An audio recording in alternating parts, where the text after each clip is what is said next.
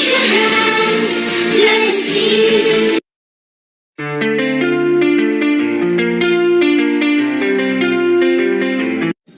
Global Namaste. Please join us this Sunday on a free global online episode Post-COP30, putting nature, people, lives and livelihood at the heart of climate action.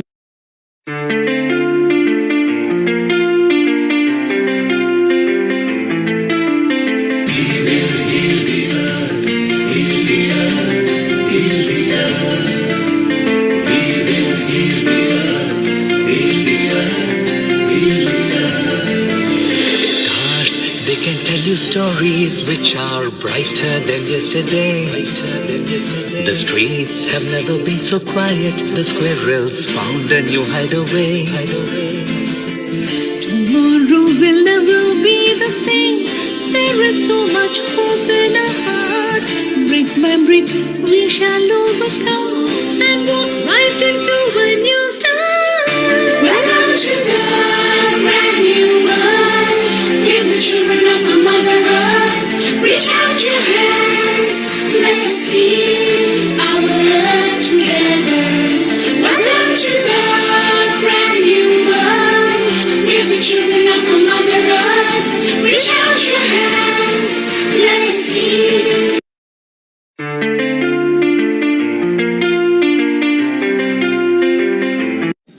Global Namaste. Please join us this Sunday on a free global online episode Post-COP30, putting nature, people, lives and livelihood at the heart of climate action.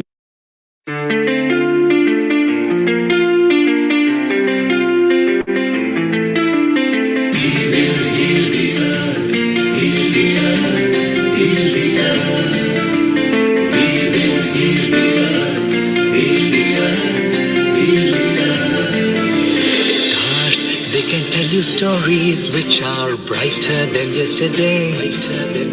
The streets have never been so quiet. The squirrels found a new hideaway. Tomorrow will never be the same. There is so much hope in our hearts. Brick by brick we shall overcome and walk right into a new start. Welcome to the brand new world. Give the children of the Mother Earth. Reach out your hands, let us heal our earth together. Welcome to the brand new world. Give the children of the Mother Earth. Reach out your hands, let us heal.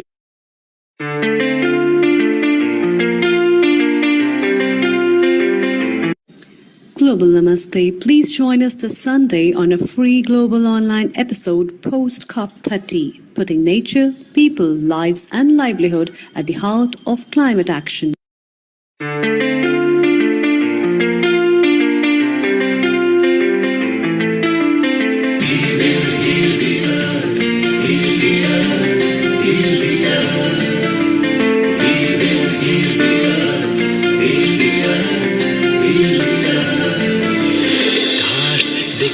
Stories which are brighter than yesterday.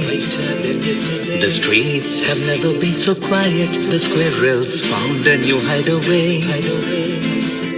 Tomorrow will never be the same. There is so much hope in our hearts. Brick by brick we shall overcome and walk right into a new start. Welcome to the brand new world. Give the children of the Mother Earth. Reach out your hands, let us heal our earth together. Welcome to the brand new world. Give the children of the Mother Earth. Reach out your hands, let us heal.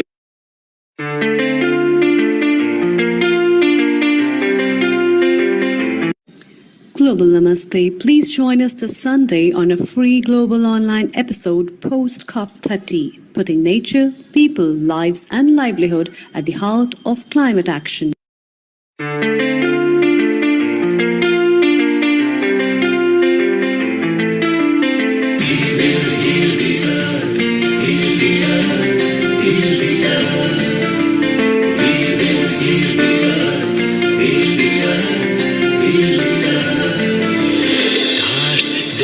you stories which are brighter than yesterday. The streets have never been so quiet. The squirrels found a new hideaway. Tomorrow will never be the same. There is so much hope in our hearts. Brick by brick, we shall overcome and walk right into a new start. Welcome to the brand new world. We're the children of a mother earth. Reach out your hands. Let us lead our earth together. Welcome to the brand new world. We're the children of a mother earth. Reach out your hands. Let us lead.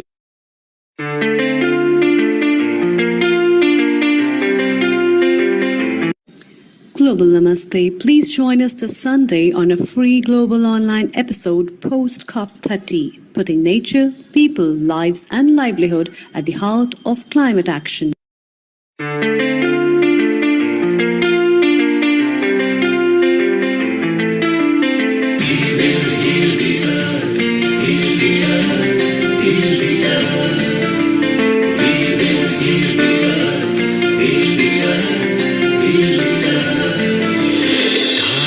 They can tell you stories which are brighter than yesterday.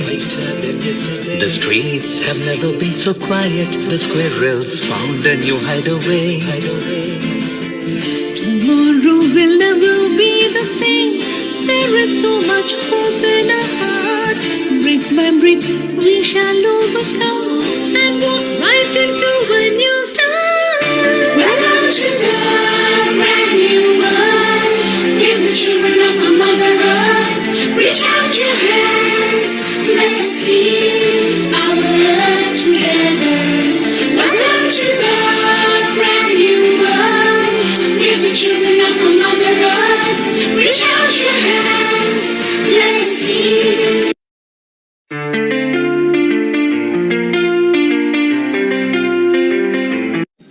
Global Namaste. Please join us this Sunday on a free global online episode Post-COP30, putting nature, people, lives and livelihood at the heart of climate action.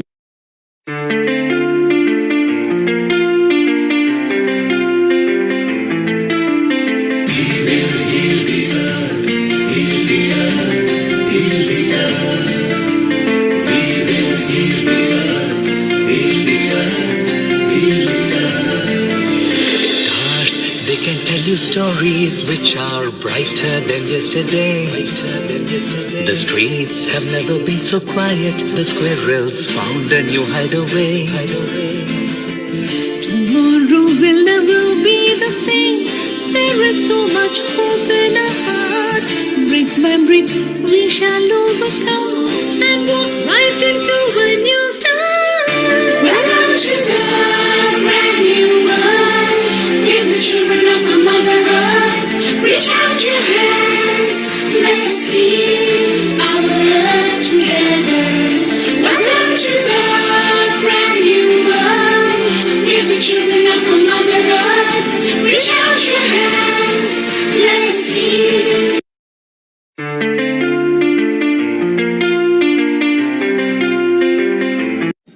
Global Namaste. Please join us this Sunday on a free global online episode Post-COP30, putting nature, people, lives and livelihood at the heart of climate action.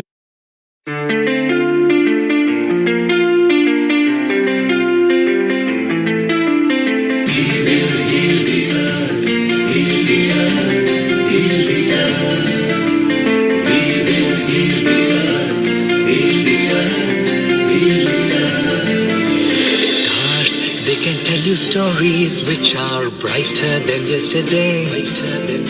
The streets have never been so quiet. The squirrels found a new hideaway. Tomorrow will never be the same. There is so much hope in our hearts. Brick by brick, we shall overcome and walk right into a new start. Welcome to the brand new world. We're the children of a mother earth. Reach out your hands. Let us lead our earth together. Welcome to the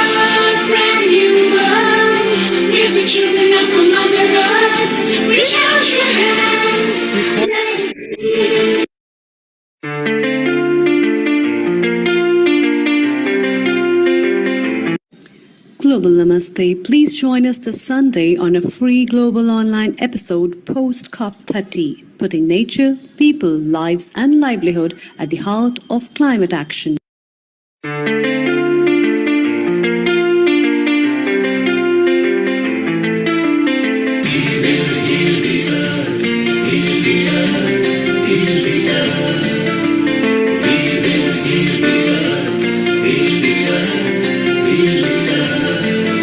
Stars, they can tell you stories which are brighter than yesterday.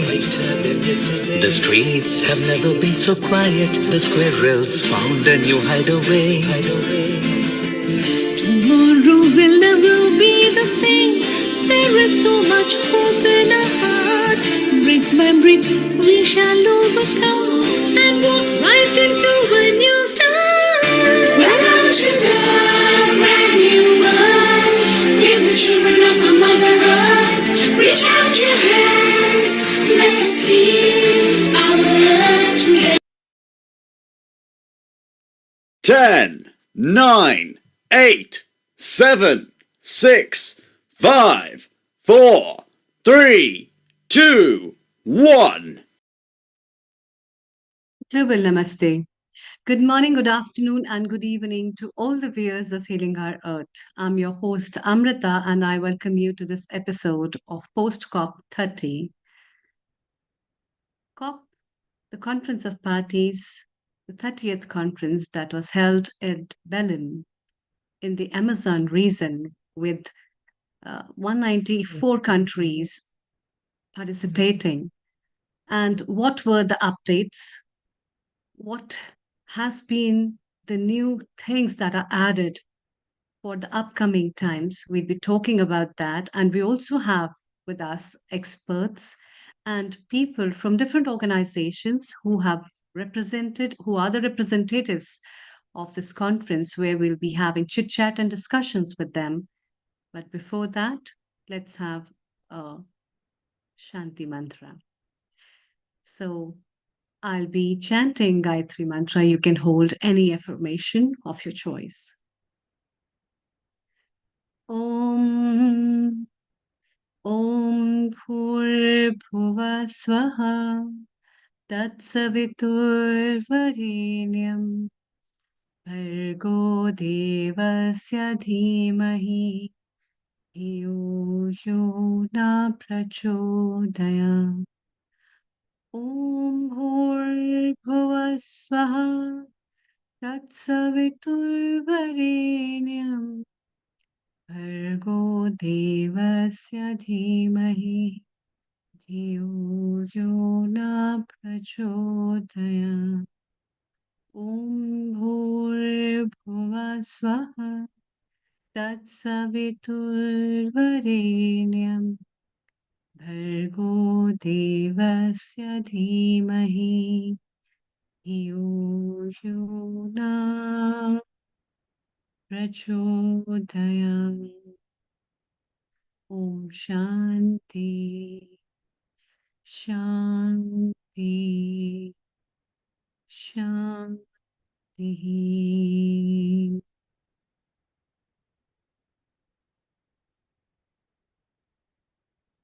Welcome.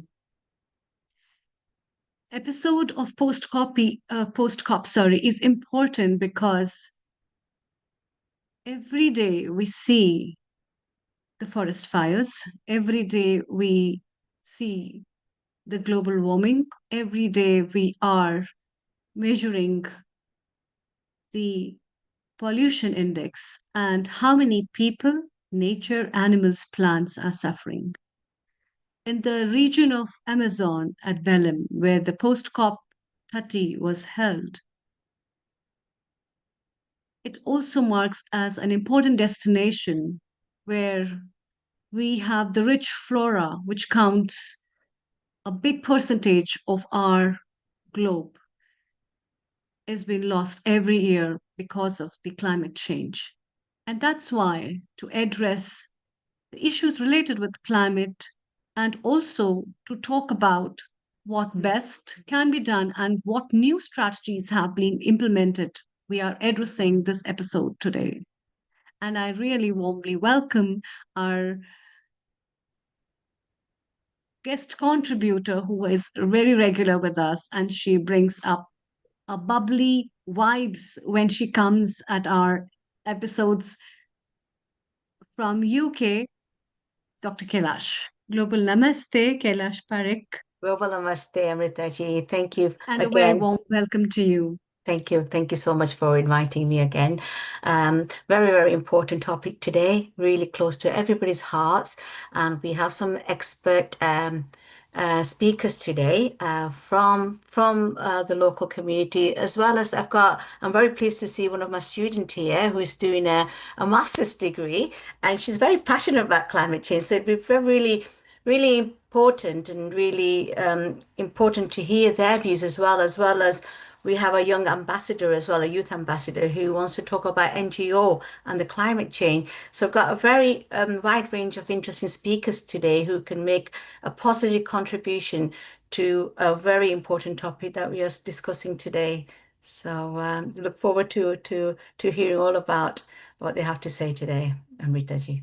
Yeah, actually, this uh, topic is very much related with everybody's life, and it is very intricate as we discuss about our health, as we discuss about wellness, and the wellness of nature comes to the environment and sustainability solutions.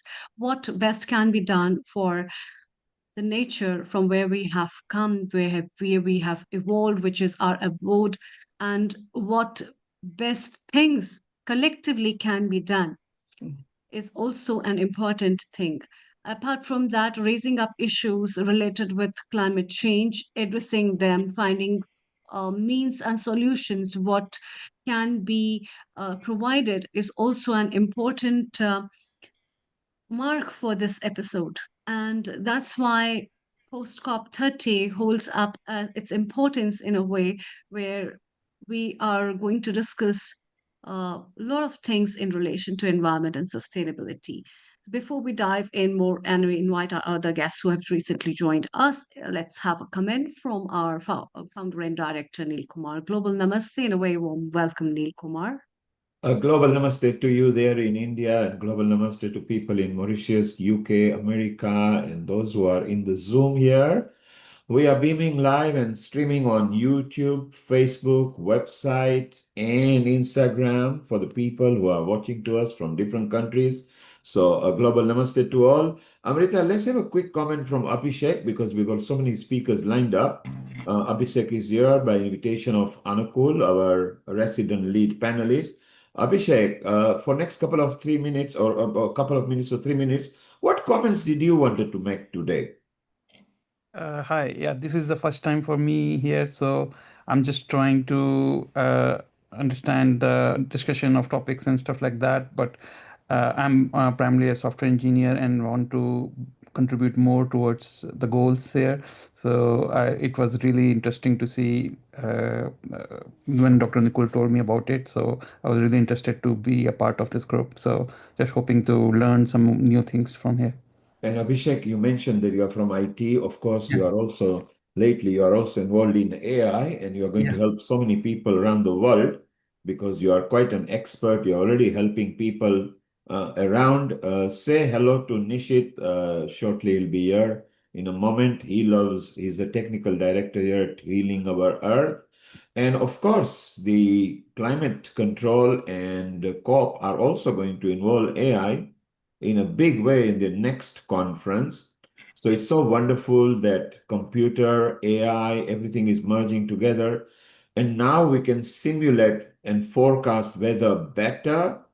We can stop calamity even better. So that's going to be very useful. Nishit, in case if you are here, if you just pop in and say hello to Abhishek, who you will be talking to maybe in 2-3 weeks' time via Anukul. So it'll be very good. So Amrita, what do you think the role of computer or technology will be in the climate control in a big way from now? Because even the post-COP have decided to involve computers and technology in a big way. Yeah, welcome, Abhishek. I'm really happy that you have joined, as Dr. Nukulji has already mentioned.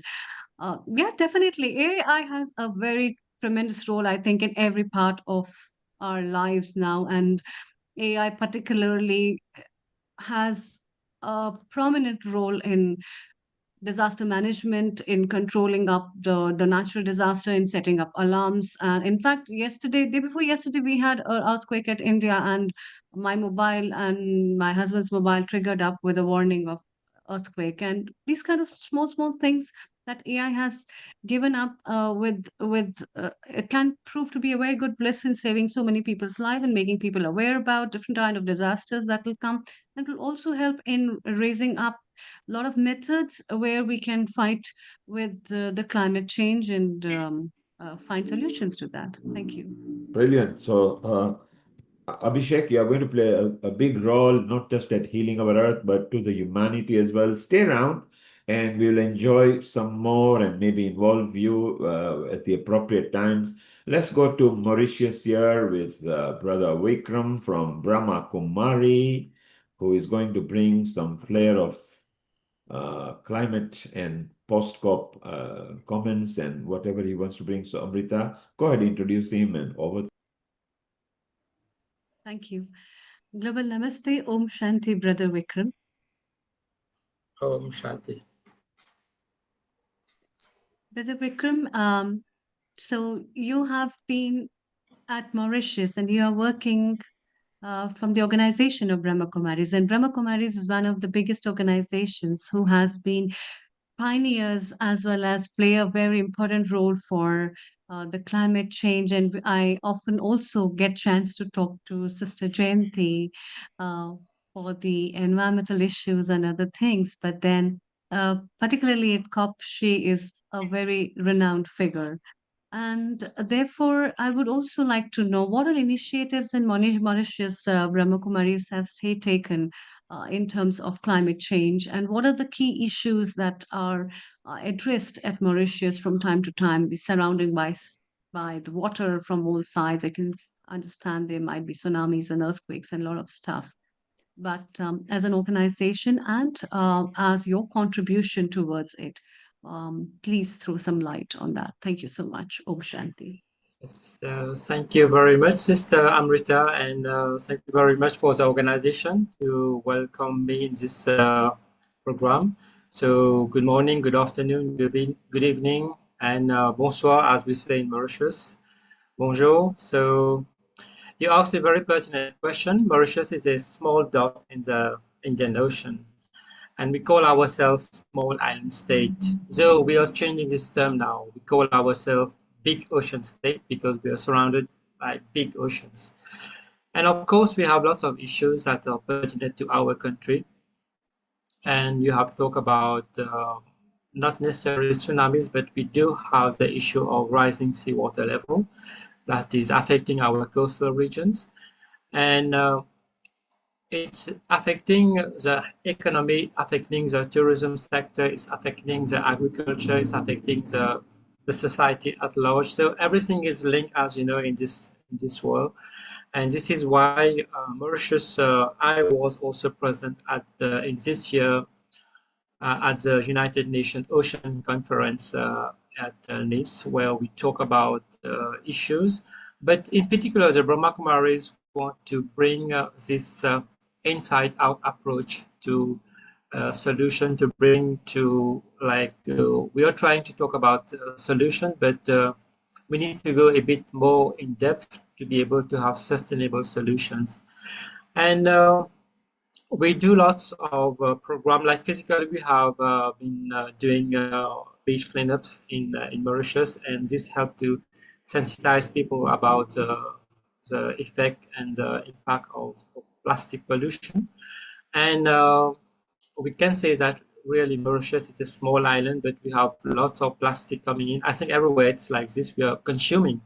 So consumerism is an important factor. We want people to be sensitized about, that whatever we are consuming, in a way we have to also let it. So we have to produce waste. So in what ways are we impacting the waste that we're putting in the environment? How can we minimize this? And how can our attitude, how can our spirituality, how can our consciousness help in that? Yeah, so that's a bit about what's happening in Mauritius. And so, as per like the conference that you have addressed at Mauritius in relation to the oceans, what kind of key problems are faced prominently by the Mauritian people? And do they really think about what an initiative, as you mentioned about the plastic and the plastic issues, is there any management that has been done by the government or there are other organizations? And what initiatives have Brahmakumaris taken at your place to fight against all these things? Yeah, so we have to understand that we, Kumaris, is a spiritual organization, and what we can offer is we can offer spaces for people empowerment, we can offer spaces for education, we can offer spaces for understanding, for personal reflection. And so right after my conference, when I came back to Mauritius, I realized that we need to really focus on the youth, on the school children, to be able to make them understand the impact of whatever's happening in the ocean. Because for us, when we talk about the ocean, for us, the ocean is just about, the beach there. This is the ocean for us, but the ocean is much, much more than that. And this is why the UNESCO has come forward with like the 7 principles for ocean literacy. So we are proposing the government, the ministry, to introduce this in this curriculum, ocean literacy, which should form part of the education. So we are starting to work on a proposed curriculum. We have started to work with educators, and we have also networked with an organization called the World Ocean Observatory, where they teach children with educational and digital platform, where they go on the platform and learn about ocean literacy. So we have been bridging this and brought this to Mauritius. So next year it's going to be more in many colleges. So these are the things that have been happening so far, what we as Brahma Kumaris have been able to do in a very tangible and concrete way. That's very wonderful. With ocean literacy, what all initiatives have been taken in the school level, and are children given some practical guidances? Are they taken to those places, or there are some other lectures organized or workshops organized for the students to make them aware about what really the ocean is? So, yeah, there's nothing as such in the curriculum so far. It all depends on like now we are it's all included in the like environmental studies curriculum, so it's just a part, but we want it to be like a subject in itself, and we want to go by the guidelines of the UNESCO, which states the 7 principles of the ocean literacy. So but it depends on each region. We have to see our local context, our culture, and all these things, and come with something proposed. Because when you walk on the beach, you see some seaweed standing on the beach. Some children say, "Oh, I don't want to touch it. It seems a bit like weird." But we need to understand that these seaweeds are very important, play a very critical role in our marine ecology. So in this way, simple things we need to make, especially not just children, but everyone. But we want to focus on the children because they need to start. Education takes a long time. We have to understand this. So we have to start somewhere. So we say let's better focus on the children, and then of course the parents will be like educated. So yeah, so we are trying to this, not yet there, but we are trying to come. We have got a group of educators. We are working like on also with marine environmentalists, and we have also worked with. We have some like people who do the diving, because it's not just about talking. We want also people to go in the ocean, see what's happening under the sea, and then this is where the change, where the connection happens. If you're not connected to the nature, you can't expect changes to go. You need to connect. When you connect, then changes happens. I absolutely agree with this point of yours. Until unless you yourself are not touched with the things, you really don't come to know what it is. And At a lot of places I have also seen, it is also very important for especially training the children to make them understand the worth of Mm. where we are and by the mother nature, the gift that she has given us. That that can only be felt once you just go into it and feel the difference. Do our children also made aware about plastic, as well as using avoiding plastic and using some renewable materials uh, for the environmental sustenance, and not to throw plastic in the water bodies, or there's some other stuff as well? Yeah. We in Mauritius we do have legislation for plastic, and I can say that the ministry is doing lots of sensitization awareness campaign regarding plastic. But we you know to understand that it's all connected. It's all a chain. You know, for example, if you're going for segregation of waste, you say, okay, we'll do plastic, we'll do paper, we'll do metal, and we'll do glass. But at the end, we want not it just to be at the door, but once you know once the municipal lottery came, it just bring everything together. So what's the use of segregating? So just we want really action to take place, you know, from the very end till the end. So that's where the aspect of circular economy come in this equation, and this is also something that the ministry, the government is trying to encourage everyone in, especially I think this is a way forward because there's no other way. If you're producing waste, you need to do something with the waste and convert the waste into something much more high value, so that you can put it back in the economy that give you something much more value added in it. So lots of things going to happen, but at the end we want results, we want action, we want something concrete, we want to see change. You know. Waste So management is definitely, also a definitely, children are taught about all these things at school, and yes, they do adhere to it.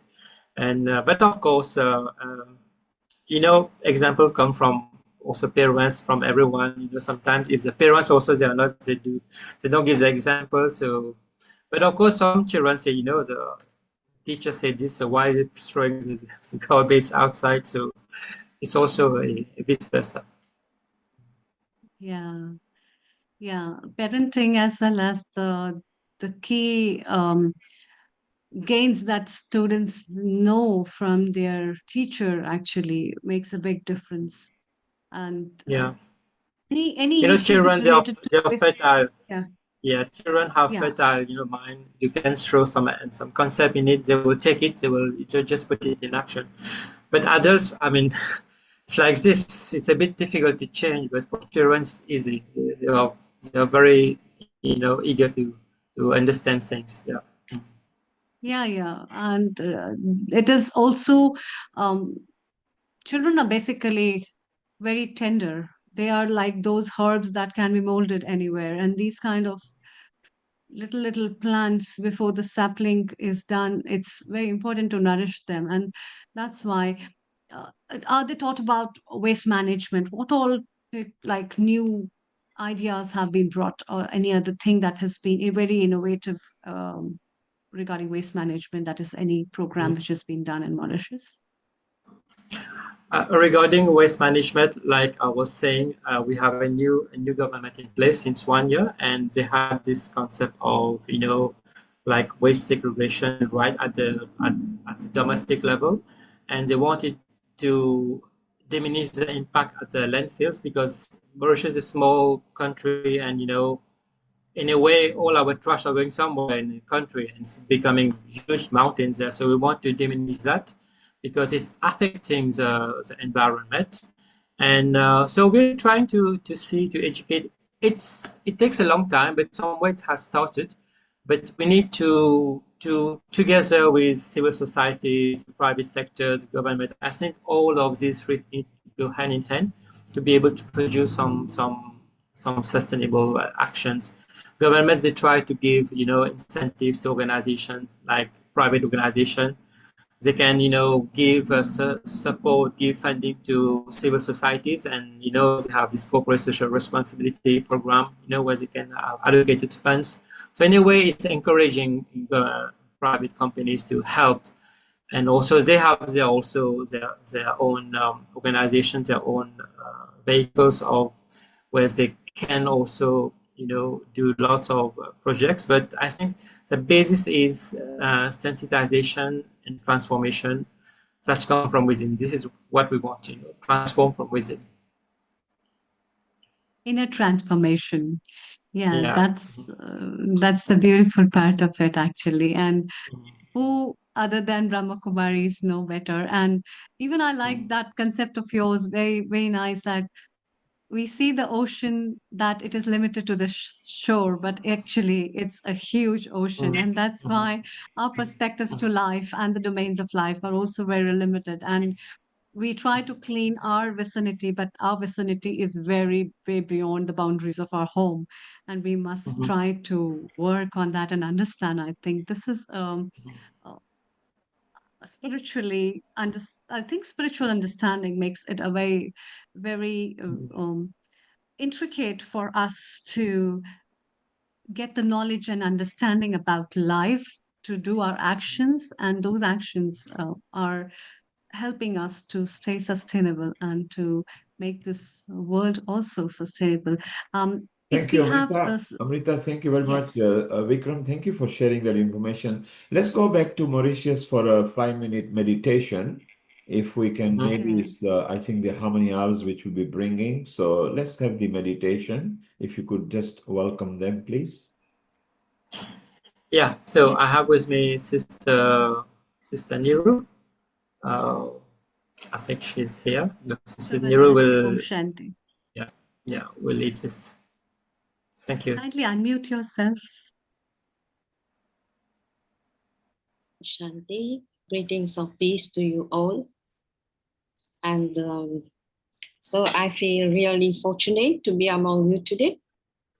And before starting this meditation, I would like just to share something with you, because this is something practical in my life, which has brought me nearer to the nature, and has made me become friends to the 5 elements. So I just want to share a small experience, then I'll do the meditation, if you don't mind. Yes, It was yes. long. Can I? Okay. Yes, So it please, was please. quite long ago in the year 90s. I was suffering, with hay fever, and I was just contagious with all these plants, everything. All the time, my eyes and nose were running. I couldn't talk to people. I couldn't do anything when I had such a thing happen to me. And especially at the place where I have to work and do my work and meet people and all this. For years, I have been like this. And I have contacted many doctors, everything I did, but it did not stop. It was, so once I just had the idea, maybe it's, I need to do something with nature. Maybe I have done something wrong to the earth, to the plants, to nature. That's why today I am suffering. So from then, early morning, I start getting up at 3:30. I practice my meditation, and I do meditation especially for the plants, for nature, and for 38 minutes I sit in meditation. So I started to ask for forgiveness, because I felt that maybe I did something wrong to the nature. Maybe I have misused them. I have abused on them. That's why today I am suffering. And when I was doing that meditation, after a few days, I found that my nose stopped running, and even my eyes, and I was just dry, can talk, can do whatever I want to do. Then I realized that how our karma is. When we have done something wrong, certainly it will come to us and we will have to bear it.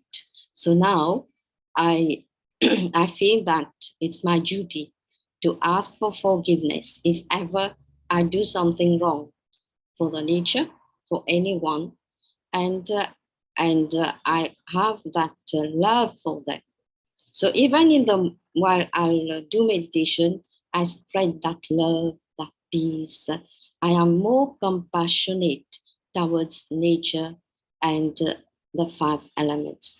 And also I feel very lucky because after that we receive a piece of land just in front the ocean. So now when I am there, I go to the ocean and I share that love, that peace, and enjoy being in the middle of the five elements and means having their love and be their friends. So this is what I want to share with you. Thank you. So now it's okay, Sister Amrita? Now we can do the... Yes, please. So this is just, and this is what has brought me more close to the environment. Okay, so let us sit for 2 or 3 minutes together. We just focus on the self to be a point of light, a divine entity in between the apples. I am light. I am peace. I am love.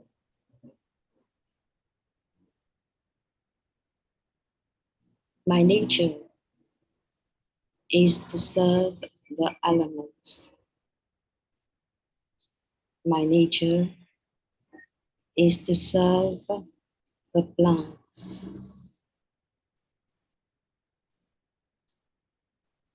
which nourish me,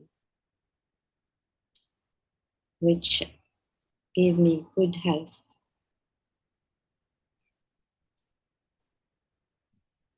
which keeps me light. So I am very grateful. I am very grateful to the five elements.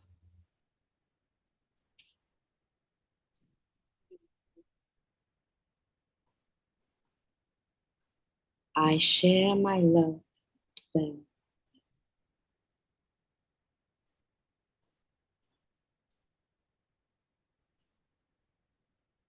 And I don't forget that I am the child of the Supreme Father, the Almighty Authority. So now I take the rays of peace, happiness, love, compassion to share with my loving friends, the five elements, plants, the sea, and everyone. I love you, my friends, and I always be with you. I am yours. I wish I could be always yours. So each one of us will have each other and will stay together. Thank you. Om Shanti.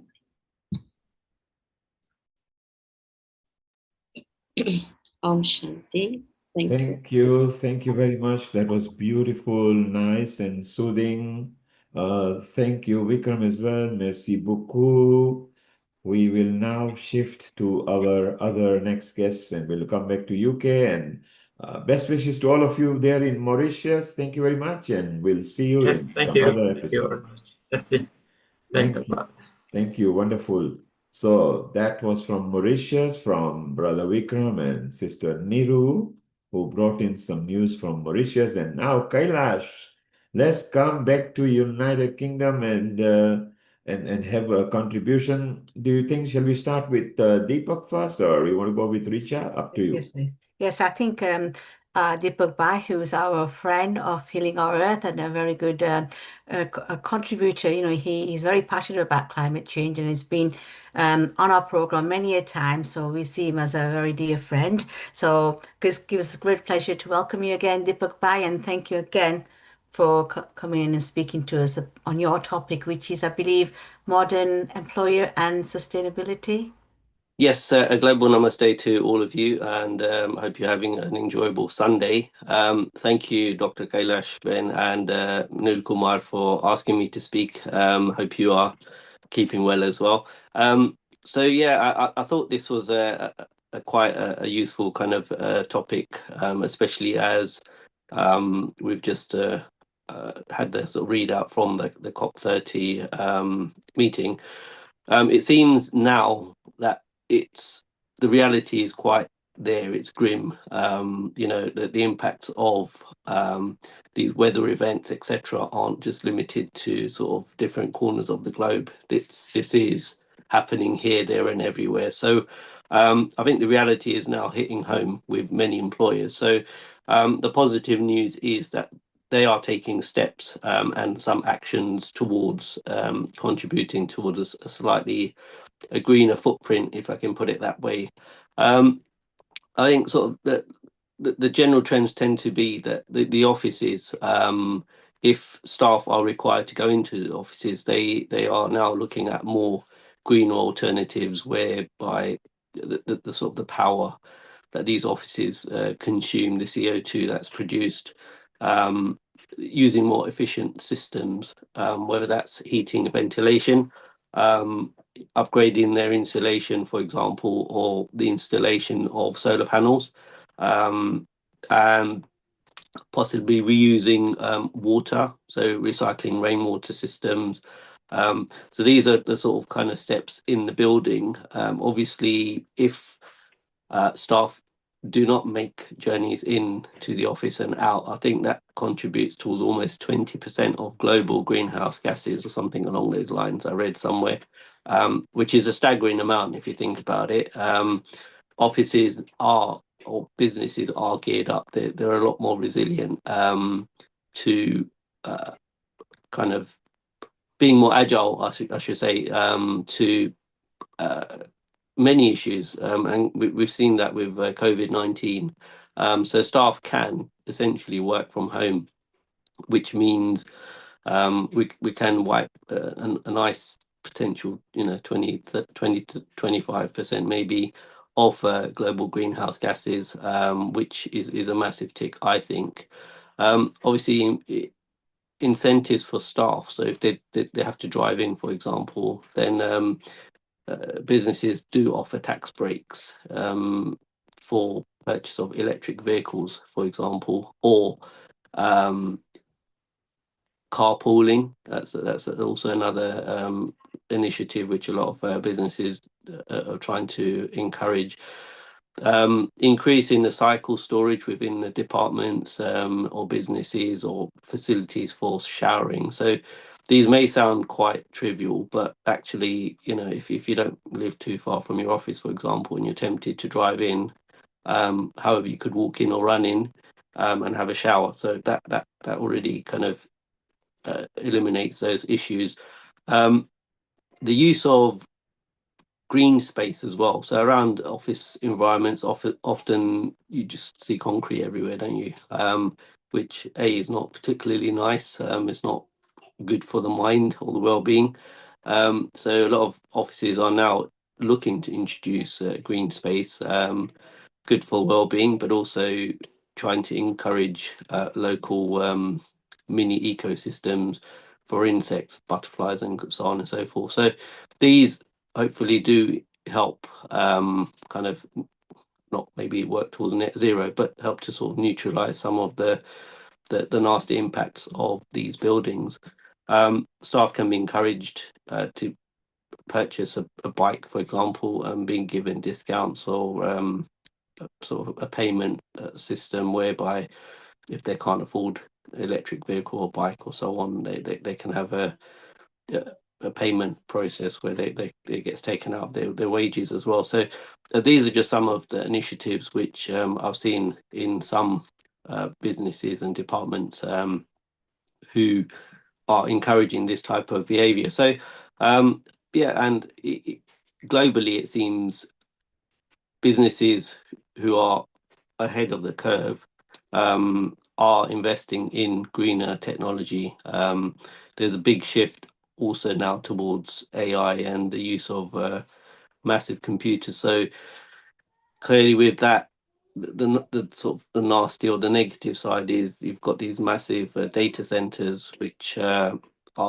burning energy at a high rate and require cooling and so on. So it's just about trying to keep your head over all of these kind of issues. And yeah, if staff within a business are encouraged, then the impact of that particular business or industry is reduced slightly. We're a long way away still, and some of these concepts are considered, I would say, probably new to many, but you know these things genuinely really should have been adopted a long time ago.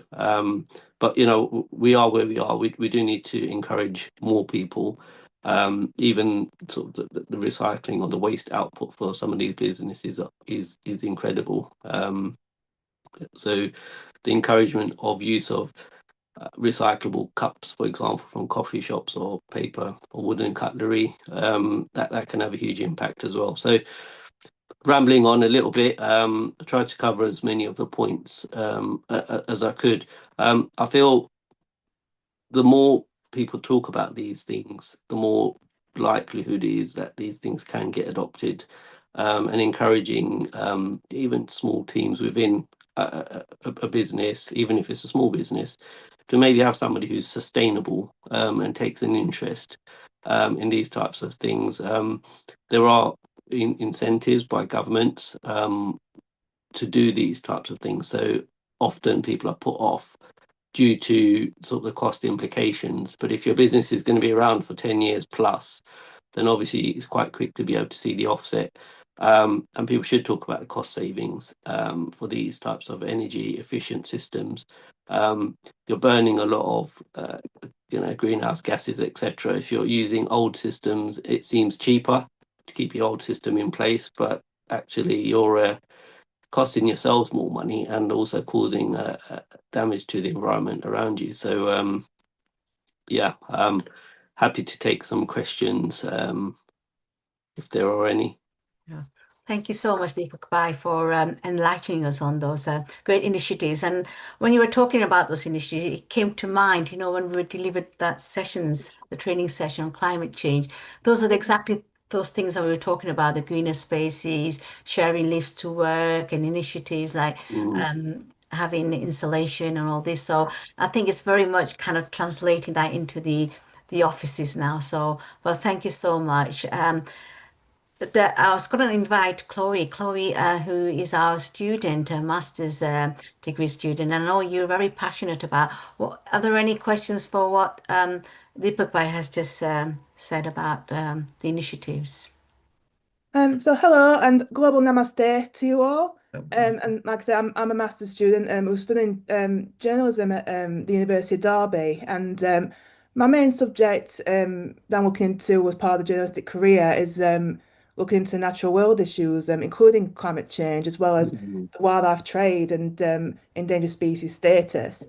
In terms of because I'm looking into things on the climate change right now, especially with when it comes to obviously with the COP30, as well as looking into the views and actions of Donald Trump as well during his second term as president. That's just part of what I'm looking into right now. I'm just unsure what to say in terms of questions. Sorry, because I was trying, obviously keep track of everything. But Tell us your views anyway, Chloe. Generally, you talked about climate change to me, and just share some of your views, and then we'll move on. Of course, yeah. I'll try and keep as brief as I can. So I just think obviously climate change is definitely a big like issue, like one of the biggest global crises happening in this world. And I know there's a lot of people out there who really do want to make a difference in like reducing the impact for both humanity and the natural world. Because obviously it's not, I mean, not only is the natural world species being affected, but also humanity as well with the wildfires and the floods. I see a lot of the storms going on, like Storm Melissa, and the floods going off in all different countries. However, I do get concerned that obviously there are those who do deny the existence of climate change, and social media doesn't always help with the spread of supporting the denial of climate change, and there's like post-truth elements to that. So like when people focus more on the emotional and personal views of climate change, it becomes more hard to believe the actual factual parts of the truth. So it's like not only confusion, but also like it's like looking as if it's to say like, oh, this is happening because this can't be because of climate change, but it's something else. But like, yeah, it can be a complicated battle for those who don't, especially if they don't really see the facts or the proof of what the impacts are doing to the world and to humans as well. And there are those out there who are doing their best to like combat and reduce the impacts in climate change. So like with like wind farms, like wind turbines. Obviously, there's been concerns about that, but there are projects out there that are helping to like support like reduce the impacts of like certain like bird species like kittiwakes in the English coastlines, and by like creating like these like artificial like nesting like huts in the middle of the seas and stuff like that. Thank you, Chloe. That's brilliant. Thank you for your viewpoints. Yeah. I'm going to move on to our next speaker, Dr. Richard Soni, who's again a very familiar face to Healing Our Earth and made lots of contributions. She was one of our co-directors on our LEAP, which is to do with the environment as well. So Dr. Richa has a little presentation that she'd like to share to talk about on this topic. Over to you, Dr. Richa. Thank you. Thank you, Kailash Ben. So, global namaste to all. My name is Richa, and by profession, I'm a project manager. But I have a PhD in environmental engineering, and I've also done my postdoctorate in environmental research. So I'm generally passionate about the subject. So in the UK, I'm an active volunteer for all the environmental related work and causes, just because I'm so much inclined toward this particular subject. So today I will talk a little about post-COP30 things, some of the key initiatives that were there in the conference, what they were trying to tell us, a general about that. And then I'll hand over to Dr. Kailash Parekh to tell us about some of the actual actions which we have done together for an organization called as Sleep. So some of the community work where we have talked about being sustainable, educated the communities about how they can be more sustainable. So yeah, let's start. So just reflecting on this COP30, I think this time it was all about actions. Uh, we have done a lot of talkings. We have we have said around all the globe that what we will do, what we should do. But I think this time, the COP30, the main focus was on the actions, how we have actually delivered on our commitments. And coming to that, it was there in the Amazon, the backdrop was Amazon rainforest. I think it was a very deep thought about putting this Amazon in the backdrop. So the prime reason for it to be put there was, I think, the ecological significance of this rainforest. I think we all are aware that this is the largest tropical forest on the earth and a critical carbon sink. It plays a vital role in regulating the global climate, and its degradation will actually affect all the global livings. And hence why, the kind of a backdrop of such a big conference of the Amazon rainforest, I think it was there to attract attention of people that this critical rainforest is in danger now, and we need to work towards its uh, recovery, because it's the home to many indigenous communities who have traditional knowledge for sustainable practices, which is essential for conservation. Henceforth, it's very, very important to kind of culturally preserve those communities and commodities who know the art of that sustainable principles, etc. Amazon rainforests are also referred to as the lung of the planet. And now, because it is threatened, I think we all know that there is a real urgency to act for possible regeneration. Also, I think a lot was being talked about the global Mucharo, which was a Brazilian vision in this conference. And it was all about what it simply meant was an inclusive effort to tackle the climate changes. So, inviting everybody together in this uh, effort to tackle the climate changes. There were 6 thematic pillars of this COP30, and I think the gist was that climate action, which we all are talking about, must be human-centered and nature-led. So we all should be connected by the nature, and then we can lead the real actions which will actually make the differences.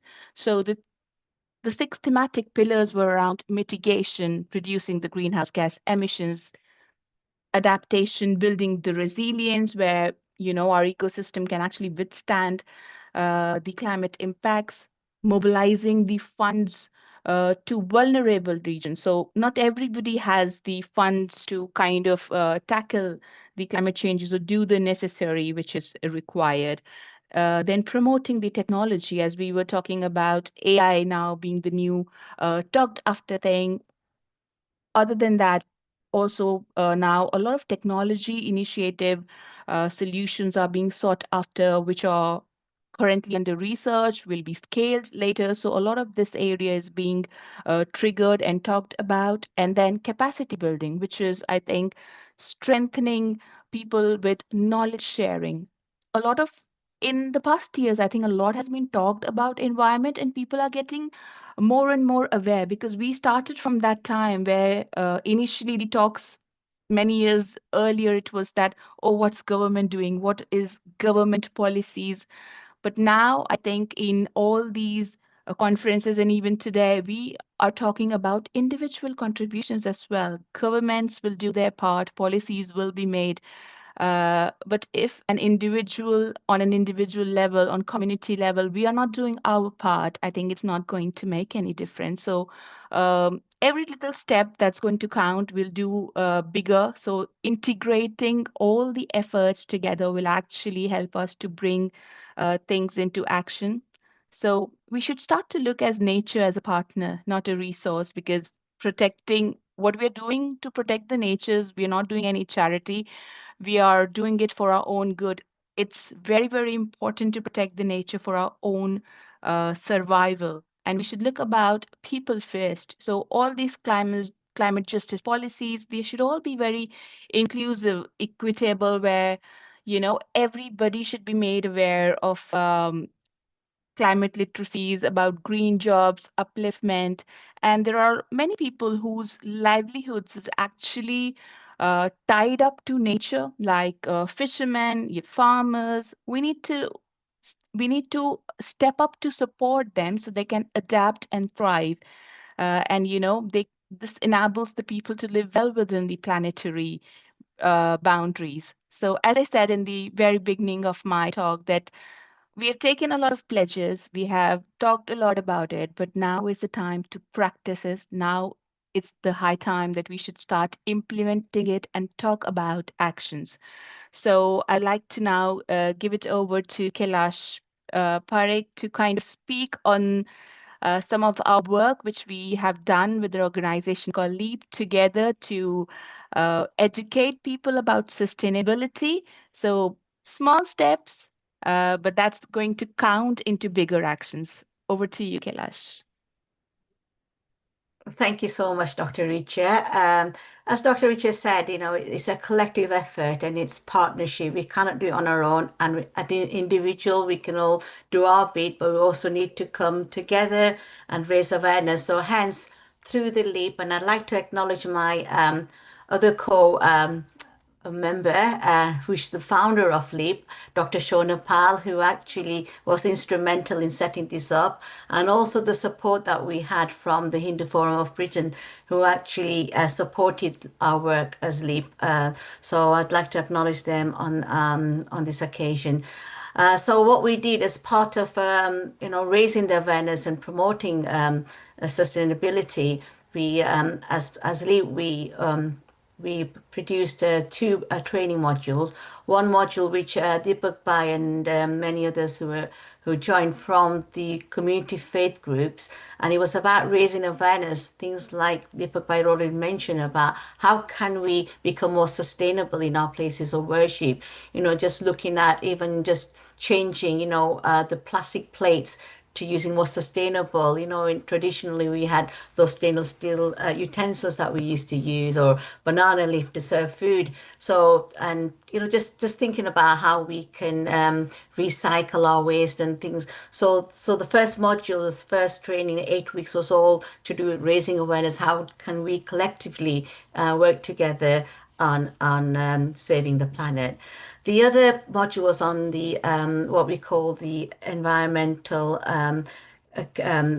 toolkit, it was called. So how can we then take responsibility of making sure that we are implementing those little changes? So we called it the EMCC training program, and so we got everybody, somebody appointed in their place of worship to take responsibility to ensure that we kind of made a note of how we made those small changes, small positive changes, and then kind of reflect on it. What else can we do? What else more can we do to make sure that we can, contribute to saving the planet? So that's what the training was all about.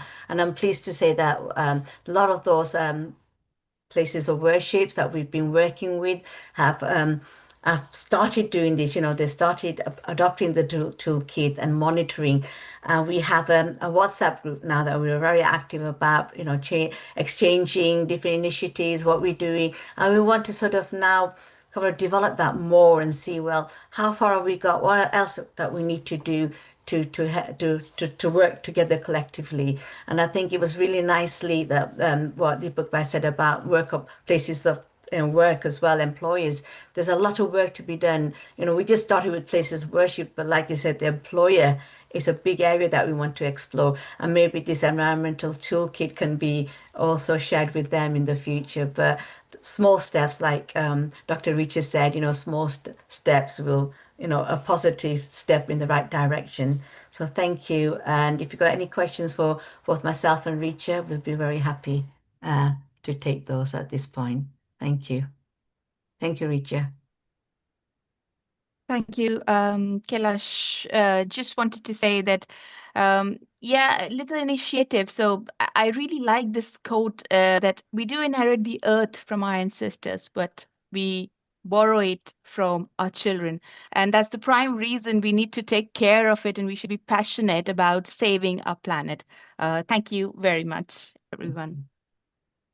Okay. Any questions from the panel? Okay. So it gives me great pleasure now to move on to our final speaker, one of my guests, who is our youth ambassador, Sienna Patel, who is now going to talk about the role of the NGO and the climate change. So welcome on the program, Sienna. This is your first time. So thank you so much for coming along. Over to you. Hi, Dr. Kailash.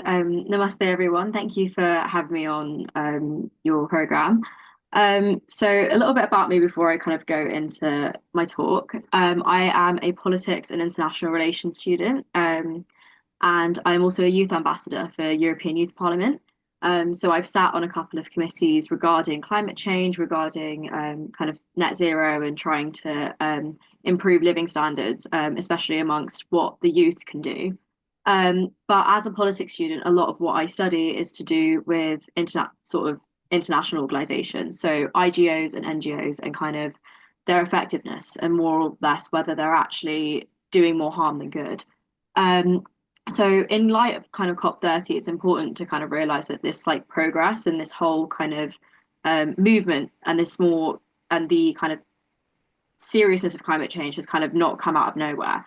And it's kind of decades of intergovernmental organizations, so IGOs, and the non-governmental organizations, also known as NGOs. So I'm going to start with IGOs because they kind of shape the global structure that we use to understand and respond to climate change. So the best example of this is probably the IPCC, so the Intergovernmental Panel on Climate Change. So since about 1988, its major assessment reports have literally guided every climate agreement. So that's from the Kyoto Protocol to obviously the Paris Agreement. And now a lot of the decisions that have been made or have been kind of set out in COP30. So their kind of reports give us evidence that the planet's already warmed by about 1.1 degrees and that emissions need to kind of peak before 2025 if we wanted any chance of kind of staying close to the 1.5 degree target. And it's kind of without these scientific kind of baselines and without these researchers being shared, there kind of wouldn't be any kind of global targets at all. Then you've also got UNEP, so the United Nations Environment Programme, so that plays a huge role. And every year they publish the emissions gap report and the adaptation gap report. So these tell us whether countries' climate plans are anywhere near the scientific requirements, and kind of ensure that countries are on track regarding their own kind of climate policies.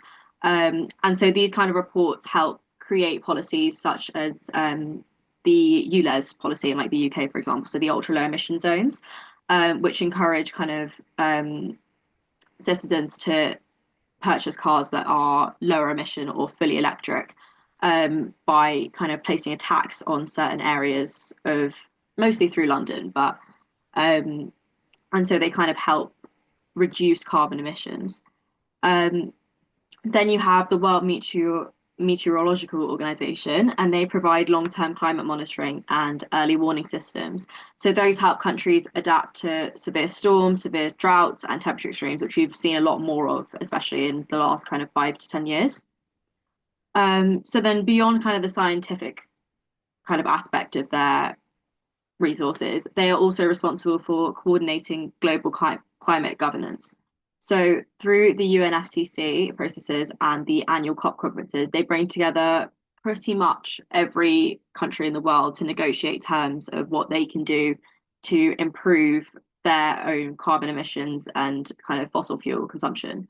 So they set rules for emissions accounting, transparency, reporting, and they provide technical assistance to help people in countries prepare for national climate plans, so NDCs, and support national adaptation strategies. They've also been pretty crucial when it comes to climate finance. So climate friendly options are often not cheap. They are normally the most expensive option, and they are much more of a long-term solution, which a lot of countries, quite frankly, especially in the economic climate that we're in today, don't have the capacity to kind of undertake. So you've got the Green Climate Fund. So they've funded projects from like solar mini grids in Africa to the coastal protection in the Pacific Islands. And the Global Environment Facility has supported more than about 5,000 climate-related projects. Additionally, the World Bank, their climate investment funds help scale solar and wind energies in countries like India, Morocco, and Chile, which have helped bring down significantly global renewable energy costs. Moving on to NGOs, they've probably done more than anyone to raise public awareness of climate change. So they don't have necessarily the governmental kind of support, or they don't really have the kind of support that IGOs do, as they are not kind of specifically, they don't have any sort of jurisdiction over what certain countries can do, but they are very good at raising awareness. So you've got Greenpeace, WWF, Friends of the Earth, and they coordinate mass climate marches, as I'm sure you've seen on the news, reaching over 150 countries, and have helped turn climate change from a scientific kind of issue to political priority and social movement. They've also helped debunk common myths. So I'm sure we'll all remember Donald Trump's stance on climate change and the statements that have been released after that to try and kind of combat the fake news being spread constantly on social media. Then you've got youth activists and grassroots networks. So I, for example, am part of My Life, My Say, and also youth councils, as well as European Youth Parliament. And those organisations, whilst they seem very kind of unimportant, actually do hold a lot of power in terms of influencing governmental decisions, because young people know how to use the media.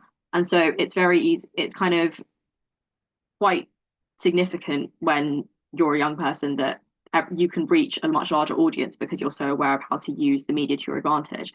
And so by promoting petitions, kind of using radio networks, TV networks, any kind of contacts that you have, you'd be able to kind of pressure the government into performing and kind of passing more climate friendly bills.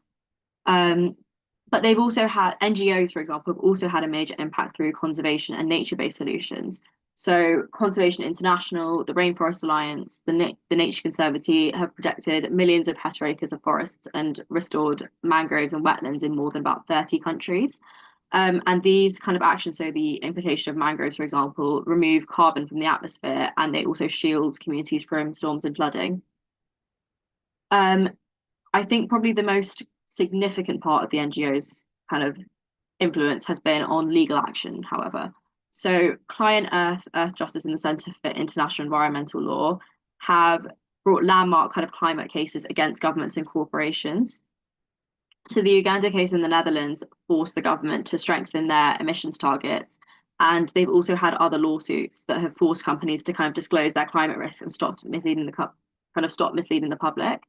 Additionally, in kind of when it comes to big corporations, a lot of corporations now have a designated kind of climate change or social change advocate within their company, or an analyst, because they need to make sure that their kind of emissions within kind of the corporate world are green aware and are in line with sustainability targets. And those kind of roles would not have been available without kind of the lobbying of NGOs. NGOs, I think, are probably better than IGOs at doing the work that kind of directly affects communities and having first-hand aid on kind of hand. So like practical action brings renewable energy to rural areas. You've got the Red Cross and the International Rescue Committee, that support kind of disaster relief efforts, climate resilient agriculture and water systems. So that also includes kind of like planting mangroves and reducing carbon emissions. And they help communities kind of adapt to immediate climate impacts. So something that IGOs often can't do at a hands-on level. So with all that in mind, how effective are these organizations? So starting back again with IGOs, their main strengths lie in credibility, coordination, and finance. So they have the scientific authority and the scientific resources that the world relies on when it comes to creating policies.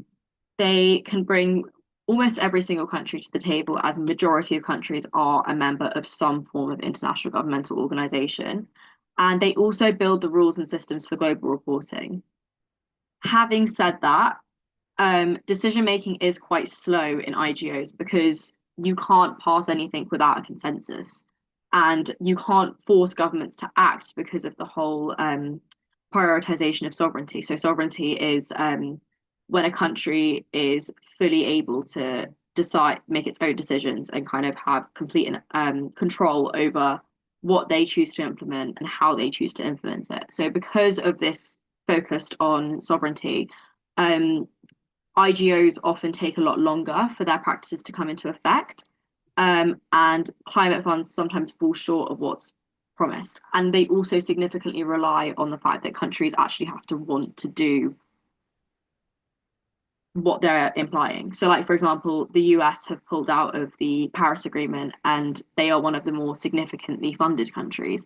And because of that, a lot of other countries have started taking that a lot less seriously because they're not backed by kind of more significantly powerful countries. NGOs NGOs, on the other hand, are stronger in that department. So because they're less restricted by politics and they don't really follow any form of consensus, they don't really need a consensus or any form of they don't have to follow as many rules, which means that they're faster and they're a lot more flexible. So they excel at kind of putting public pressure on, innovation, local implementation, and also legal accountability.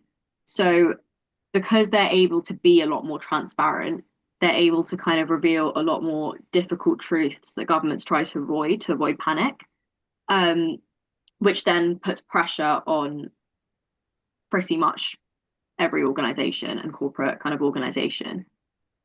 But NGOs lack kind of the large scale financial power that obviously international governmental organizations have. So influence does depend widely depending on how much funding they actually have. And they also have no kind of formal role in negotiating treaties. So they're great when it comes to advocacy and for litigation and practical community support, but they actually cannot drive kind of global policy alone. But what's interesting is kind of how they work together. So IGOs create top-down frameworks, so things like climate agreements, funding mechanisms, and scientific guidelines. Whereas NGOs do the opposite. So they provide bottom-up momentum. So they mobilize the public, innovating in communities and holding governments kind of accountable and putting pressure on governments. So IGO brings the kind of billions in funding with obviously time, but NGOs make sure that that money then reaches the people that need it. So it doesn't really, so kind of the hard truth is that it doesn't really stem from either IGOs or NGOs kind of acting by themselves. It comes from the interaction between the two. So like the scientific reports from the IGOs, for example, inform the NGO campaigns. But then the NGO pressure influences the government positions at COP. So a lot of the kind of countries from the G7 or the G20 have a lot more of a radical stance than they would have otherwise without kind of the pressure added from kind of the NGO organizations like Greenpeace or Just Stop Oil.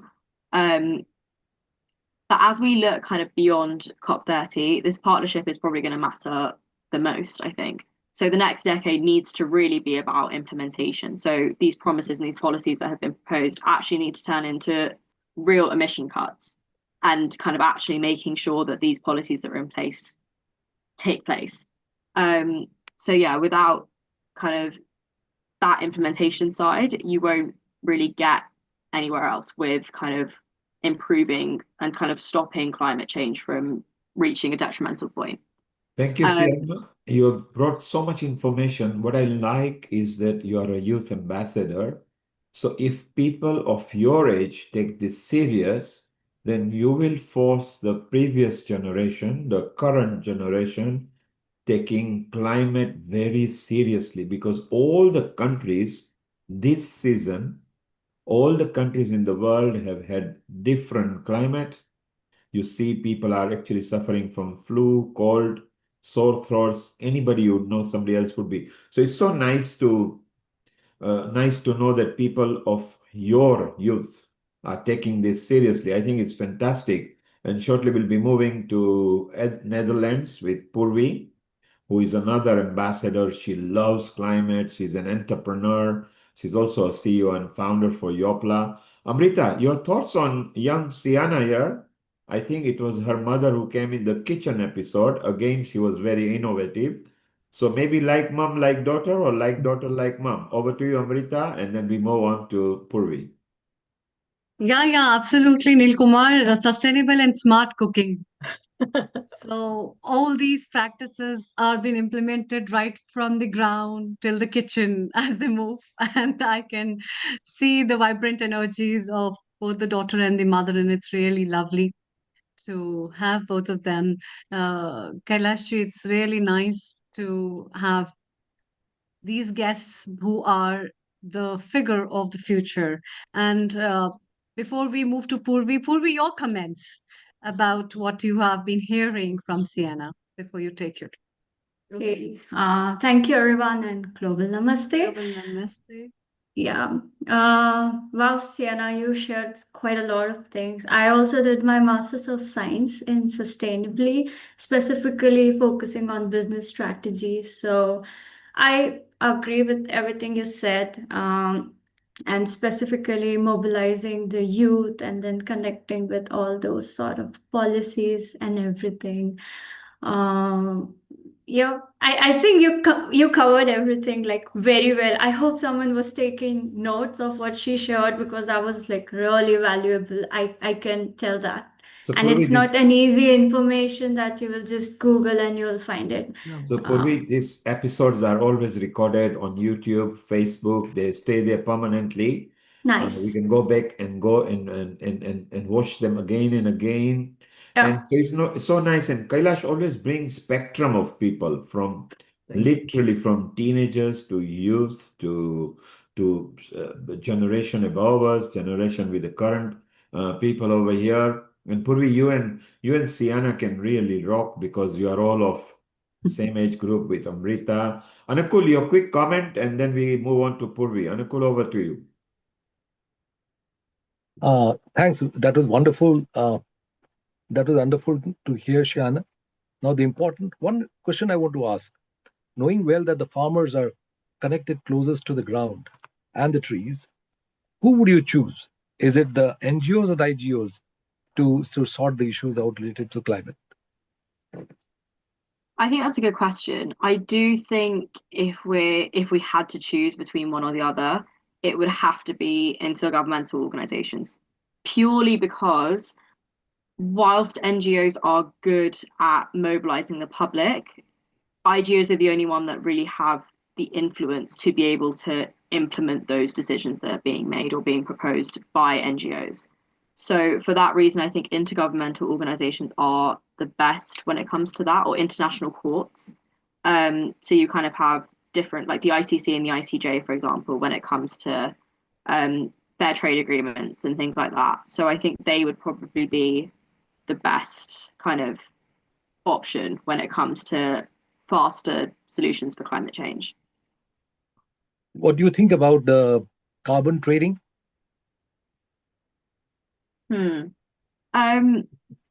I do think there needs to be limitations. I think as easy and kind of easy and as accessible as it is, it doesn't last forever. And I think that we do need more sustainable options. But I do think that there needs to be more funding in place to look into kind of solar energy, wind energy, because it's not cheap. It's not, and it's a very kind of far down the road long-term solution. But we need to ultimately get there because the kind of reliance on kind of carbon and carbon trading is becoming more and more kind of prevalent. The side effects are becoming a lot more prevalent. I mean, we're seeing it in winter, for example. It's snowing in November, which is kind of abnormal. And we're seeing kind of like a lot more of a shift, especially within kind of the weather and in kind of farming and kind of just in general. So I think that whilst I understand why why countries choose to kind of trade carbon, it's proving to do a lot more harm than good. Thank you, Sienna. Kailash, your quick comment, and then we move to Netherlands to Purvi. Over to you, Kailash. Yeah, just want to say a really big thank you to you, Sienna. You've made me really proud today, seeing our young, youths taking this initiative forward and so much information there, so enlightening. I learned so much from your presentation today. So I just wanted to sort of formally thank all my guests today, Deepak from Deepak Bhai to Dr. Richard to Sienna for coming along and making this positive contribution. So thank you so much. Thank you, Kailash. Stay around. We'll move on to Purvi now, who's an entrepreneur who loves climate, she loves sustainability and many other matters. And then we'll move on to Charles Appleby with a few of his guests. So over the next 15 minutes, Amrita, let's get Purvi sharing her tips, knowledge, and information on climate. Over to you, Amrita. Thank you, Neil Kumar. Thank you, Dr. Kailash, for your guests. And it's time to move to Netherlands, where we have a lovely girl, Purvi. She's an entrepreneur as well as represents Youpla, which talks about carbon footprint and sustainability. So, Purvi, what are we envisioning today with the climate change, and what are the things that you would like to tell our viewers about your organization as well as your message from Keep It Smart and Sustainable KISS. Over to you. Thank you. Thank you, Amrita. Before I say anything, I want all of you to focus on three statements that I'm going to make. See, we're talking a lot about climate change and like the impact of it and so many solutions. Let me put same thing in three ways and let's give it some thought. Do you know that all the global textile waste that we create and like the whole production that we make, it is actually creating 93 cubic meters of water pollution, right? Like textile pollution is so common. That's huge. Okay. So please note, global textile pollution, 93 cubic meters.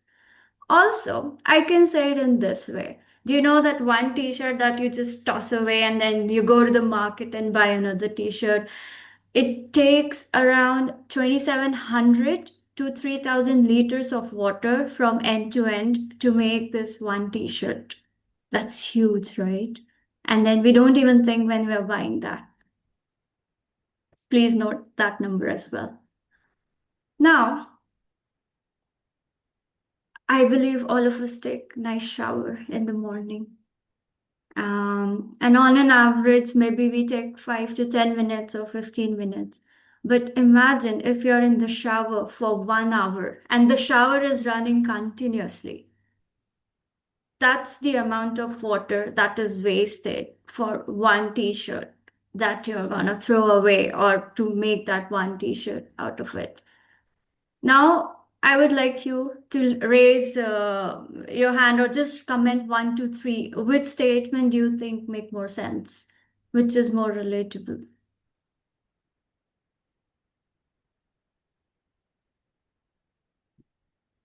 Yeah. Anyone would like to say something?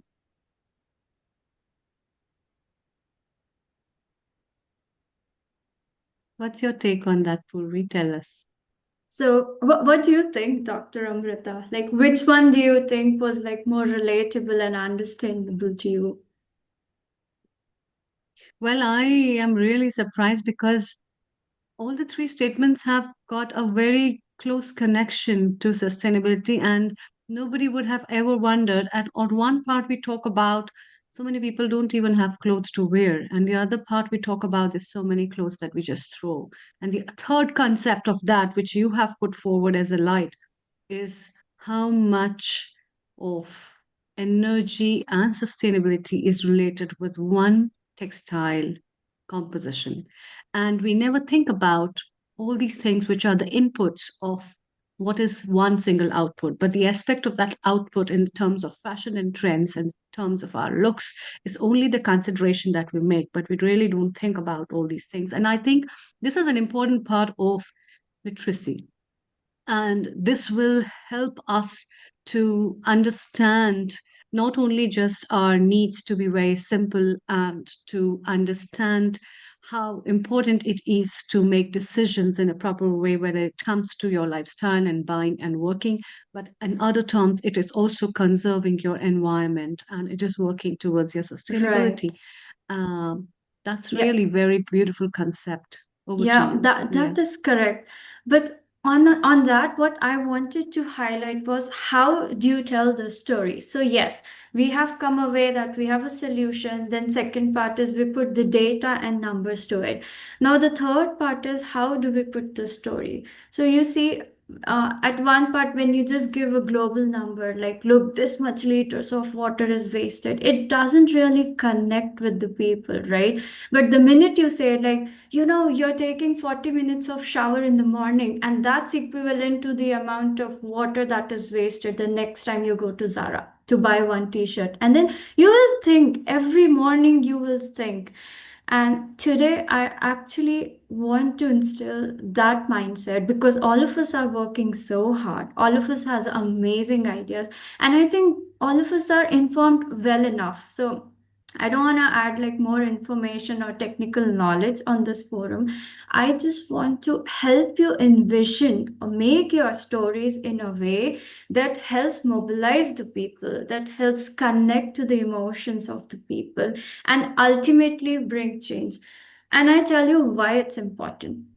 COP30 has failed to do so, unfortunately. If you would have been following with the latest news and everything, you know the pushback of the treaty with respect to the fossil fuels and carbon credits, which we recently discussed. In fact, that's actually also was one of the major topics, like why carbon credits got pushed so much ahead and the core things was pushed so much down, specifically, you know, for countries like Indonesia.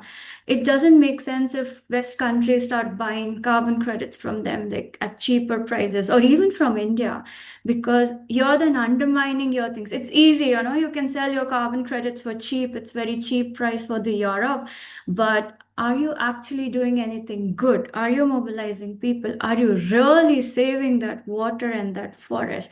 In fact, I don't know how many of you know that, but before COP30 initiated in Brazil, Brazil actually approved one of the mining projects.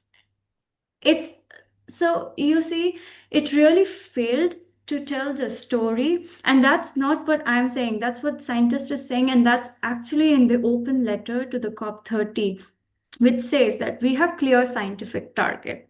We agree. We have clear data.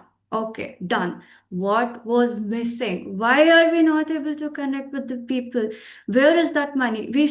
Climate finance was such a big topic in COP30, right? But it also didn't go through. It somehow moved towards carbon credit. Why? Why are people not paying money? Like, let's say why the I don't want to be political, but the extreme right are not really invested in financing climate thing, because there is no storytelling, there is no clear connection. We fail to show the urgency, there is no characterization. So I think I would really love for all of you to please take a moment every week, not just like a moment right now, but every week, and think that how can you build a story which really connect, level up, like build a like down to up story, you know, then it kind of builds a pyramid and it connects to all levels of the global issues, not just the sustainability but also economic, social side, and just see all the impacts around it. And if you need certain references on that, you can think of a concept as a triple bottom line, or you can think of a concept on circular economy, that okay, just very simple example. Why you think that metal recycling is getting so big? Because there is like a direct storyline towards it, right? That okay, there is a money involved. You get your money back. Mining is getting more expensive. Resources are getting limited, so on and so forth. And you're able to like imagine like a child is working there, or let's say the unprivileged workers are working there, and you think, okay, this can work, it will save money, it will save people, and then yeah, we can make an impact also. But for a lot of things, let's say I also remember we spoke about this religious pushing of sustainability, and I can give you an example from my case. So I and my parents visit temples in Rajasthan every year. So it was 4 years back then, and I was not that keen of visiting temple. Let's say as a kid, you're always like, no, I don't want to go here. I don't want to go there. So I was just staying outside the temple, and I saw everyone was using a lot of plastic bags to like put flowers and prasad and all those kind of things. That's very emotional. And I went to them and I said, why are you using plastic? No, no, no. Girl, it has to be very pure. It has to be like posh, and like you can't touch it. It has to be pristine. I'm like, but you know, plastic is bad for the environment. We don't understand such things. Like you can't like mobilize village people like that. Like this city girl, what she's talking, she doesn't know. She lives in Europe and she's just telling us what to do. And what I started doing is I started picking trash myself. like one by one. I took a big thing. Then actually I did it with my mom. So we had like 3 big trash bags. And then what we started doing is we started taking that big trash bags with us so that people can see, like, oh my God, it is that much of trash. And then they were like, oh, that's the impact. And then I was showing, like, look, this is the amount of plastic that is going in the same place where cows are grazing, because, right outside the temple, cows are eating a lot of these scrapes, and along with that, the plastic thing. And what happened, this is 4 5 years back, okay? This year my parents visited that temple again. You won't believe, plastic is banned in that temple. People don't like using plastic. It has totally become a plastic free place. And then trustee noticed it, and trustee also were like, remembered, like, this is the reason that happened. So stories matter, and sometimes it doesn't even need any money or any efforts. I hope it just validates what I'm also trying to say with my little example, and it makes a lot of sense to what I'm saying. Thank you so much. If you have any questions, feel free. And just on a last note about me, I'm a chartered accountant from India. Then I did my Masters of Science in Sustainability from the Netherlands. I represented my university at Netherlands level for sustainability movements.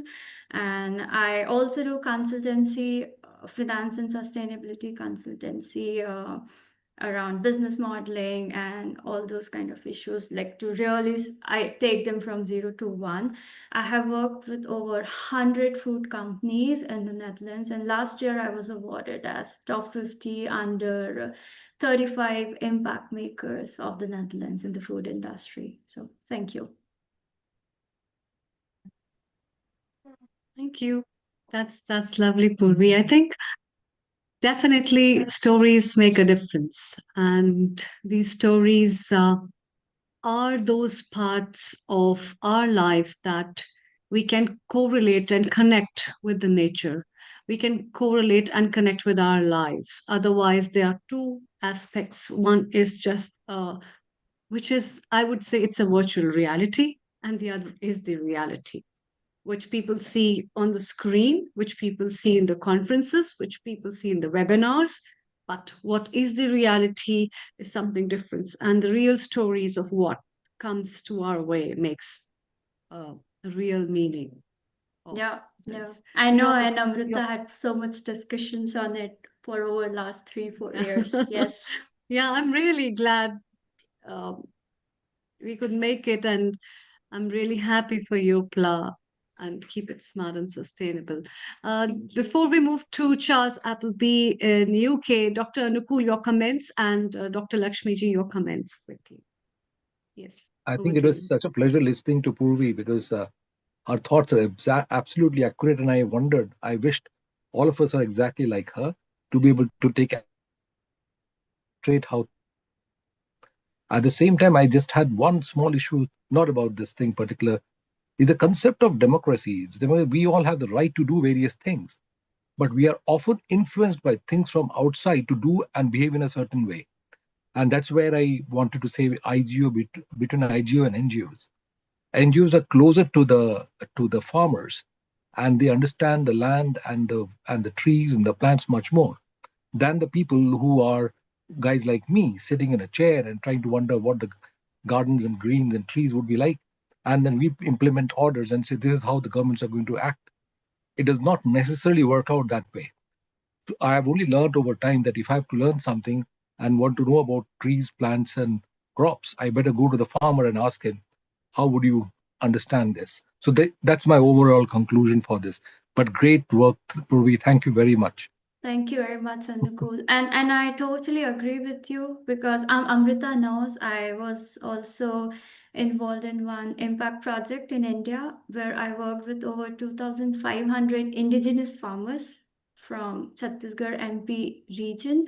And what you say totally makes sense, because I actually first went to IGO, then went to NGO, and then ultimately I learned, everyone is stupid. What farmer is telling that how to test this soil organic, I need not go to a lab. I would trust this farmer for the word. Absolutely. So yeah. Absolutely. Thank you. Yeah. Thank you. Thank you so much. Thank you. Yeah, Dr. Lakshmi, your comments, please. Namaste to all of you. Global namaste. Yeah. Very well done.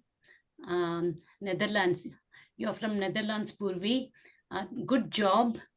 I completely agree with whatever you say, but I would also add that a regenerative economy also would help a lot for us to, come together and build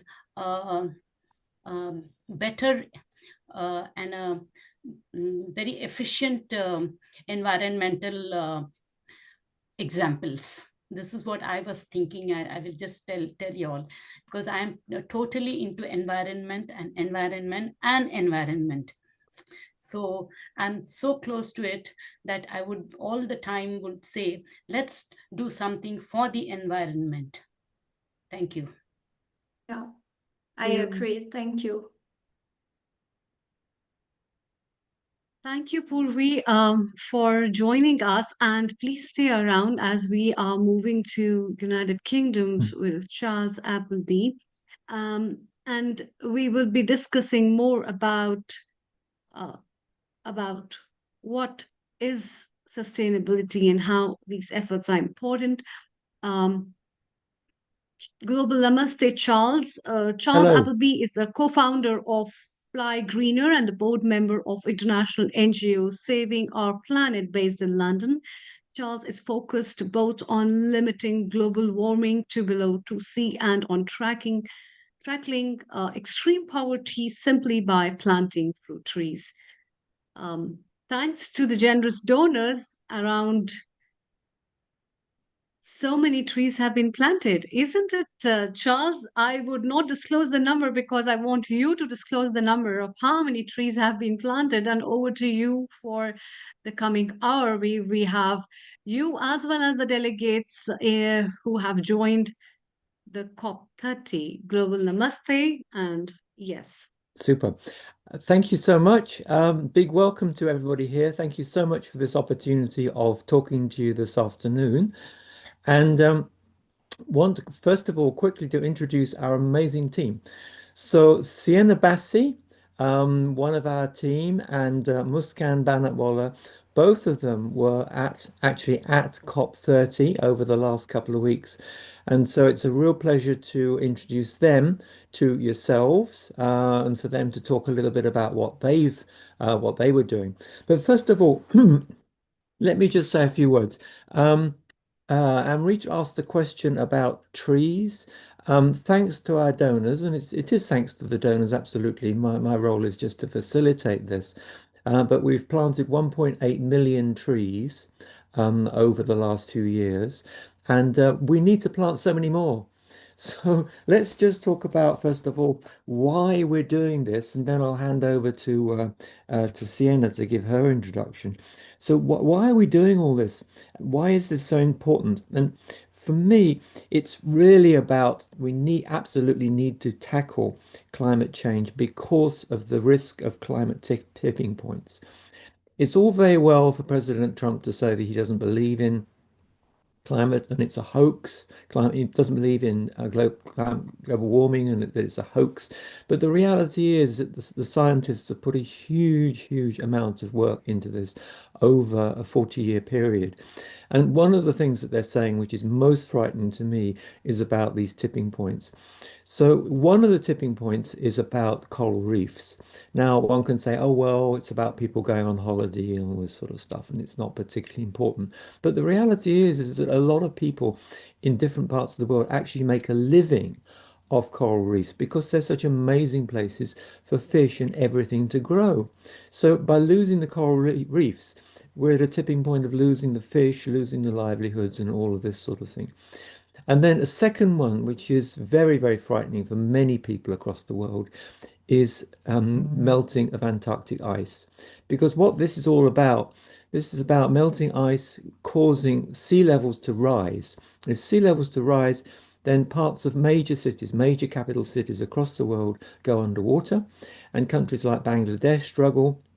and certain small island states could lose their land altogether. But so this affects everybody. It affects everybody on the coastal areas of every country which has got a coastline, which is many countries. Okay, not all, but this is such a serious thing. And we're talking about not just a few inches, we're talking about the potential of meters of sea level rise.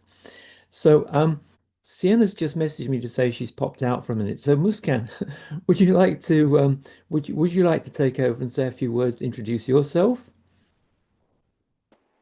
Hi, thank you, Charles, and thank you for having me on this esteemed panel. It is a pleasure.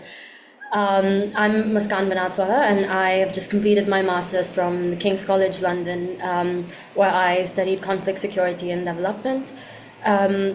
So the focus of my research has been grassroots and community-driven involvement in formalized processes by the UN in peace processes after conflict, and to see how community-driven mechanisms essentially lay a foundation for more equitable, more participatory, and long-term durable reintegration in fragile contexts and within vulnerable populations. And that is exactly what I have been doing here at COP. I am still in Brazil. I'll be flying out tonight. And it has been such an experience, such a pleasure talking to people from all over the world, and not just all over the world, but the people that have been living the realities of the climate crisis. Living in the UK and earlier in the Netherlands, I've been quite detached from the realities, and I haven't felt them myself until I came back here. And it's been really, really eye-opening to talk to Indigenous people, to talk to local populations, to talk to the most vulnerable and the most affected people of climate change, to really understand the gap that exists between policy, between the negotiations, between diplomacy, and the ground realities of what's actually happening, and what all of you guys have been talking about today. Okay, thank you so much. Would someone be able to put is Sienna back live with us here now? Is she on Yes, I'm screen? here. Sorry, my Wi-Fi is being a little tricky, but here I am Okay. now. Would someone like to put her on screen so we can talk to her properly?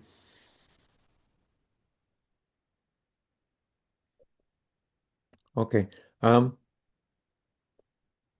Okay. So, well, would you like to say a few words, Sienna, about your time at COP30, and if someone could put her on spotlighter onto screen while she's talking, that would be most helpful.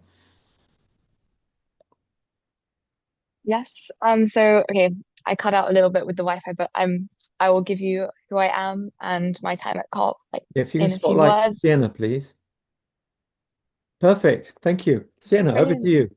Cool. Hi, I'm Sienna. I was in COP30 the week before this one. So the week of ambition, the week of all the buzz, everybody coming together and getting excited for decisions to be made. I've been working with Charles in IHV and with No CO2 on our tree planting projects for about a year now. And it's been a really, really exciting and important space to work in. I am an engineering student. I'm at university right now. And I'm most interested in the energy sector, so sort of energy efficiency, clean energy generation, things like this. So I was following a lot of the negotiation tracks on just transition. And on the energy days, I tried to follow all of the funds that came out. The exciting thing about COP is while a lot more can be done and needs to be done, a lot of outcomes have happened. So we've clearly come a long way since the Paris Agreement, from being predicted to a 4-degree rise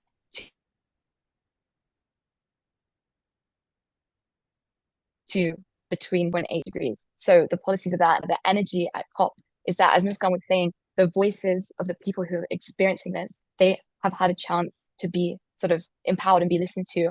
I, again, have come from quite a privileged background, so I haven't come across climate disasters one-on-one, but in a lot of youth-led climate forums, people had personal experiences with floods and climate-driven disasters, which everyone would talk about being in the future.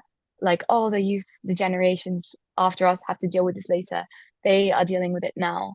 So things are being done people are speaking out and people are listening. So it was a really exciting time to be there and to see the momentum and to kind of be part of it and kind of collaborate and find the people who are on the same track and push forward for this new green movement. Yeah. Super. Thank you so much, Sienna. So I'm going to say a few words now about the outcome of COP30, so as everyone's aware. And then after that, let's go back to Muskan to tell us more about her experience of particularly of the last few days in Brazil during the negotiations. So if you haven't heard, the outcome of COP30 was very mixed. I particularly like the Guardian article today. Easy way of accessing that is to look at my LinkedIn. I posted about this Guardian article with my comments. So a lot of comments came through this morning first thing, which were really very negative. And I thought, oh my goodness, what's happened here? This is really, really bad. And then I started to read some other comments which were more balanced. And with all of these things, it's very important, I think, to look at things with different views. So there's a negative view that not very much happened. In fact, someone said nothing happened at all. It was a waste of time. On the other hand, other people were saying, well, some things were achieved. It's small progress. But for me, as I've been saying at the beginning of this 2 weeks, I believe it's vitally important to engage everybody in this process of tackling climate change because clearly world leaders, for whatever reason, some of them are basically they've got handcuffs on them from the fossil fuel industry, which is stopping them doing what they need. And so I particularly want to congratulate the last two speakers, Sienna Patel and the other speaker that we had here from the Netherlands, talking about what she was doing in the Netherlands and her projects, Purvi Sankla. For me, it's so critically important that we have many, many people understanding the subject as well as Sienna Patel did, taking action like Purvi was doing. If millions of people across the world take these sort of actions, then we will not have the sort of situation that we've got currently at the moment, which is where we are facing a very, very serious climate problem. So overall, the summary really is that not enough has been done at COP30 to stave off climate breakdown. A roadmap to halting deforestation. I mean, we're in Brazil, which is the focus of billions of trees in the Amazon rainforest. Not even in Brazil could a roadmap to halting deforestation be agreed, and it was dropped from the final agreement. And that only a voluntary agreement was achieved to even begin discussions on a roadmap to the phase out of fossil fuels. But this is something we can all do. We can all take action. We can all take action on fossil fuels. Do you really need to use fossil fuels? Do you need to travel by air? If you do need to travel by air, then we ourselves, as Fly Greener, what Fly Greener is all about, it does what it says. It's making it really easy to fly greener. If you have to fly, then you can remove your CO2 emissions and hence you can fly greener. So we need people to take action on this. And the team that we had with Sienna and Muskan at COP30 was actually a great success.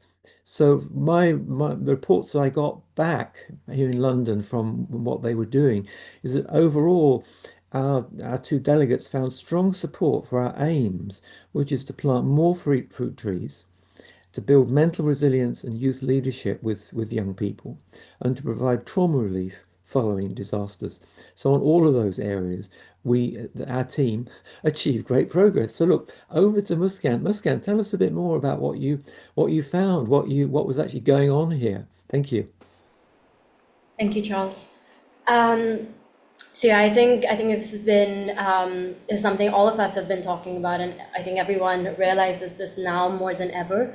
But for change to happen, we need to have the people that are affected by it to tell us what needs to be done.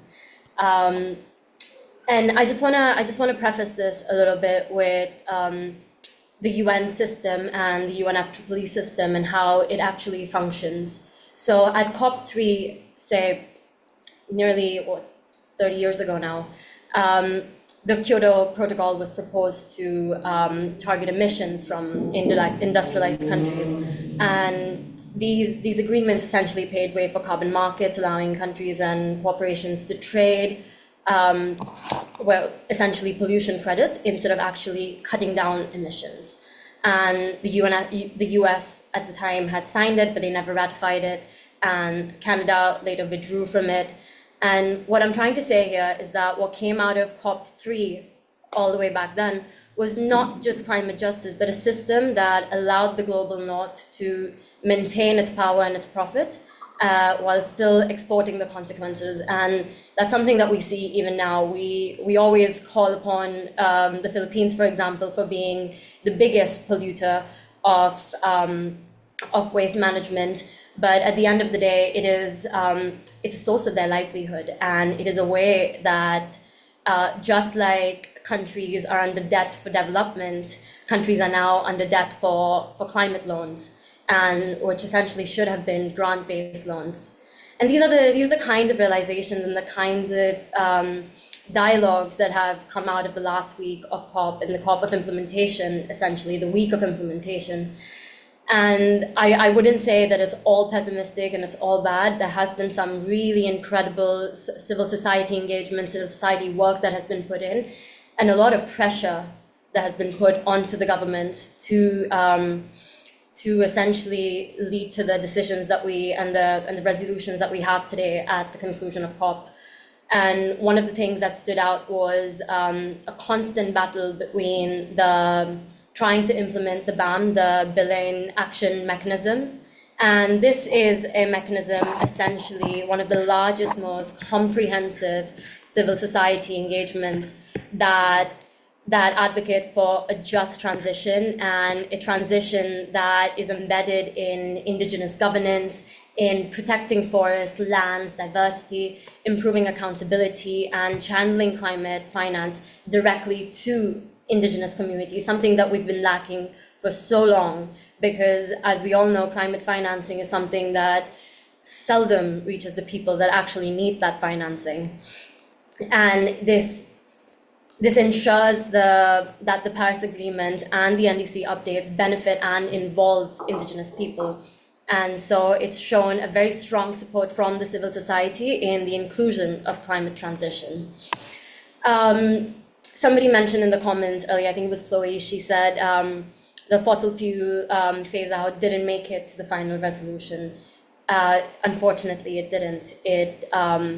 While it does mention it, and while it does show that it's been tokenized to be mentioned within the final resolution, we don't have a mandate, we don't have a deadline, and we don't have a comprehensive mechanism to phase out these fossil fuels. However, something that did come out of it, that is the Netherlands and Colombia have introduced the first conference and summit, essentially, for the phasing out of fossil fuels, which will happen in Santa Maria, Colombia, I believe in the last week of April next year.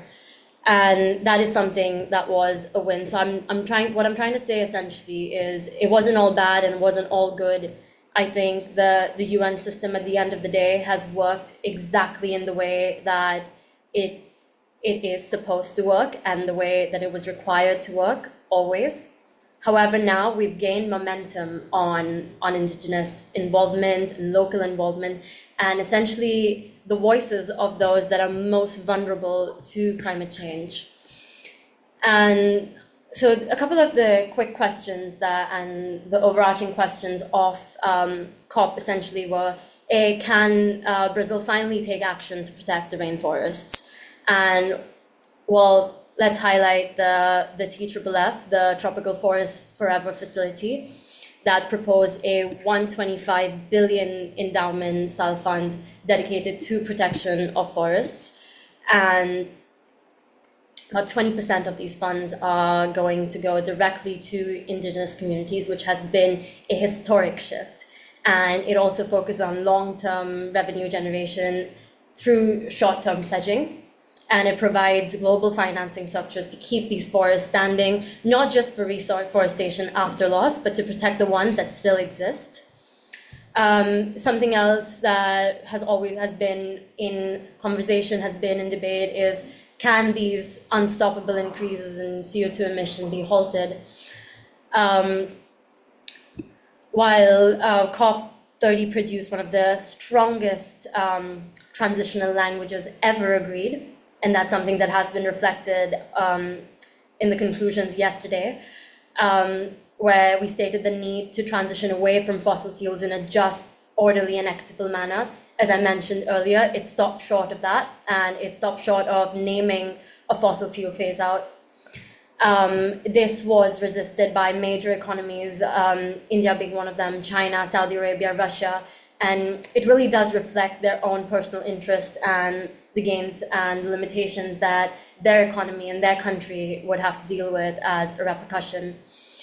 And lastly, what I wanted to point out is the 1.3 trillion need annually for the possibility of mobilization.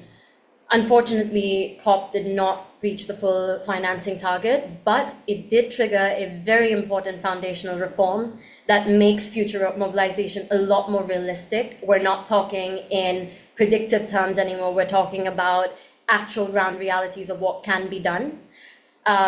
So we're talking about the creation of a circle of finance ministers that align national fiscal policies to climate goals.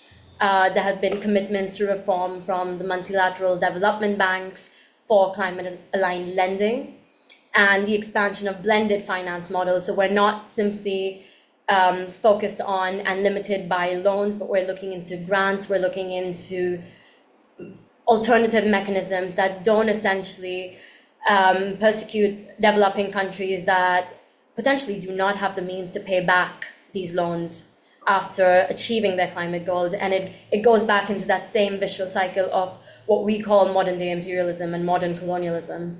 And I'm using strong terms here because that is the effect that we've seen, and that is the realization that I feel like now the global south, global north has begun understanding.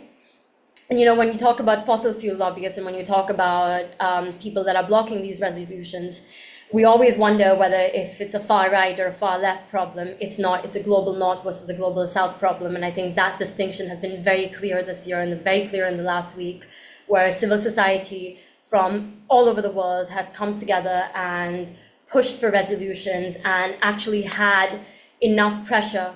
For example, Ed Miliband from the UK constantly in the last week kept blocking the just transition mechanisms with justification for market-based approaches and economic-based approaches. But we saw on the last day that pressure from civil society, pressure from the Climate Action Network, from the people that were involved in the Belaine Action Mechanism have applied enough pressure for the UK to then support this resolution, and that tipping has been monumental to the resolutions and the responses that we have today. So yeah, I would like to stop there and just leave everyone with a minute to just process all of that and see what they feel. Charles, I believe you're on mute. Okay, thank you. So question for you on that, if I may, Muskan, before we come to Sienna again. The 80 countries plus at COP wanted to get the fossil fuel wording included. So a compromise agreement was made to have this conference organized by Colombia and a separate roadmap to be developed. Now, one of the problems with the whole COP process is that there has to be a unanimous decision. There's 195 countries, and the strength of opposition, I have to say, unfortunately, there has been opposition to action for many years from Saudi Arabia and some other oil-producing countries. So the story this year seemed to be that the opposition came from, first of all, from Trump not being there, that emboldening Saudi Arabia to feel they could do more. They teamed up with Russia and also with multiple other petrostates. So do you feel, with what's going on here, Muskan, do you feel that we're heading for a potential separation with the COP process, maybe agreeing that decisions don't have to be unanimous, and being a sort of more of a coalition of the willing, something like what happens in international trade agreements and with the EU, where these trading blocks, in whatever form they are, they agree a purpose, they agree action, they agree benefits to the members, and they have walls built against non-members, so non-members have to pay more. So do you think we're sort of finally approaching that stage in things, Muskan? I think when we talk about a coalition of the willing, those that are most willing are countries in the global south, the countries that are most affected by climate catastrophes, that feel the effects more than anyone. I've been here for the last week and it's been hot, it's been raining every day, it's been humid. And yesterday I spoke to someone, a local here, and it doesn't rain every day. Yes, we're near the equator and we're 100 miles from the equator, but it's not supposed to rain every day. And yeah, so when we go back to the coalition of the willing, the problem with that is that the countries that are more willing are the ones that have the least power. And when you talk about having countries that are blocked out and pay more, there's really very little that can be done when the power and the money and the resources are in the countries that essentially benefit from not having these coalitions. And unfortunately, that is just how the world works. I think we've seen it with Trump pulling out. It really didn't. It's one day he woke up and he said, I'm not going to do this. And there was nothing anybody could have done about it. So I unfortunately, I'm not very optimistic on how well something like that could work. And this also comes from the very fundamental issue with carbon financing is that when you talk about carbon financing and you talk about the adoption of climate financing, a lot of the larger players step back from it simply because it's not a profitability mechanism. So at the end of the day, what we realize is that if you can't make money off of it and you can't have diplomatic power out of it, it will very seldom make it to the decision-making table. And if we really want impact, then we have to go to the people that can create the impact. And unfortunately, the UN system has been functioning and been facilitating in the way that the people that can make the impact are least willing and have the least, so to say, they have the least will to make that impact because it doesn't physically and doesn't outright affect them. Wow, okay. A lot to think about there, Muskan, thank you. So let's go quickly over to Sienna. Sienna, over to you. Yes, I completely agree with Muskan with, yes, the system has a long way to go before it can be very effective, but I spoke to a few negotiators and they also understand this, especially because they know they don't have the power to do that much because they're representing their country as well and they've been told specific aims. So when Charles was mentioning being handcuffs, they unfortunately are to some extent. There are so many external factors here and there, but it's the mechanism, it's currently what we have. So in any way, we have to utilize it.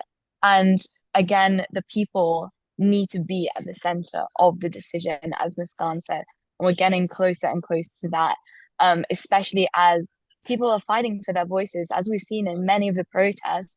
People who deserve to be in the room to make decisions about their own land, they are asking for the right to do that, which I think is what should, this was supposed to be the COP of the people. So people are trying to reclaim where they live. And one of the Brazilian youth negotiators, some people are making decisions completely about your life without regard to who you are, what your ideals are, how you live. They have no idea about you, but they're making decisions over your land. So that's how the UNFCCC can feel sometimes.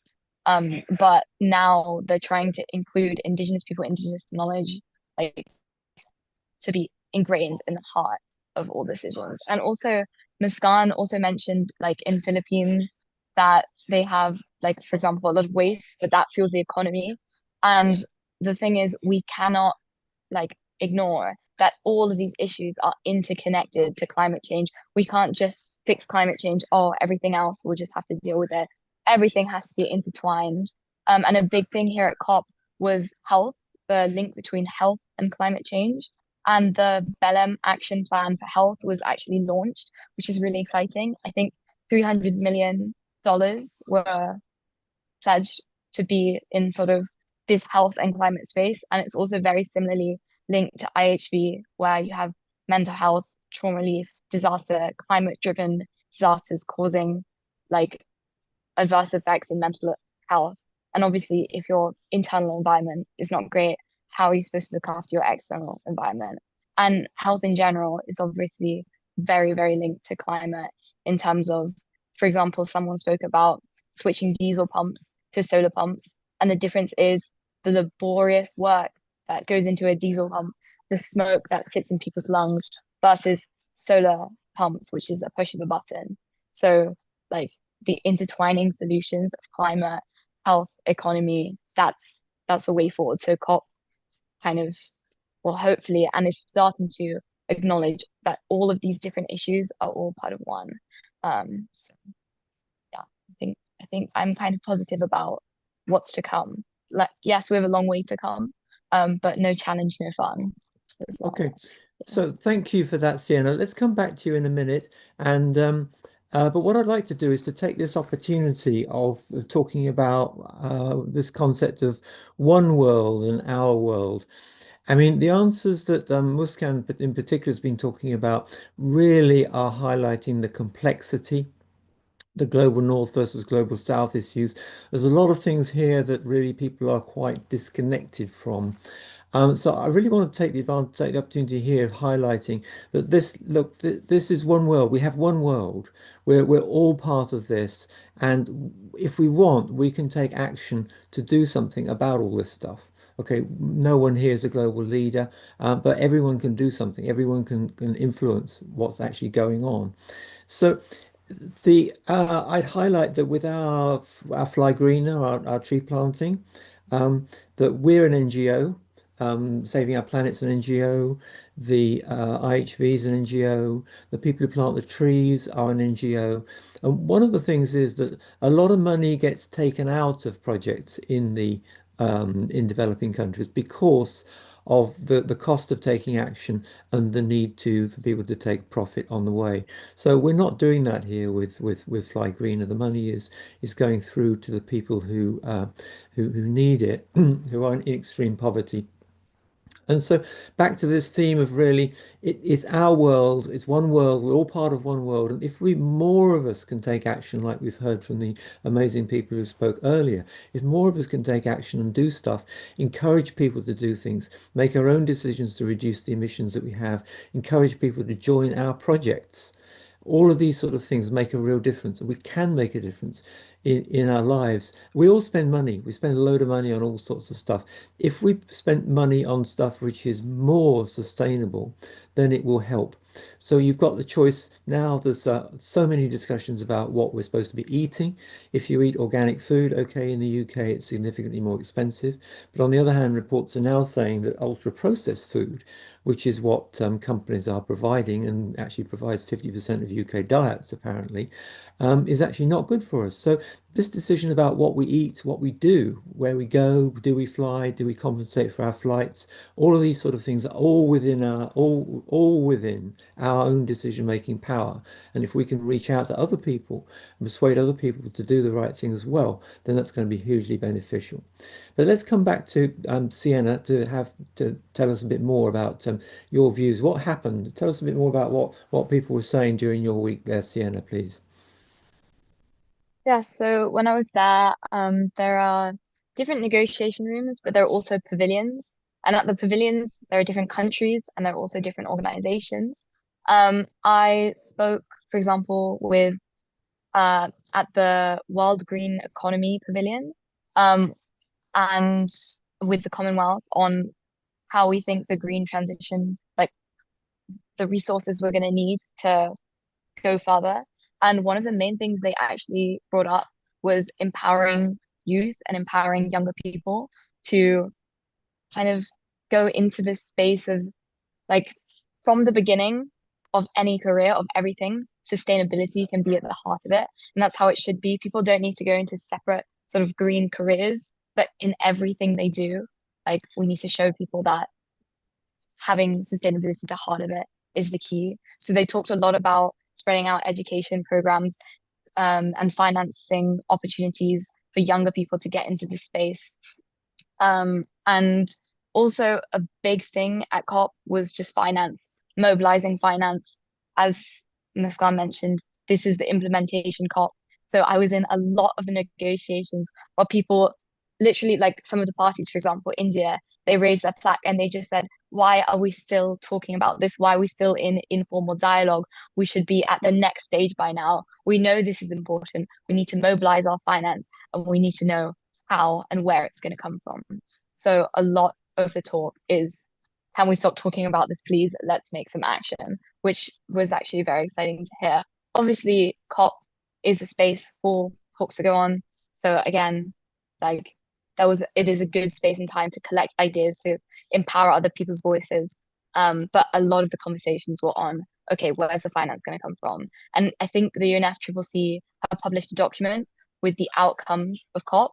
And there's actually the stats, the numbers, the financial pledges that have come out for each sector. So it's really exciting that even though not enough money is there, some money is being put down, which is pretty good. I don't know if you've seen, but there was the mitigation plan, which was about to be adopted, but then Colombia said, we don't want to be in this because it doesn't align with the science targets. We want that in there. Otherwise, how can we agree to this when it's just not up to standard? So it's excellent that Muskan highlighted they've now got a fossil phase out conference themselves.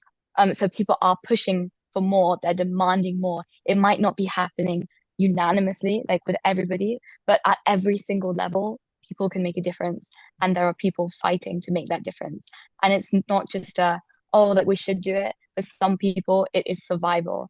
And that was highlighted at COP, especially because there were the recent climatic disasters in Jamaica, and people from Jamaica were there saying, we've lost a third of our GDP and we're not getting reparations and we need to do something about it. And if we don't keep 1.5 alive, this is survival. This is not just, this would be ideal. It is impacting people's lives. So there is the momentum, there is the movement, there needs to be more, but we're moving the conversation from a conversation to action, which is really exciting. So Sienna, I'm going to ask you to tell us a bit about your the meeting you attended with Al Gore, because you got the most amazing photograph of Sienna with Al Gore, which I've put on the Fly Greener website as a blog post. So take a look at it there. It's an amazing photograph. But what I like about Al Gore is that he was a politician who, back in 2006, put climate change on the agenda of the world for everybody with the film An Inconvenient Truth, which is a documentary which loads of people bought, including myself. But without the sort of social media and all this sort of stuff at the time, what actually happened is that you watched the film and you thought, oh my goodness, this is bad. This is really bad. But it wasn't really a follow-up in the way that there would be now. And so you sort of went off and got a cup of tea or something and you thought, well, you gradually forgot about it and it sort of subsided in your mind rather than rising to the top as an action that we should all be taking. But I really like the comment that Al Gore made just last week to say that he felt that we were past peak Trump. So peak Trump is now over. But Sienna, I don't want to steal your thunder here. Tell us more about Al Gore. Yeah, he was brilliant. I was actually in the same room when he said that, which was absolutely incredible, unbelievable when I read it. And I was like, oh, wow, that's crazy. But unfortunately, he follows that with a note of, there's a story of somebody falling off a building. And they say, oh, it's all good so far because they haven't seen what's ahead. So he was a bit cautious in his statement. The wonderful thing about Al Gore is he was pushing the momentum. How he described it was there's a big wheel turning in the right direction, climate-wise, economy-wise, but there are many little tiny wheels going the other way. We can't focus on those. We have to find the people who align with us and push forwards. What he said was obviously the US weren't there. So yes, it's quite a big thing and it's not ideal, but he also said 195 minus 1 does not equal 0. one country has pulled out. Everybody else is here, they're fighting for difference, and everybody's voices should be and are equal. So we have to keep pushing with what we have, because what's the point otherwise? We can't just be like, oh, one's out, or we might as well give up, you know. But there's so much going on. We would really miss out on the opportunity to get involved and be part of the right side of history. Yeah, so The it's really cool. 195 minus one, I think, is such an important comment, Sienna, in the context of this week, because with the negotiations over the last 2 or 3 days getting so rough, I think I felt there was a real possibility that some other countries might drop out. So anyway, we're past that point. It won't happen for another 11 months maybe. So back over to Muskan. Muskan, you were there during the week. You were there during the fire and everything. Climate-wise, putting the fire to one side, what else came out of this for you? So you had some great discussions with people who were really interested in our offer, which is the offer of the trees, the youth leadership, the mental resilience, all of this. Tell us a bit more about that, if you would. So I think one of the best things that has come out of this is that we've managed to create a very lasting and a very strong connection, which started off by Sienna and then further taken away with me, was with the Commonwealth. And the Commonwealth has been a strategic partner of IHV UK, along with Rotary UK. And so those were two partnerships that we cemented here in Brazil to increase our impact. So with the Commonwealth, they have been incredibly keen to have our programs embedded within their offices for the wellness of their employees and the wellness of their people, so they can continue doing the work that they do while we facilitate them through the work that we do. When it comes to the Rotary, it is a massive global network of change makers, of very, very dedicated people to not just climate change and not just peace building, but for human values. And one thing that has come out very strongly is that the COP this year was about human values and protecting human rights, because the climate crisis is not a climate problem, it's a human rights problem.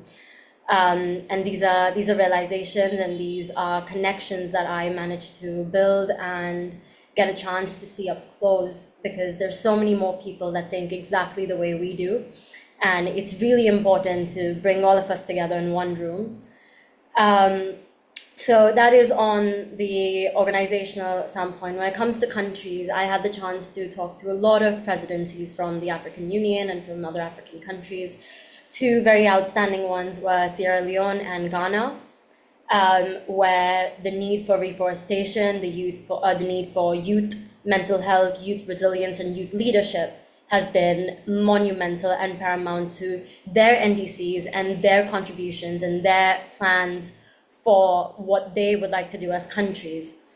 Ghana and Sierra Leone both have been very, very keen to expand our climate action projects and also include a wing of youth mental health and youth leadership embedded within these reforestation projects. So the idea is that we're no longer just talking about reforestation and alternative livelihoods and reduction of poverty, but we're also bringing in an aspect of youth mental health and youth involvement and participation within these frameworks that essentially work in tandem with each other. And there's only the only way we can reach a solution is to reach a holistic solution, because as Sienna pointed out earlier, this is an interconnected problem.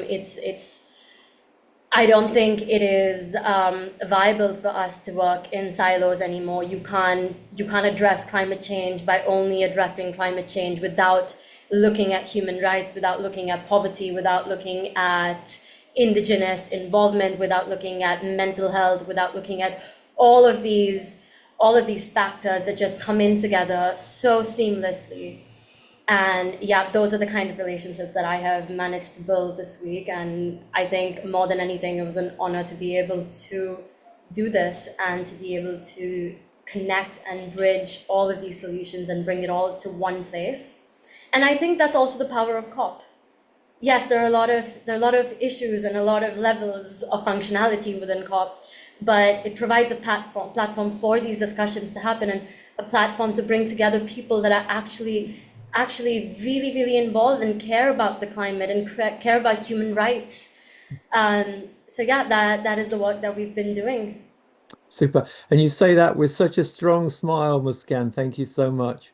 So, Amrita, I'm sure people may want to have some questions. So just before people do that, let me build on what Muskan was saying here.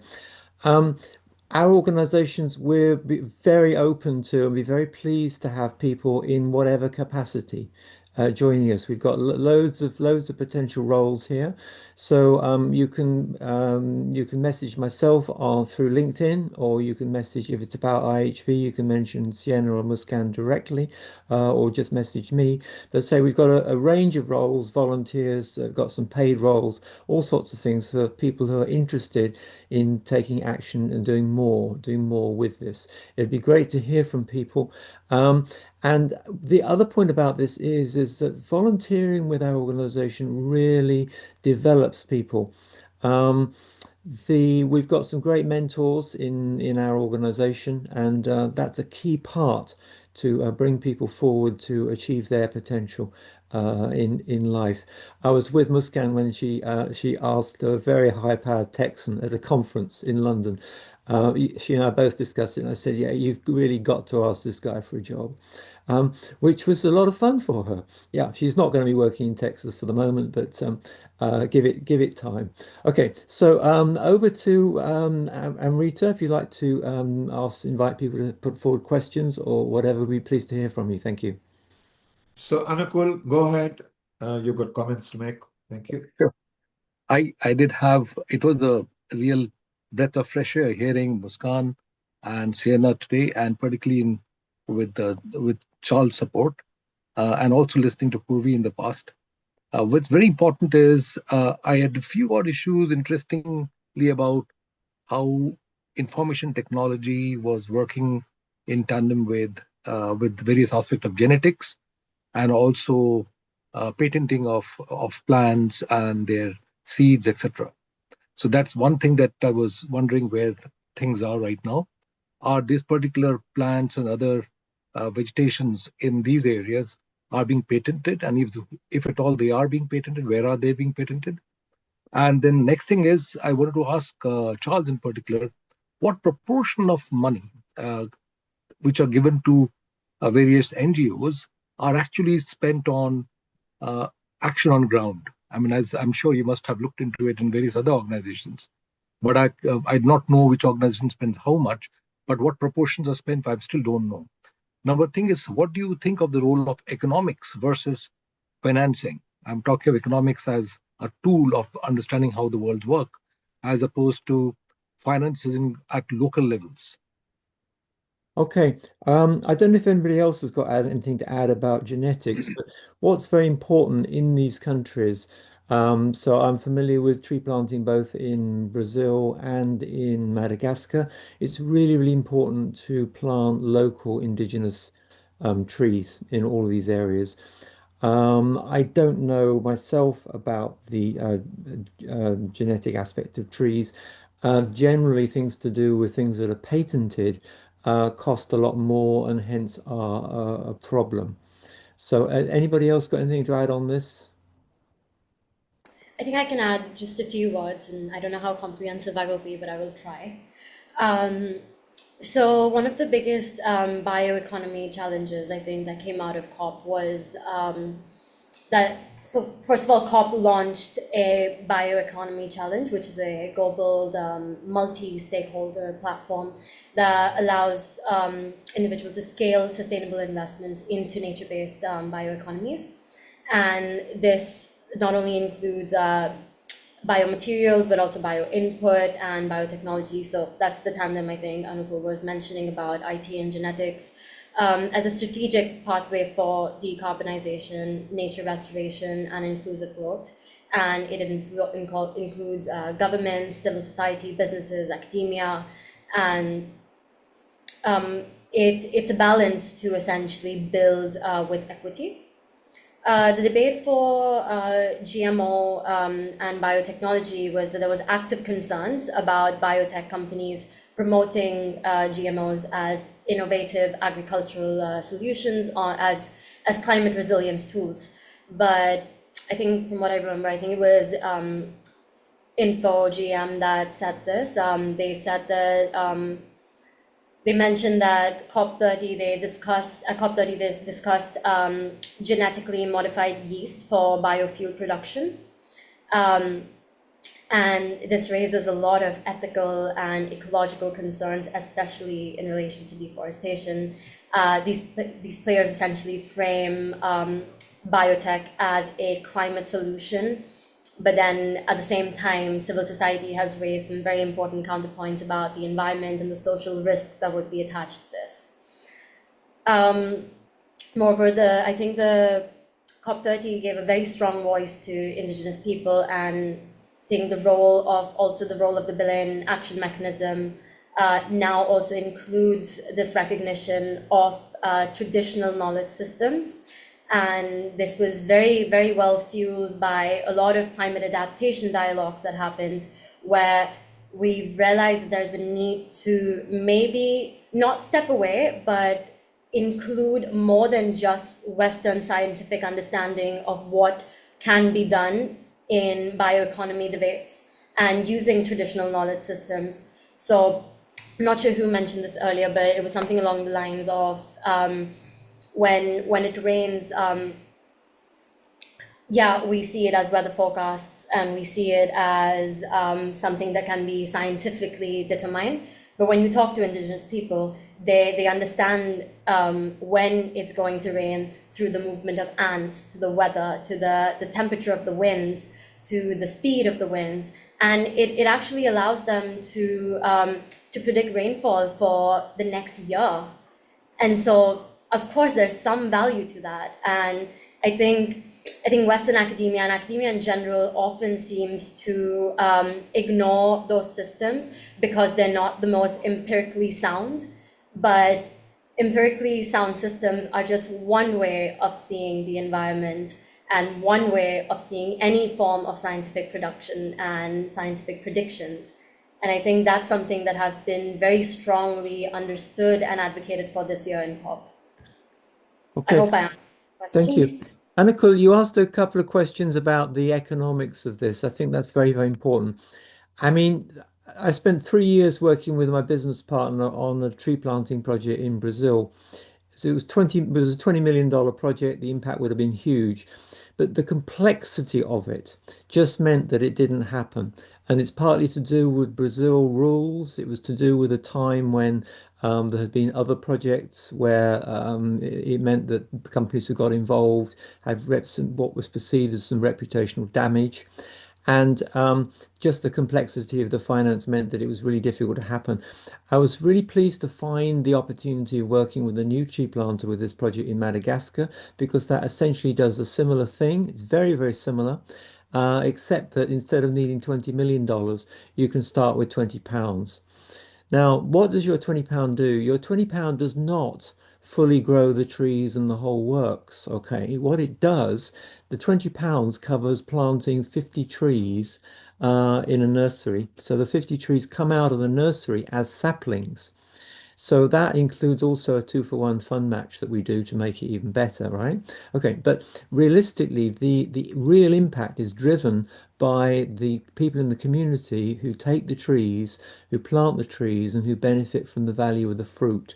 So the value of the fruit over 20, 30 years is worth 30 times your £20 donation. So £20 donation plants the 50 trees, they remove a ton of CO2 every year, plus that's what the fruit from the trees is worth $600 to the £600 to the farmers who are planting the trees. So the economic benefit of that is huge. But as Muskan said earlier, there's a part of this which is really missing, and which is the economics part of this, in order to give businesses some people some profit out of this activity, which is what the carbon credits is really about. and hence the importance, if possible, to add that dimension to future versions of this so that we can offer something which is even more attractive to investors and not just to donors. So the package at the moment we've got is very, very attractive to donors and people interested to really make a difference to their air travel, to removing their CO2, to helping tackle poverty from people who are in extreme poverty currently. Okay, so before we move on to the next question, Sienna, would you like to contribute to anything? Just on GMO, like obviously there's controversy, but it does have the power, obviously, to feed the world. Like our production rates, we need to meet it. And I think in India, like we tripled production and halved the price a while ago with the Green Revolution. So there is promise in that, obviously. But as Muskan also said, there is the danger of people using that kind of branding and greenwashing in those positions. So I actually met some fossil fuel, not fossil fuel, but like fertilizer company people at COP. And I was like, I wonder what they're doing here. So it's a bit, they can kind of spin the narrative sometimes and go the wrong way. Like if the intention is not to feed the planet, but it's just profit, let's stick more chemicals in here. It gets a bit dangerous, but there is potential to use it for good. Okay. Back over to Thank you. back over to our host. Thank you, Charles. Thank you. Wonderful contribution from you and the two wonderful ladies that you brought who gave us a lot of report from the COP30 itself. We'll shortly be going to South Africa at Healing Our Earth. We try to cover every continent in each episode. We started with India, went to Indian Ocean, Mauritius, then came back to UK, and we'll shortly be going to South Africa. I want to ask a question to each one of you in a simple format. Charles, you, Muskan, and Sienna. There are many aspects of weather and ozone layer and trees and climate control and etc. that we are worried about. Mentioning just these three, which is the top priority that worries you? So water, we are running out of fresh water to drink. Air quality is becoming very poor in many countries. And trees, we are losing lots and lots of trees. So just concentrating on these three, which is the which is the one that is worrying you the most? Charles, first to you, and then Muskan, then Sienna. Okay, I think we have to tackle all of these. There are experts in each of them. I don't understand air quality myself, so I wouldn't pretend to get involved in that. For each of these things, there's other people who do, and I think it's really important that they do their bit. And if they do their bit, then it will benefit us all. For me, apart from the trees, which absolutely we need 1 trillion more trees at least, right? Absolutely. But I would highlight water as the big issue. My business partner Rob has done a lot of work on the link between trees and water, and it's trees that basically cause the air, the water vapor to cause rain across wide areas of the Amazon. And with the Amazon drying out, it's water that's critical, but water is critical everywhere. We had a very dry summer in the summer this year in the UK, and everyone looks again at the problems with it. And now, in the winter, now being the UK, of course, we've got people who are flooded out. But anyway, handing back over to who's next. Thank you, Muskan. And your priority, or what's really worrying you of these three aspects only? There are many other issues. Which one would you give a priority to? I think that's a very difficult question that you raise. It's very, very difficult to pick one or the other because at the end of the day, they all have one combined purpose: is to sustain life. And I think my biggest focus through this week, and even in the kind of research that I do, is the sustenance of life and the sustenance of dignity.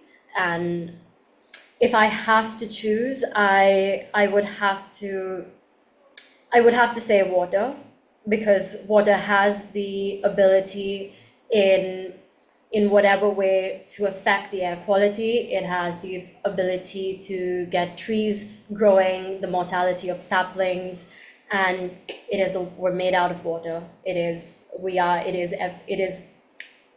engulfs us, and it would only make sense to go back to the root causes, which I think this COP has really, really emphasized on. addressing not just the symptoms of climate change, but the root causes of climate change. And I think water does remain central to that at the end of the day. Thank you, Muskan. And Sienna, over to you. Which of these three, there are many aspects, but which of these three worries you and becomes your priority if you are in charge of the world climate control? Yeah, so I fully agree with Muskan of we can't treat these separately because they are so interconnected. And for that reason, I would say trees, because as Charles mentioned, trees has a direct influence on the hydrosphere and air quality itself. Both of them, like trees can determine that. So if we plant more trees, obviously both the quality of water and air will get better. Why the separate issues of air quality, like for example, doesn't worry me as much is that there are excellent examples of how far we have come. For example, in Beijing, the air pollution used to be awful.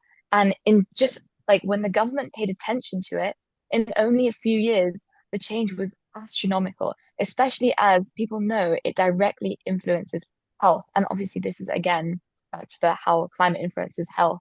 Trees influence air, influence health. They're all connected. But the separate issues, yes, they're problems, but they can all be solved by interconnected solutions to solve them all. Yeah. Thank you very much. Wonderful. Anakul will ask you a bit later on that. Amrita will ask you later. Let's go to South Africa at the moment, and we'll still keep on discussing because we've got open session. Concentrate on air as well. We can live without water for 3 weeks. We can live without food for 3 weeks. We can't live without oxygen or air for more than 3 minutes generally. So it is very worrying factor. Everything is very important.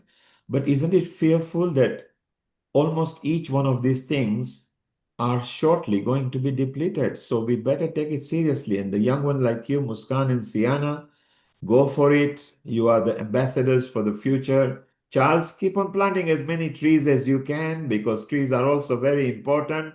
Anakul, your comment before we move to South Africa. I just wanted to make one final parting statement, and it's not mine. It is what I heard from Sadhguru. Is about trying to make children draw their lungs hanging from the trees, and there are many other beings, including insects and various other things which are on the trees. So it's just not leaves, but your lungs and various insects, which are all very important for biodiversity. So, Charles, you are very important. Plant more trees, Thank give you. out more oxygen, and then maybe we can survive more than 3 minutes when it comes to disaster. The COVID showed us that more people died without able to breathe more than anything else. Thank you, Charles, and your comment before we go to South Africa. Thank you, everybody. If you'd like to help, then we can be very pleased to plant trees for you. If you know somebody as a business who'd like to do something, do please introduce them to what we're doing, and do please spread the message about ourselves and what IHV is doing. We're really what everyone here is doing is just so amazing. Please spread the message, get people involved in whatever it is that really is important to you. Thank you so much. Thank you. Thank you. Bye. Thank you. Thank you, Charles. Thank you, Muskan. And thank you, Sienna. We stay around. We'll get back to you again because there's a lot more to talk about. But it's time for now to welcome our guest from South Africa, Sister Usha Jeevan. Global Namaste and Om Shanti. Om Shanti. And good afternoon to everyone, or good evening.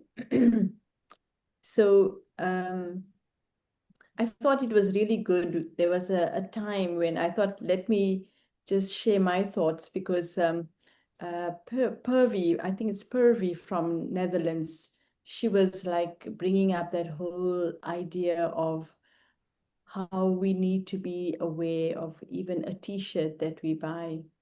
And the topic that I wanted to speak about is like to be the change.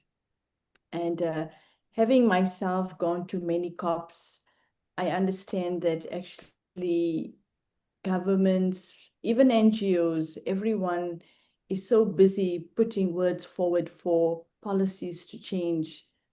And, you know, when I look at the example in South Africa, we have one of the best constitutions. So we have like the policies in place. but actually the people who implement the policies are the people. The people, if they have the right consciousness and right attitude, can actually make that constitution a reality. So what we have is a document, but not a living reality. And for me, the same thing I understand about COP is that we are fighting so much for a policy to have all the right things in place.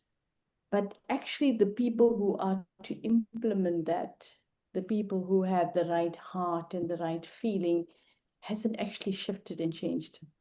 And so, for example, from a t-shirt that I wear, or being vegan, or having a meat-free Monday, all these kind of things, which means personal sacrifice, personal transition, are we as individuals ready to make that kind of change for the sake of the planet? And I think this is something what can only happen when we actually build capacity of the individual.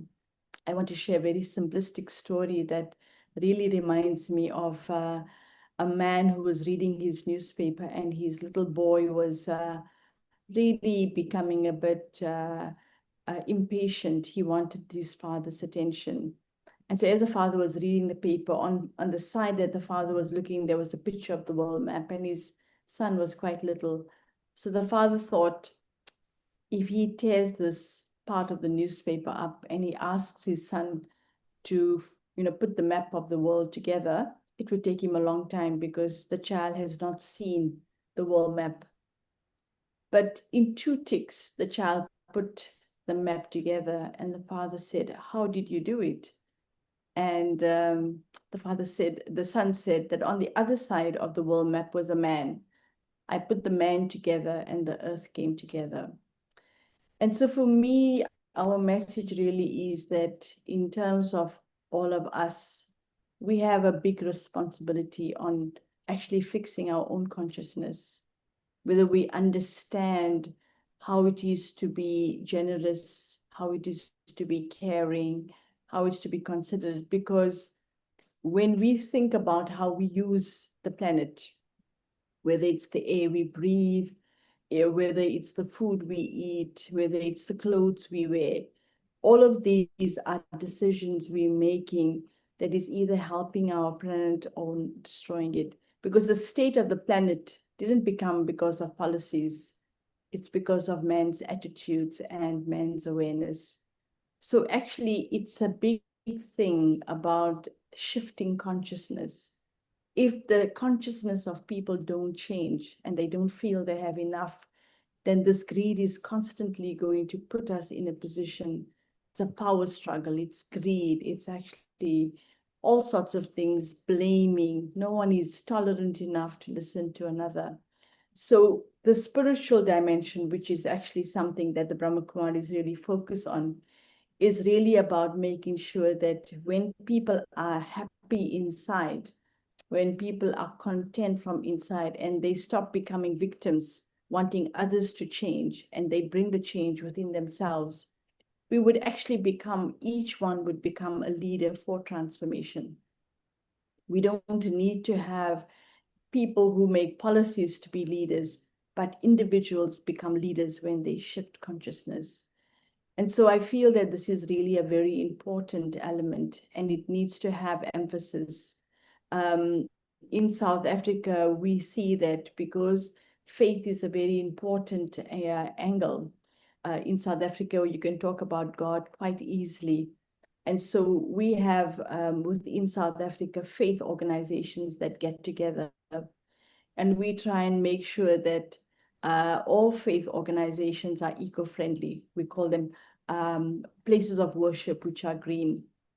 And so to make sure that if you go into your place of worship, that your place of worship is actually living with the awareness of the environment. Like she was saying, that even things like prasad, which is very holy, we put it in plastics. The whole idea of polystyrene and plastics. You go to places of worship, especially temples, these things have been used so abundantly without the awareness what it's been done. So we can actually tackle this consciousness within our faith groups. because politicians don't actually have a following. It's religious people that have gatherings every week. And if religious people, people of faith, can actually become ambassadors of sharing messages with their congregation and becoming more conscious about not being, not using so much, not becoming consumers, but actually becoming creators, then actually we'll find that change comes through, because it's not really just something that needs to be said. It's something to awaken in terms of our moral responsibility.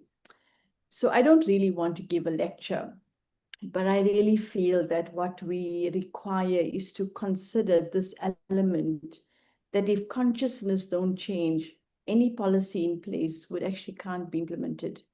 Together with a policy must be a shift in attitude and consciousness, which means individuals actually have to be empowered to actually be able to implement decisions. And it starts with the self. Am I living a life that I'm completely in harmony with the environment? I have to be the change. I can't talk the change. So, yep, I want to just stop there because I think we're quite late in our event as well. So, if there's anything else. Thank you so much. Sister Usha, you have raised up another beautiful point, which I think, again, a lot of people don't think about. And that's the beauty of why we host these episodes and broadcast them every Sunday, to bring out certain new things for the people. Now, the beautiful point that you raised is, yes, we gather, we do a lot of events together, but we don't think about.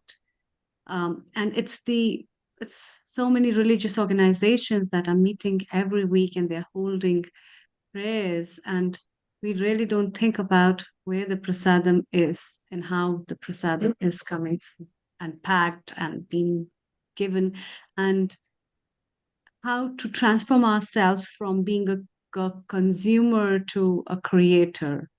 And it takes a hell out of an energy to understand even that transition, I think. And this kind of transition, what I feel is not just a mental switch that you switch on, but it comes from the sanskaras, it comes from the spiritual ignition within, which raises a concern to understand where we are, what we are doing, what we are using, and simple things of our life can be changed in an easy way. And yeah, I really appreciate what all efforts your organization as Faith is doing, because these small efforts that we put forward in every society, and I think if in each society, wherever we are holding these meetings, we go to the temples, we offer prayers, we just be aware about what we are consuming and what we are delivering, and how can we make a small change in that. It will make a great change all over, and I think we can be much more happier and sustainable, and will also give beautiful outputs for the society. So I also wanted to ask you, what kind of suggestions do you give to the people? What kind of options can you propose to the people, as the organization in South Africa is already doing certain things? What all things are the initiatives that the organization has taken in South Africa? Over to you. So first of all, even just the Brahma Kumari centers in South Africa, we try and make sure that they're all working on solar, they're recycling, they're reusing water, they, creating a system within the physical space as well, to be more conscious, and then to recycle and reuse as well. But the thing that is important is that any spiritual environment can actually become a place of sharing information. So when people come regularly to your center or to your temple, they're listening to the leader of that religious group. And if the religious person who is been the guru, for example, if they share and create the correct consciousness, then actually what one will find is that it'll bring the whole moral responsibility within the people. So one is to show and tell, but the other is also to use our scriptures, to use our philosophy to actually be creative. So for example, Brahma Kumaris is, when you think about word Brahma, it comes from Lord Brahma, who's the creator. But if I just go to the organization and be a follower, instead of thinking I am Master Brahma as well, then actually that self-respect brings back responsibility. And so I feel the empowerment that religious organizations can do is to stop making people into followers, but actually to bring about this idea that we are change makers. And I think this is not just about using plastic. It's about stop waiting for somebody else to make the change. Like, for example, if policy don't change, so we're going to just carry on saying the governments don't want to do anything. But what is NGOs doing? There are people on the ground planting trees, all these different things people have shared. There are very practical things. Now, why I'm saying this about faith organizations, that because faith organizations already have a constituency, they have a community. If faith leaders can be brought into a role to actually allow the transformation to take through the faith organization to start using, instead of just NGOs, all faith-based organizations can actually become active in actually doing these kind of things, then what you would find is that people, when they come into the community, they share and they talk. And actually that's where you're doing a lot of campaigning, you're doing a lot of different things, So we need to look at these faith bodies as actually, they call it eco-congregations, as places of where we can let new ideas come up. We can use them, like we having a conversation, and I think all of us on this group are already converted. Now, who is going to be able to listen to these ideas and then implement them? How do we bring that awareness forward, that every time you buy a new t-shirt, this is what you're doing. Every time you stand in the bath, in the shower for more than 3 minutes, you actually, to teach things like how to have a shower where you put it on, wet yourself, switch the shower off, soap yourself, and then rinse yourself out. We have to talk about these things. Even if we share about things like being vegetarian, it's a very big shift in actually what's happening to water. So there are spiritual principles that actually needs, because many Hindus could actually be vegetarian, but they don't choose to be vegetarian. And you go to any climate conference, any vegetarians there? And we're fighting, we're creating policies, but we don't live any of those things. So I feel that it actually has to go down much deeper, because the kind of problems our earth in, it needs a drastic step.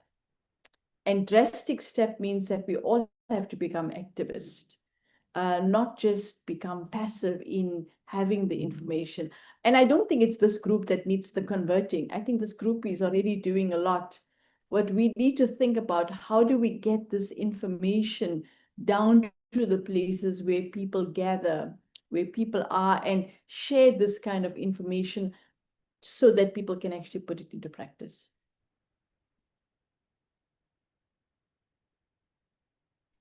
Absolutely. I think that is much more needed at this time to understand how to put these things into practice. Yeah. Dr. Anukulji, your comments. Yes, please. I had a very subtle question to ask Osha ji Yes, please. about.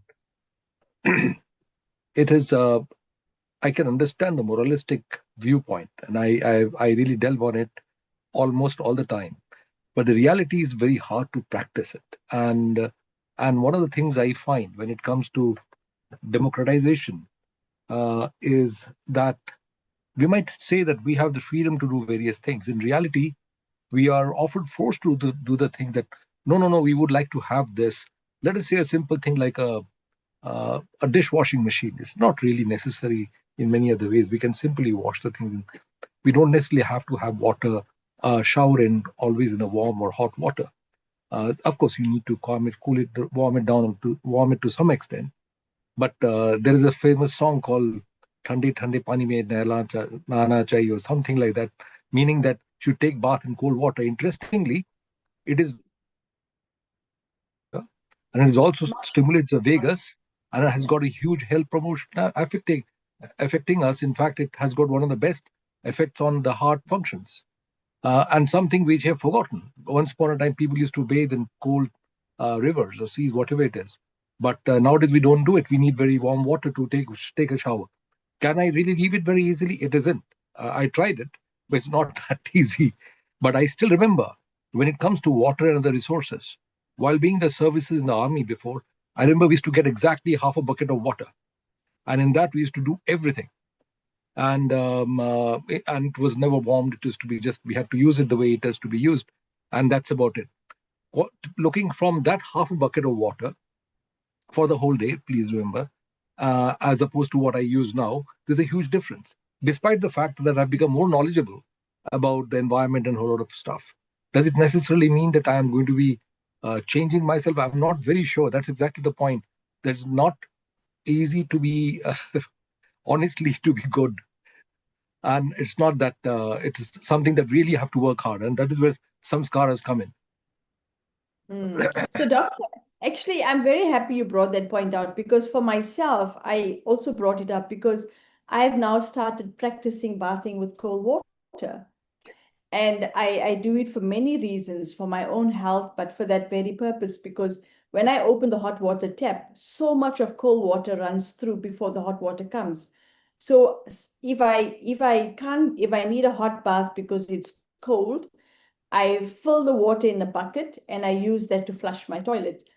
And I do it in the privacy of my own space where no one is watching, because I know that it's an energy that I'm creating by being conscientious.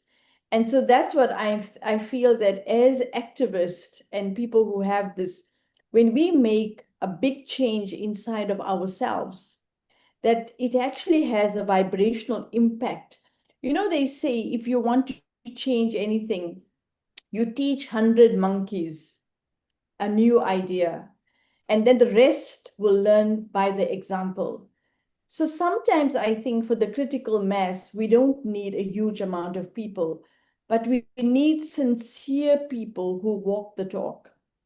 I'm completely convinced that actually it needs a lot more. Like you look at Bhagat Singh, Mahatma Gandhi, we can put those people on our hands. But Bhagat Singh renounced a worldly life because he knew that if he was going to fight for his country, he couldn't have a wife and a family. Mahatma Gandhi, you can see what he did, and it's a very close affiliation that we have with South Africa. And Mahatma Gandhi's daughter, Ela Gandhi, is here, and I have many lovely conversations with her.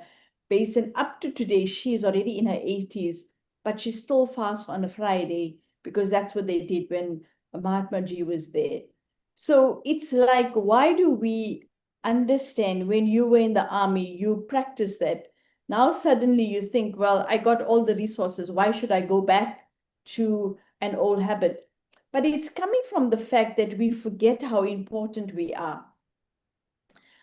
I feel that if we had a greater sense of respect for ourselves and understood that we are the change, that we are the change makers, and that we are on a stage and others are following us, not because they see us, because they feel us, a lot more will happen.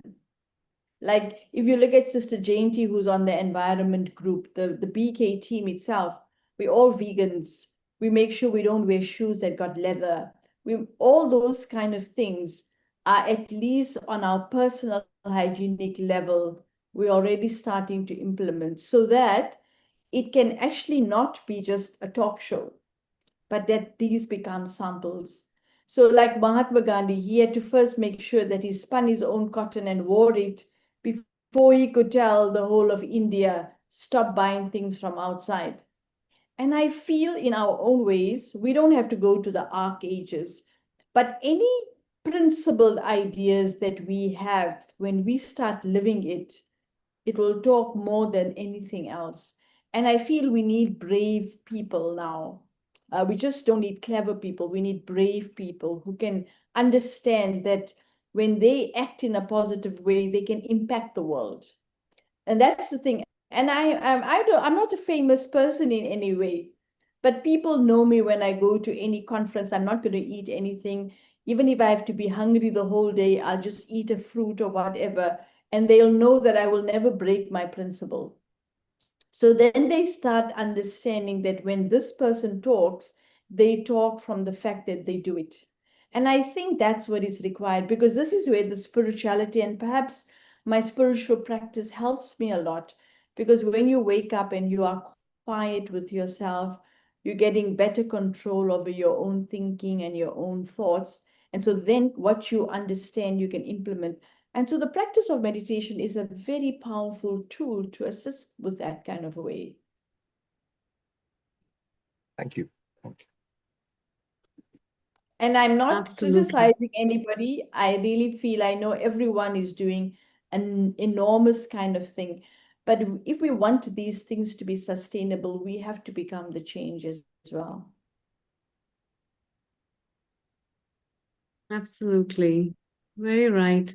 In fact, and I think when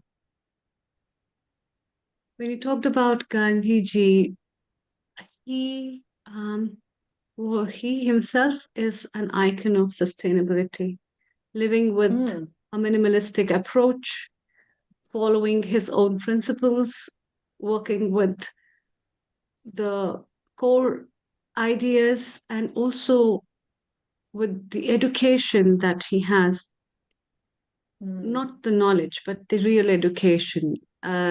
That has really has its own footprints all over India and in his own personal life. And I think you have raised up a very beautiful point in that way as well, that lifestyle and sustainability go hand in hand. And when we talk about the choices that we make can tremendously help in. So people think sustainability will change the environment, but how will I be directly affected? The direct effect would be that will enhance your physical and mental well-being. It will enhance your health in one way or the other. Maybe the jute bag that you're carrying is not directly affecting you, but it is definitely giving a lot of other effects on your body and your mind, as well as your cognition in so many other ways. And these kind of small things, like you mentioned, you just have an apple or you just have a fruit or you are a vegan, and all these small things that you are working towards for the sustainability, but indirectly they are individually helping you as well. And this is the part of tapas, it's part of austerity. It builds up spiritual energies, it ignites the aura of an individual, which people it's difficult for a general person to understand, but it is a really beautiful concept. Thank you very much. Please stay around.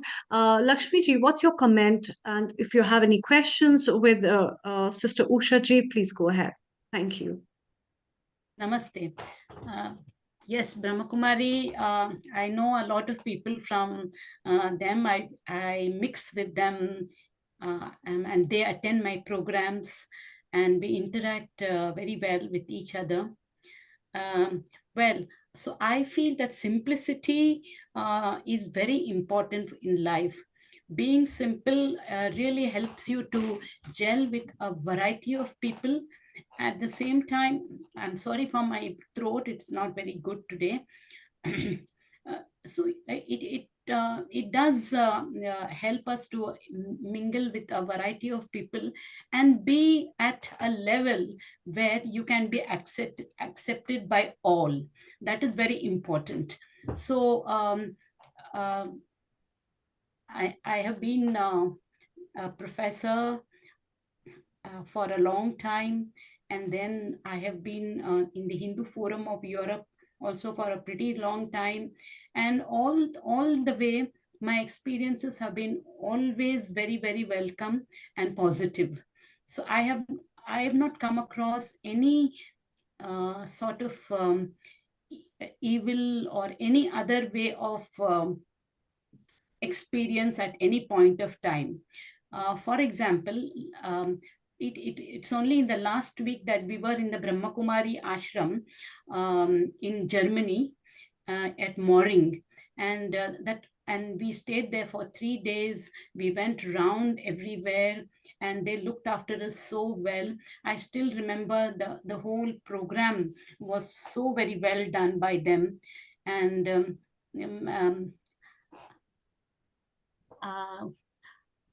Usha ji, I would like to tell you that it was so nice to, mix with the people from Germany, Brahma Kumaris.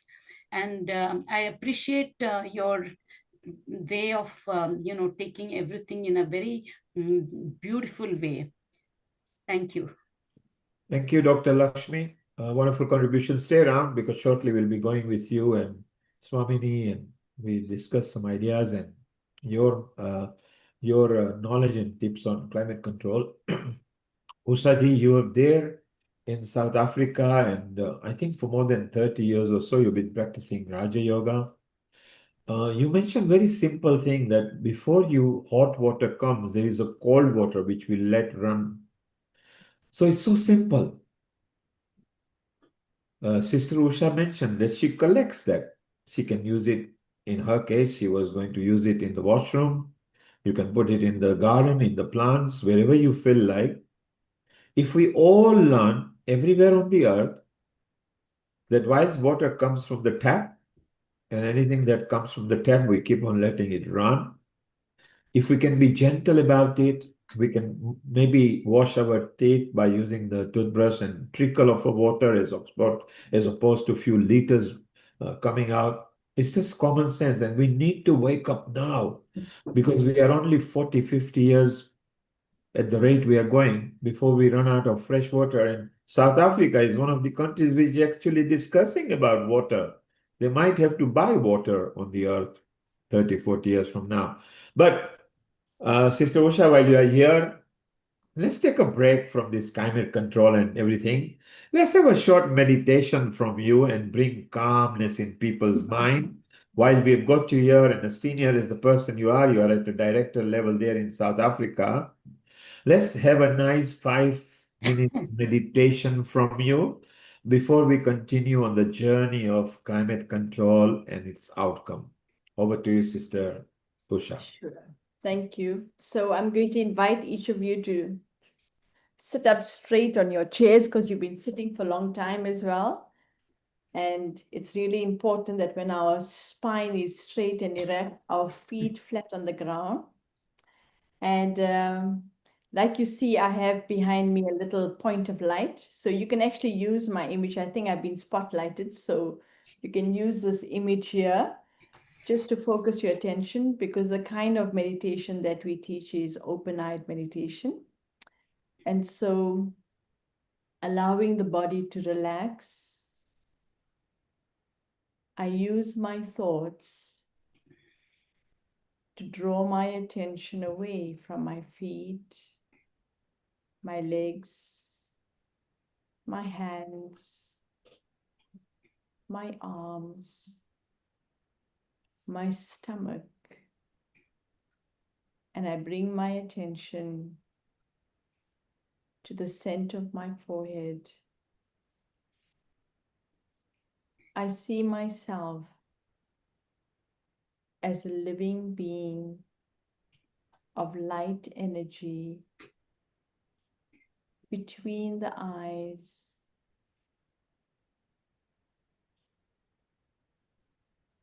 I, the being of energy, am the instrument to make this body function. I animate it. I give it life and expression. As an energy, I am not confined to a gender, an age, a nationality. I am a subtle, infinite being of energy that is beyond time and space. I am the master creator, the co-creator of this body. And with one thought, I can take my attention away from this body, beyond this physical space of duality, beyond the sun and moon, beyond the solar system. I enter a world of light, a dimension of pure energy. And it is in this dimension that I experience myself in my true form, uninfluenced by anything that is time-bound, beyond space.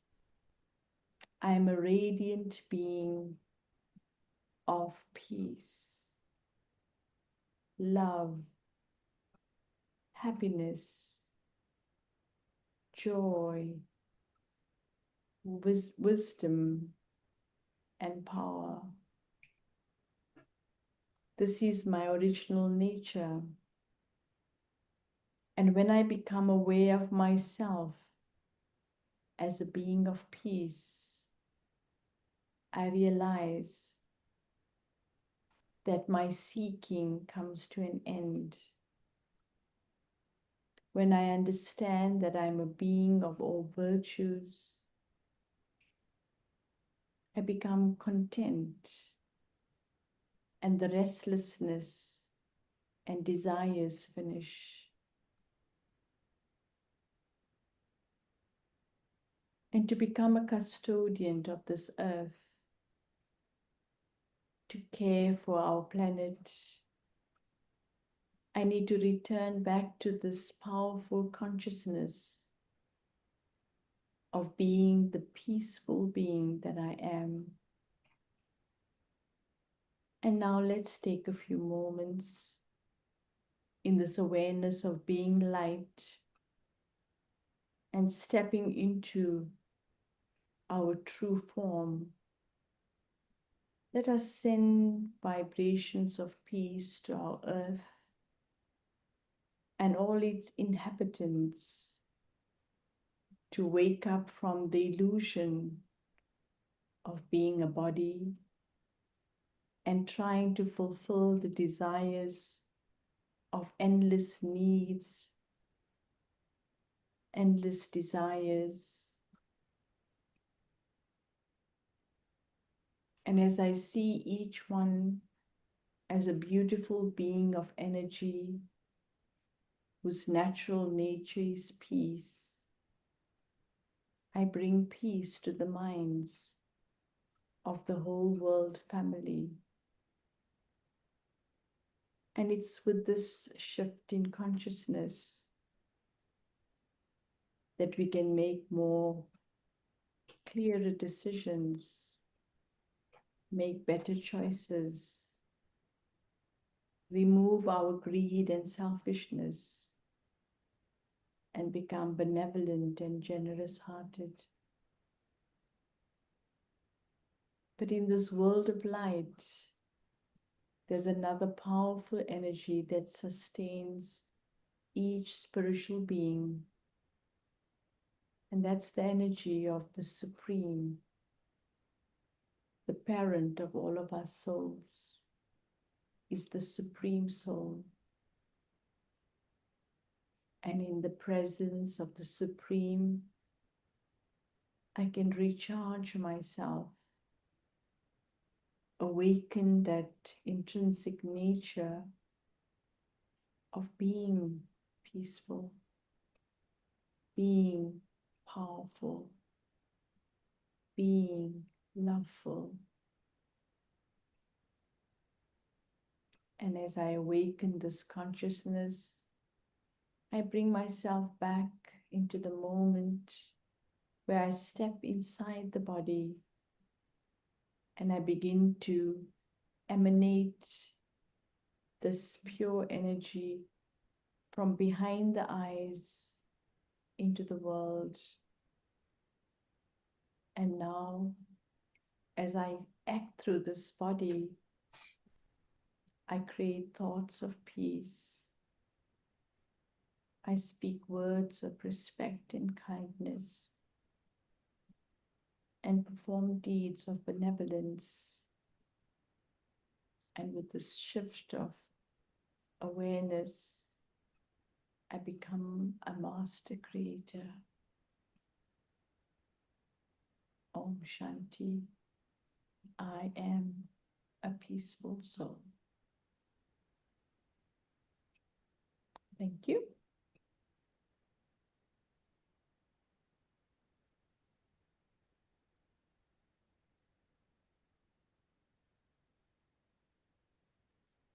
That is just so peaceful and so good. I think you have given that spark of energy for everyone to think about who we are, how we are, what we are, where we are. Thank you. Let's have our comments from our founder and director, Neil Kumar, and then we take up the comments further. Over to you, Neil Kumar. Thank you. Thank you, Dr. Amrita. There in India, shortly you will be coming to midnight time there, and South Africa, which is only 2 hours ahead of us, I think, which is coming to evening supper time, I think. So, Sister Usha, I asked question to each of our panelists earlier. There are many climate issues that are going on the earth at the moment. The three that I pointed out was trees, depletion of trees, running out of water, or the air quality. Suddenly, if the whole world is suffering from air, and we saw what happened in the pandemic, vast majority of the death were from grasping of air, of course, through to COVID. Of these three climate issues, which one worries you the most?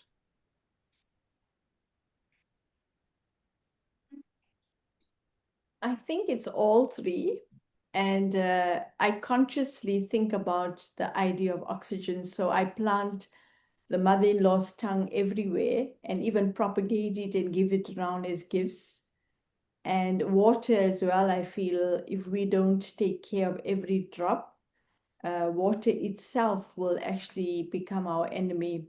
And if you look at the example of a tsunami, it's where the water element itself showed its anger to humanity. So it's up to us now to respect it. So I feel in a way that you can't make one greater than the other. And I think we need to become very holistic and allow ourselves to plant trees and secure the air, look after water, and make sure we respect it. And when we're doing all of these things, it's actually the energy we're going to give back to the earth because we are its custodians to rejuvenate itself. So I think we should have our eye on everything. So therefore, do you feel that we human beings are our own enemies? Because if you look at it, if you were to live in the rural areas, go to the little villages where there is no development, it's simple, their food is organic, their air is very fresh, their water, which runs down from the mountains with the spring water, something is more purer and more sustainable insofar as that when you put it in your body, it is with minerals and electrolytes. Isn't it amazing that those people are more healthier and happier than the people who feel that they are urbanized? Your comment, please. Absolutely. I think the more we've become global entrepreneurs to make everything global, we've actually reduced the essence And so, in South Africa, we encourage people to do what we call a door garden, which is just a 1 meter by 2 meter, and encouraging that people can actually plant within their own small porch even. And so growing vegetables, eating from your garden is absolutely essential. And so you're absolutely right. We have created our own little dilemma by thinking we're becoming more modernized. And I think when I look at Bharat, I look at India, I think that actually you can still feel that when you're eating grains from India, it still feels more wholesome than when you go into a country where everything is so processed. So, India, atta flour is still stone ground, which actually is far more effective than eating your maida, which is cake flour, so fluffy and soft. So really, for me, I agree with you completely. And for myself, even simple things like you could buy chana flour, which is already ground, or you can use the dal and actually grind it. And I would prefer to do those things myself rather than just buying processed things. So Simply going back, I think we need to reset ourselves. When you look at the population explosion of the earth, we are now 8 billion and rising. A tremendous growth just within a century, So talking about that, Dr. Lakshmi Vyas, when you were a child and subsequently, obviously, you got a lot of memory about India, and then you became a principal in a very good institution in Mumbai. If you look at your youth days, was climate ever talked about? Was there any worry? Was there any issue? Were there any issue about the air quality and water? Yes, water was not always available and people had to travel quite a lot and get it from the well and things like that. Were we really fearful just, and we are only going few decades back? Your comment, please. Yes, Mumbai, I was in Mumbai all the time. Though it was a crowded place, the air quality was not so bad because the sea was very close by. So the sea helped us to, wash and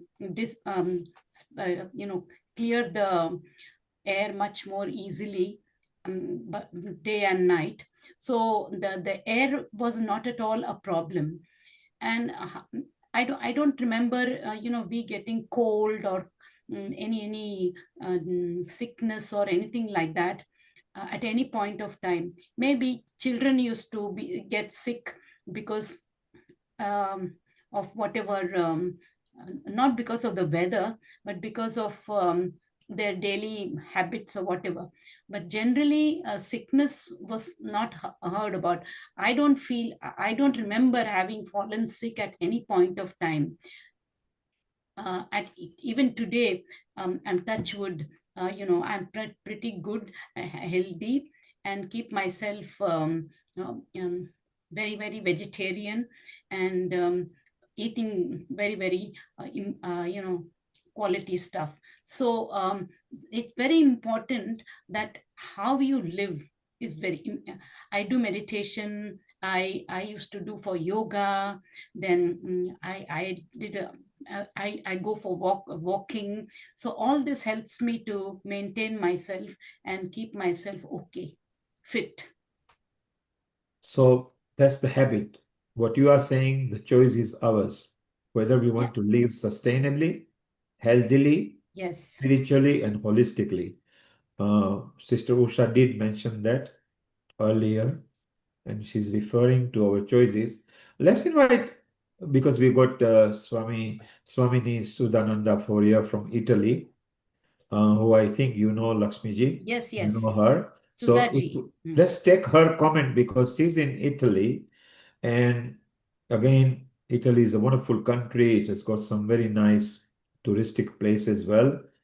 What are your thoughts, Swamini? What are your thoughts that just literally in last 50 years, suddenly we are worried about climate, we are worried about air, we are worried about ozone layer, just literally in last 50 years? You can unmute yourself and let's have your comments. Namaste to everybody. Thank you for inviting me to this, for sharing this discussion and reflection. Yes, of course, because in the changing is very, very fast. No, also globalization is running very fast. So and climate changing and lifestyle is has changed a lot. So I think we have to come back. I perfectly agree with what has been said, talked to from Usha ji and all the other, and Lakshmi ji too. And because I think we have to come back to our ancient habits, roots habit, because our tradition, for example, Sanatana Dharma and many other aspects rooted in Bharata Mata teaches us what is important to live a harmonic and harmonious life.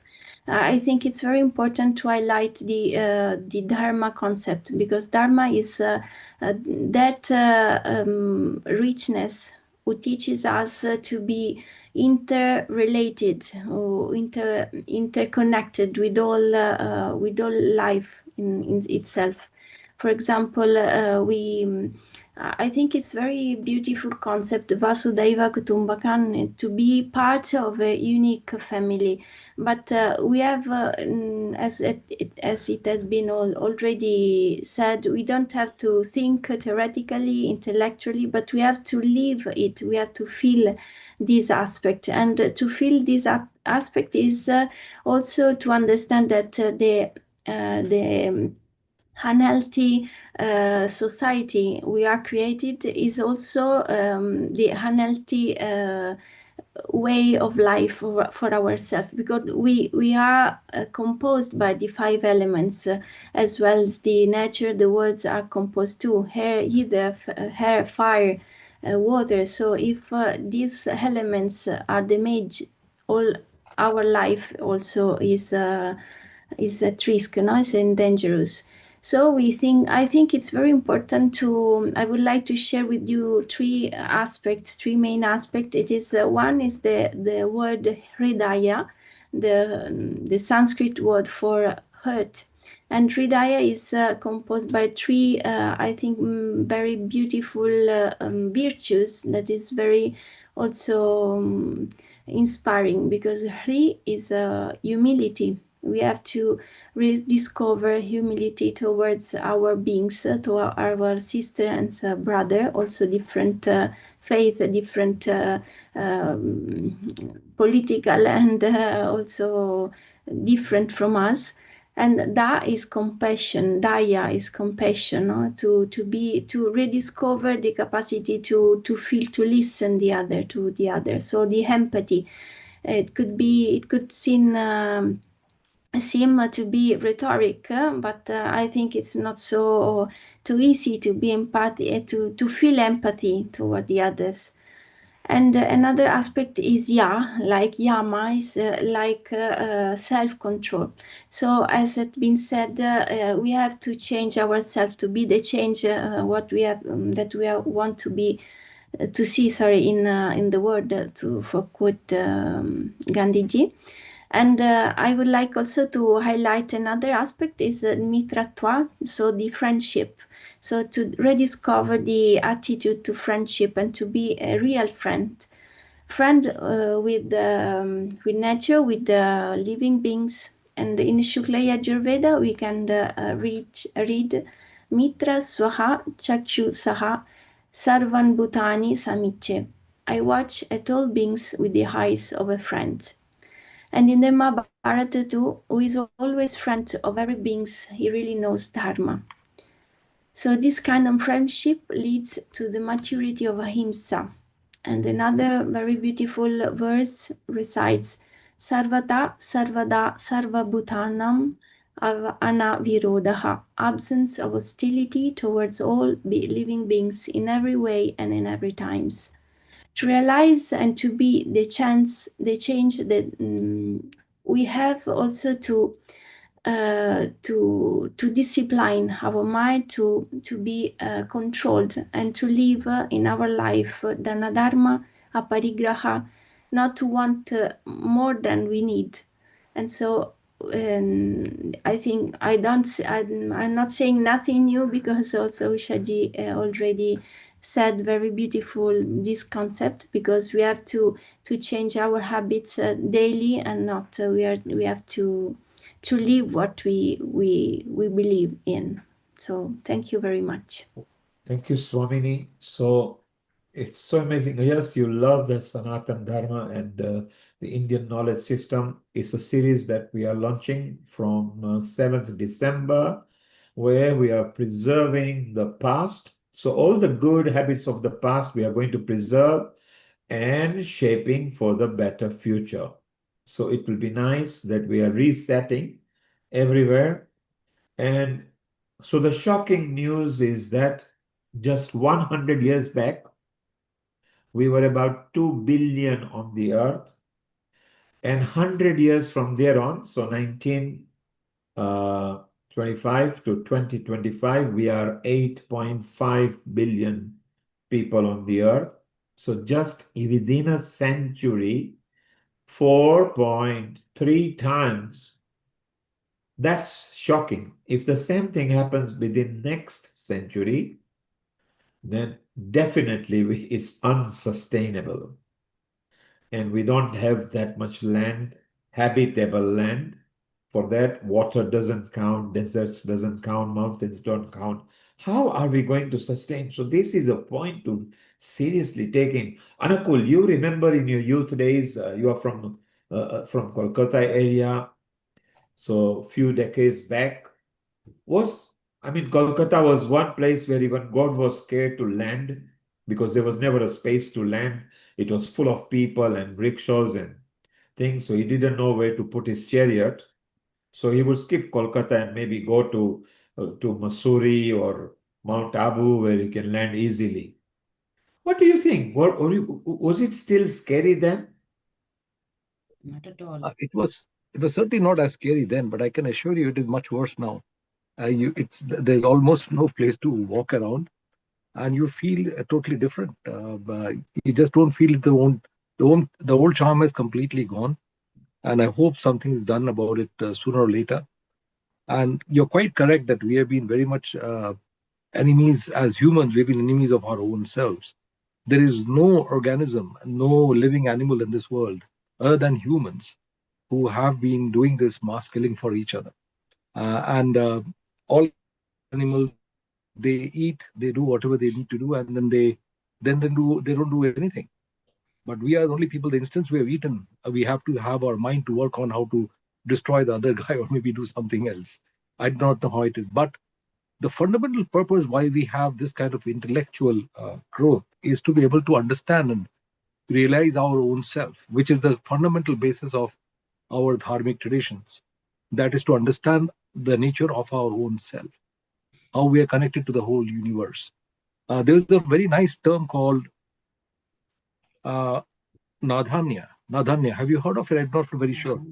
There is a word in Hindi word called Nathanya. There's a beautiful song which comes. Nathanya but basically it's a 9 Navagraha, and that along with the sun and all these together gave the energy to the plants, and that energy is ultimately imbibed as consciousness within our own body, and that body and the microbiomes takes it over, digests, and is actually a word which was coined by some people. There's a Hebrew word also, Nathania, but Nathania has come from the word of this 9, the Navagraha, and the Dhan, that is the grains from the earth. How the takes those grain from the earth and takes it to the house, that I give this to my family so that they live happily and healthily. So this connect of the universe, of the cosmic power within us is something that we have to realize. Being better than the other animals. But the other animals can do whatever they need to do. We as humans have the ability to do that. And I think we must bring it to the maximum use rather than use it for destructive purpose. And I think that is what the fundamental traditions of our Sanatan Dharma teaches us. Thank you, Anukul. Well, shortly we'll be going to United States of America, where Sharon, our senior host and contributor, is waiting. And Peter Mayer, who has been part of Healing Our Earth in the past, will also be contributing. Sister Usha, thank you very much for bringing that meditation touch to our today's episode and bringing information from South Africa and your thoughts. Simple tricks like saving water, just being mindful of the things.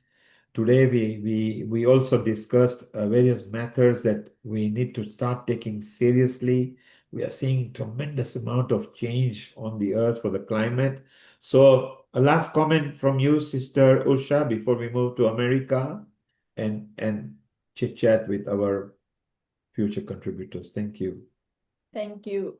So for me, I just feel that if we each just take a self-audit and ask ourselves, can I make any change?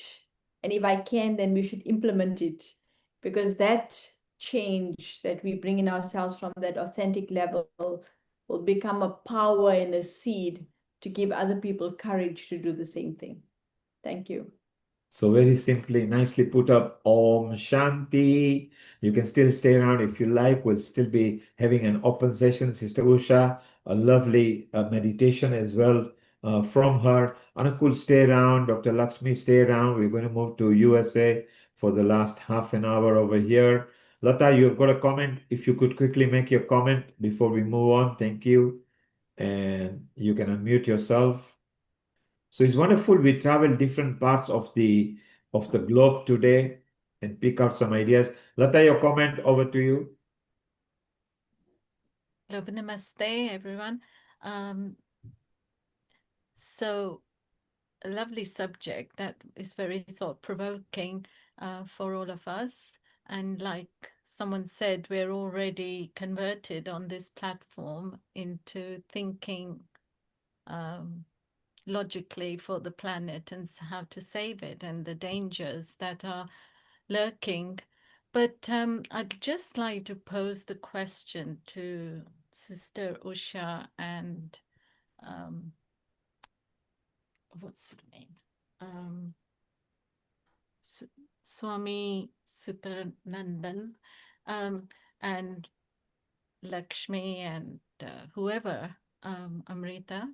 How are we going to actually, are we actually going and reaching out to the employers and employees? Because that's where the problem seems to be at the root of our society. So much competitiveness is taught to us. And so all these little changes are not going to matter to these guys. And so we really need to reach out to these employers and employees and the university students. How are we going to do that? Through religion, through spiritual teachings, through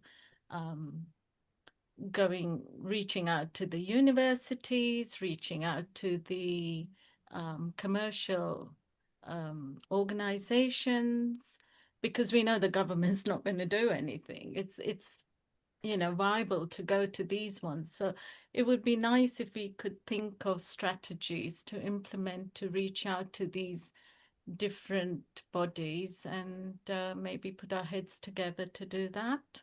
And I think Sister Usha, your and the Brahma Kumaris have got a great opportunity to do just that. And, I think, yeah, how do you feel about that?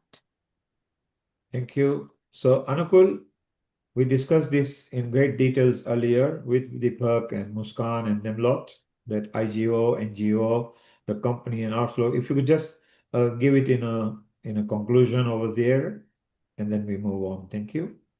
To fundamentally change our attitude towards about everything that we have. First of all, making our life very, very simple. The more simplistic the life we lead, the better it is always.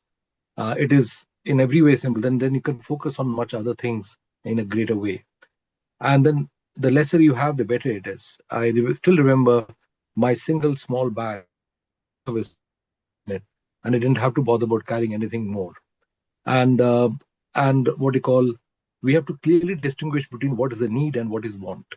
I might want numerous other things, this and that, and a whole lot of stuff. If only I can follow what I essentially need for my survival, I think I'll be quite happy by myself. And I've also stayed in small villages in India, and I found them that a single room and one part separated for the animal. We were 7, 8 of us living along with the cows and everything all around. And we never felt anything wrong anywhere. We were perfectly fine, happily living over there, get up in the morning, go in the fields with the other farmers. Of course, I was not there. I was there in that family for about 2, 3 weeks. But it was fantastic. There was no fight, no conflict, nothing. Everything used to be quiet. People were tired, we were to sleep. It was an amazing world. I don't know. I mean, compare that to what we do over here with life of abundance, and we are all the time chasing one thing or the other. Thank you, Anukul. And Lata wanted to know, yes, companies are involved. They're inviting companies to be part of it. I think what will be very nice is that in the education establishment, climate should now be a subject on its own. Complete subject on its own. Within that, environment should be there, and people need to learn to take it serious. I mean, we used to learn in geography about clouds and things. I think we need to bring climate in the education in a big way. Sharon, global namaste to you. We have been discussing about post-COP30 and what were the outcomes. We had some young ones here bringing so much information. So it was beautiful. Dr. Lakshmi wanted to share about the harmony in environment, and Swamini Sukhananda also mentioned about the similar thing, the way they've learned from the Sanatan way of life as well. So, Sharon, 2 billion population 100 years back and over 8.5 billion now. So more than 4 times.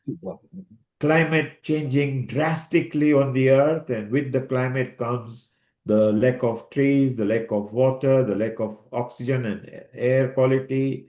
Where do you think we are heading? It's so interesting you're asking. Global namaste, everyone. It's so interesting you're asking me this because my husband, Jay Widener, just interviewed Bhibhu Dev Mishra, who wrote a book on the Yuga shift. And he's talking about planetary transformation.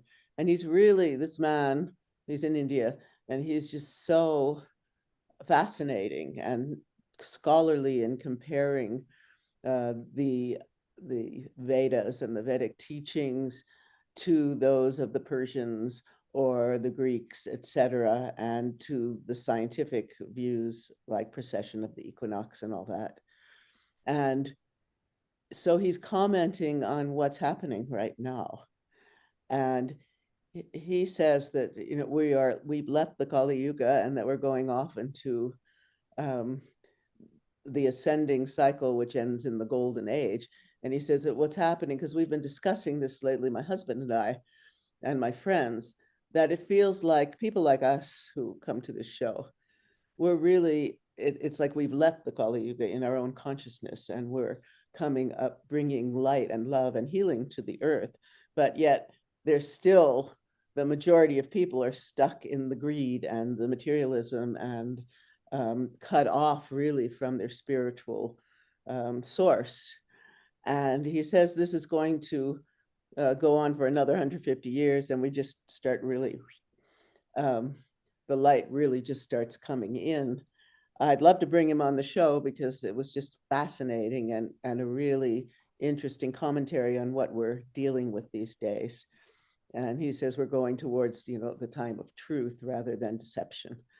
And I think that I always talk about, it's not just the physical climate, it's the emotional, mental, emotional climate, which today, because of the media, because of the greed, because of all these factors, is just appalling. In the United States in particular, it seems that everything that's going on in the media is designed not to lift us up, but to turn us against each other and people, I was talking with my friend Nina here today, who was part of the Krishnas for many years, just about how your average person is so, I could use the word conditioned, mind control, by these horrors. And they're being led to just hate other people, never listen to them. And so all that, we just need to bring, and we're doing it on the show, bring a higher perspective, a higher frequency vibration on every level, on our words, on our actions, on our music, on our dance, all of that, and reach these people from our own experiences and our own love and compassion. And then we need to take action locally. Peter May is here today from Crestone. Crestone, in terms of environmentalism, Hannah Strong, who pretty much created Crestone, was part of the original environmental movement, and John Milton as well. And they're still out there doing their work. And everyone feels that we have to reach the young people because they're the future. And here in the US, particularly young men, feel completely cut off. They feel like they have no future. They sit around smoking marijuana and playing video games because they feel they'll never be able to buy a house. The social media is screwing up kind of the dating situation so that they feel like they'll never even have a relationship, and they're really lost. And nobody seems to be in the government, they say all the platitudes, but I mean, why don't they, instead of, there was a whole thing here about, oh, we're going to help them by doing 50-year mortgages. It's like, okay, why don't you just, instead of that, first-time home buyers, give them, 1% mortgage or 0% mortgage so that they could really participate. It's just so sad. I mean, I have granddaughters, and so I don't know what we're leaving. The country's in terrible debt, and there's just endless wars. Is that part of the human condition, or can we really rise above that and really see each other for the amazing human beings that we are? But anyway, Sharon, yes. Sharon, you are talking about restoring faith and trust so the youth of today can feel they've got something to live forward to. And one of the things that we are going to talk today with Peter, as soon as he makes his video landscape. Peter, if you can make your video landscape just like how Sharon's is. Today we are going to talk about watershed restoration. What is a watershed restoration? Peter, yes, and Peter is here as well. I know Peter has been here on Healing Our Earth many times, and he loves soil as well. So Peter, if you can landscape your video, please. So it will be just like how Sharon is. If you flip your camera, that's it. You are landscape now, and now if you can turn it, you are lopsided. Yes, perfect. Don't touch it. Don't touch it. It's perfect. There you are, Peter May from USA. Sharon, introduce him. And let's talk for the next 10 minutes about restoring watershed. Oh, let me introduce Peter. Well, let's start with this. Peter is a Grammy Award-winning musician. He is a really extraordinary and loving, spiritually aligned and way beyond a person who is the kind of leader of the meditation, etc. Group that I'm a part of. A great teacher. He's an alchemist. He makes elixirs for healing. And he has these amazing projects in Crestone that he's going to tell you about for restoring on many levels the land in the valley here. Hi, Peter. Hi, Sharon. Nice to see you. Nice to see you, everyone. And yeah, I guess we'll just start. Yeah, Sharon and I have been working together for quite a few years now, and we meet weekly to regenerate and revitalize and re-energize each other in all of our projects. And as you know, Sharon's doing amazing film and music projects, and we just feed off of each other here, so it's very good. We have that kind of support.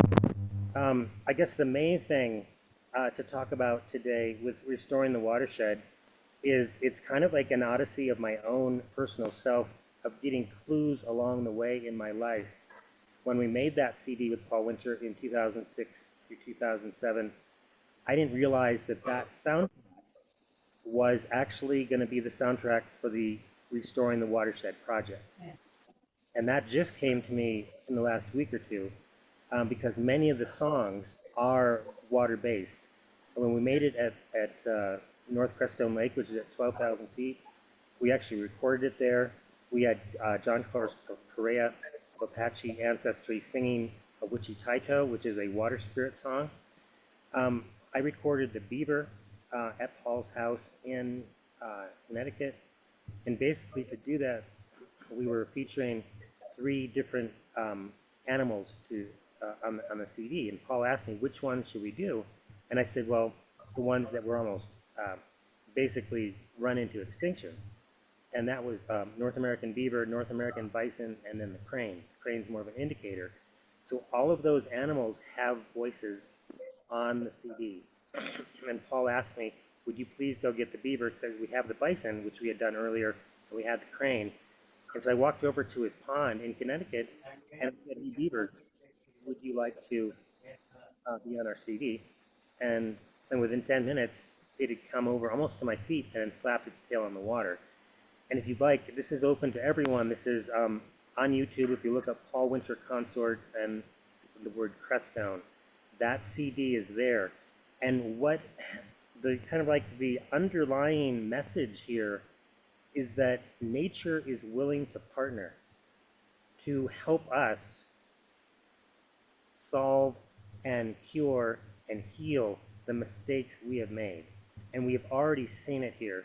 In this country, the beaver was once in between 40 million and 60 million or something a lot. And it turns out they were very valued for their fur, and that's actually what built the United States economy early on. But they're also the keystone species of the wetlands. And when you took them away, it looks like the whole areas, especially in the West, they became dehydrated. And that's one thing about water and water and how water can certainly grow our crops and provide for a safer place to live in wildfire country. But the next thing that we are learning is that it's so tied to what we call the entire system health. And when we speak of a watershed, we're not just speaking of the land, we're speaking of the hydrological cycle, which includes the air. And the air is something we share from state to state, from country to country, around the world. And there are organisms, such as mycelium and mushrooms, such as conifer trees, that play a huge role in this whole system that we're just starting to become aware of. And, we have above, in the air, but we also have below. And one of the most fascinating things now is that we're able to study the effects of when we put a well into the ground, that it creates what's called a cone of dryness because we're utilizing that water. And that can be seen, if it's not too extreme, it might not make a big difference. But in this valley, we have so many farmers, and we have people trying to pay back water debt from years ago, that it seems to be making a difference. And so a colleague in Iowa is now starting to study the effects of beaver and how they could create cones of wetness. And that wetness can then help to restore the levels of the aquifers. And as we get into this, I'll invite you to also consider the ecology of spirits, let's say, and how spirits can live, or the microorganisms can live all the way up to the macroorganisms, and they can really affect where we live, such as the mycelium or the bacteria, but also even beyond that, into the quantum, and how the protons and neutrons and electrons and the pressures, the electrical current, the electromagnetic fields seem to be interacting or not interacting depending on how much disruption or impairment has occurred in that particular region. And so this is very fascinating to me because it's just starting to gel now how we could actually create these and support these cones of wetness coming back. That can then translate into communicating with the aquifer itself and then foster a relationship with the atmosphere. Because many of our areas of drought are due to the fact, in my opinion, from this theory, is that it's not interacting with the atmosphere like it once did and like it could. And so some of the magic of this, in a sense, the magic of music, let's say, and the magic of mushrooms, is that we know from Paul Stamets and from our own concerts and applications of sound that Sharon and I and a few others here got to be a part of, is when we add bass notes to a mushroom, let's say seed, the nursery part, the spawn it is called, they can grow very, very quickly. And the interesting thing is, sure, we could eat those mushrooms when they fruit, but they're also then sending messages through their sesquiterpenes to form the thunderstorms, the thunderstorm clouds, which then brings the rain. And so it's providing us a mechanism for utilizing sound and our connection and an invitation to nature to partner. Because think about it, if there was a being, and whatever you want to call it, a tree or a mushroom or us, and we said, hey, we do need water to live. Would you please send some, whoever they might be? And they might say, oh, of course we could, but we have to get that communication up. And so I'm summing this up to say that we're bringing the idea of conductivity, of how, on some of the environmental platforms, they say we're all connected. We are all connected. The pioneers, that's their motto. And I want to celebrate that, and then also encourage us now to think of it, yes, we are connected, and now let's increase our conductivity. Because the conductivity is what's going to help each of us communicate more effectively to each other, with each other, and then with each of the other organisms. And we may not be able to use English, but our intention does go with our words. And so sometimes it is easier to use the music.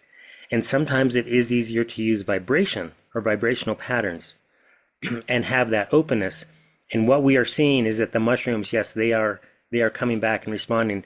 That when we made the dams in the creeks, we are starting to get a rehydration of the landscape, changing the conductivity and thus the electromagnetic field, which can then allow more moisture to fall. And additionally, it starts to create habitat for endangered fish. So it's really important that we celebrate each little victory. And a man just came to visit a friend of a friend that, I had tea with him the other day, and I told him basically exactly what I'm sharing with you. And he goes, wow, I want to tell you something. I said, what's that? He said, you are giving me hope. You are giving me hope, because many of us these days, and I think this is what we're talking about, this is what we just said, in terms of playing video games and smoking, pot and things, because we don't know where to go, is to get that communication and experience back with nature. And then once nature gives you what you need, and you know how you supported it, that begins to restore the hope. And then not just the hope, but the actuality and integration that we're part of nature, and that we can help each other evolve and then evolve even further and further and further. So it's a very interesting time. We have lots of technological opportunities, let's say, and we certainly use those when we need to. And at the same time, we want to make sure that we're going direct with nature as much as we can. And the other aspect is that we are starting to use fire. And this is another aspect of this that I think will speak to this group because of the nature of this group. I'm a firefighter. I've been a firefighter since 1993. And it's just been recently, in the last several years because I grew up in the Great Lakes region, and there is a tribe, a Council of Three Fires tribe called on Walpole Island. And they burn on a regular basis, and because they burn, they have every endangered species in abundance of southern Michigan and Ontario. And I always wondered, how did they do that? And so I got to do it. We burned in Iowa, we burned in Michigan, we burned here. And basically, there were two of us that are experienced meditators. And what we were doing, and we didn't know it at first, but then we started to put it together, we are meditating as we are burning. And what happens is that our field, and perhaps it's a theta state generated field, electromagnetic field of our bodies, then qualifies the ash of the fire, and that can then awaken plants that have not been there. And in some cases, like Iowa, plants came back they hadn't seen in over 100 years. We did it in Michigan for my sister with the monarch butterflies and the milkweed. We've done it here in Crestone with the blue iris, which is a wetland species. And we are getting ready now to burn on the refuge here where there's so many elk they don't have enough to eat, and so they eat all the beavers' food. And so we want to burn for the elk to get their browse back, and then the willows and cottonwoods can start growing again on the creeks, and then the beavers can start making habitat for the endangered fish. So there's all these little pieces that sometimes become big pieces when we put them together, and it does take our interaction and our sensitivity and our ability to adapt and really listen and be still, and then also take that in and then change our actions if possible. And so we are going to be starting to invite people to come to our programs, whether it's restoring the streams or restoring with fire. And we're calling it restore. Restore your land, restore your soul. Give yourself some hope, because nature is still there, and in many places it's not that far gone. And that's what we're surprised to see is we burned last November, and the grasses from the wetland came back within just a few months. And so we're working on bringing the beavers back because we have none. And we also know that when we bring back the keystone, which is the beaver, we'll also see other species come back as well. And you were talking about, tell them about what is the role of the beaver in restoring. So yeah, the beaver, it's a very eager beaver. Its spirit is kind of like teamwork and resilience and persistence, and it slows up the water. And as it slows up the water, that water rehydrates the system, the whole landscape. And then in my sense, and what I've been sharing, is the conductivity starts to go up, and it starts to interact and restore the hydrological cycle, because we've been in years of drought here, but then it starts to give habitat to species. In Colorado, 70% of the species need the beaver to create habitat for them. And then it also tends to limit wildfire spread and intensity, because it's slowing up the water and allowing the water to remain on the surface for longer periods of time. So there's a lot, and this particular animal was trapped out almost to extinction by the 1840s, and we just learned that in 1901, someone in Colorado, a commissioner, tried to bring them back. And the good news is that in Colorado, on last Monday, they released the draft Colorado Beaver Management program, and we are now all reviewing it. And that the main message of that plan is that beavers they've now been revalued. They are such an important part. We're not just saying, oh, if they're here, great. If not, no worries. No, we are actively working on bringing them back and honoring and respecting them as a being, not just as a species. We just don't want coexistence. We would like to have partnership. And that is the difference now, where we are evolving like, oh my gosh, we are very sorry. And that is the biggest thing that we are probably doing in this valley that was drained in the last 100 years. And I haven't really shared this, so I'll share it with all you, because you are the wonderful audience that will then vibrate this into existence with us. We, since the water was taken, the spirit of the water has been disrespected. And so part of our work is saying we are sorry and learning how to offer to the water spirits. And so we do that on a regular basis now. And so this may then lead to, we've had the Mother Tree Festival years ago. You know, we created a healing forest. Now I think what we're going to do is create a fire and water festival to where we have an opportunity as a valley to say we are sorry. That please show us what to do. And, you know, people hate fire too. So, hey, sorry, fire. You Tell know, them the name of your fire department. Well, the whole theme, I mean, you saw it when I take my video off, you know, it's, if you look at this photo here, you know, that's Kundalini Bear, and a Keystone Beaver, and it's partnering with nature. And part of what we are also working with is the Zen Center, and they're working with a shaman from Mexico, and they have been, sorry, my camera just went out for a minute, but anyways, the wisdom that they're getting from the shaman is to not protect yourself from fire, but to protect the fire. Wow. And your relationship with it. This is where we are going, because if there's something that you really don't like, you know, that's kind of like your enemy. Maybe get to know it more. Maybe get to know it. And fire is certainly that, and fire can be so life-giving. We're already showing it. I mean, I've hesitated for years because this is all really well known, but it's not really well known outside of certain circles. So now we are celebrating that.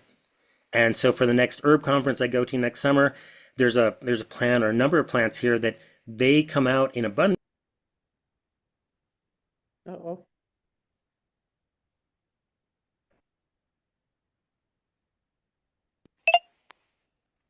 Oh, I think I'm unmuted now. No, you're there. You're back, but turn your camera. There you go. Is that all right? Yeah. Is that landscape? No, that's not landscape, but it's probably okay. Yeah. I'm sorry, my phone is doing crazy tricks. Anyways, that whole point was, if something's really threatening you, see if you could become friends and allies with it. In this sense, it's fire. So many people are afraid of fire. And we're getting ready to burn this winter.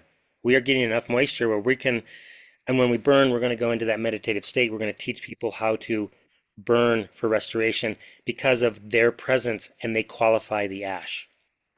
This is alchemy on an ecological level, on a landscape scale.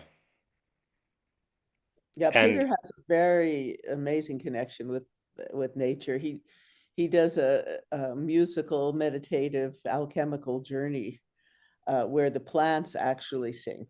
So describe that a bit.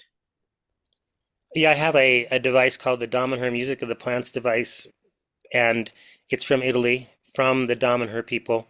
And, you know, they've been at this since the 1970s with Falco, creating that whole eco-village movement. And I was introduced, and when I was introduced to this machine, and it basically uses a Wheatstone bridge and a synthesizer to measure the electrical conductivity of the plant. Here's that word again, conductivity, right? And then in the right circumstances, it will then play, and it will play in real time to me. And we've done so many numerous concerts. And for this group, I want to share a few things. When I heard that sound come out of the machine the first time, I heard it and I went, you know, I've heard this before, but it wasn't with a machine. And up here, about 10,000 feet on a solstice, I played my trumpet for an hour or two, and what came back was the mountains and the plants responding to me. And it sounded just like what came through the machine. And what can happen in concerts when you really get that connection, and it seems like everybody is on board, is the plants will start singing without even the machines in areas where they usually don't. They are welcomed.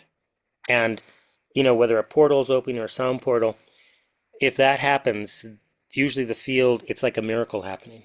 And we acknowledge it. Because oftentimes, especially in the healing forests, we feed the trees. We're feeding them for them. And what they did is they turned that energy back to us. and allowed their field to encompass our field, and it allows for very rapid healing.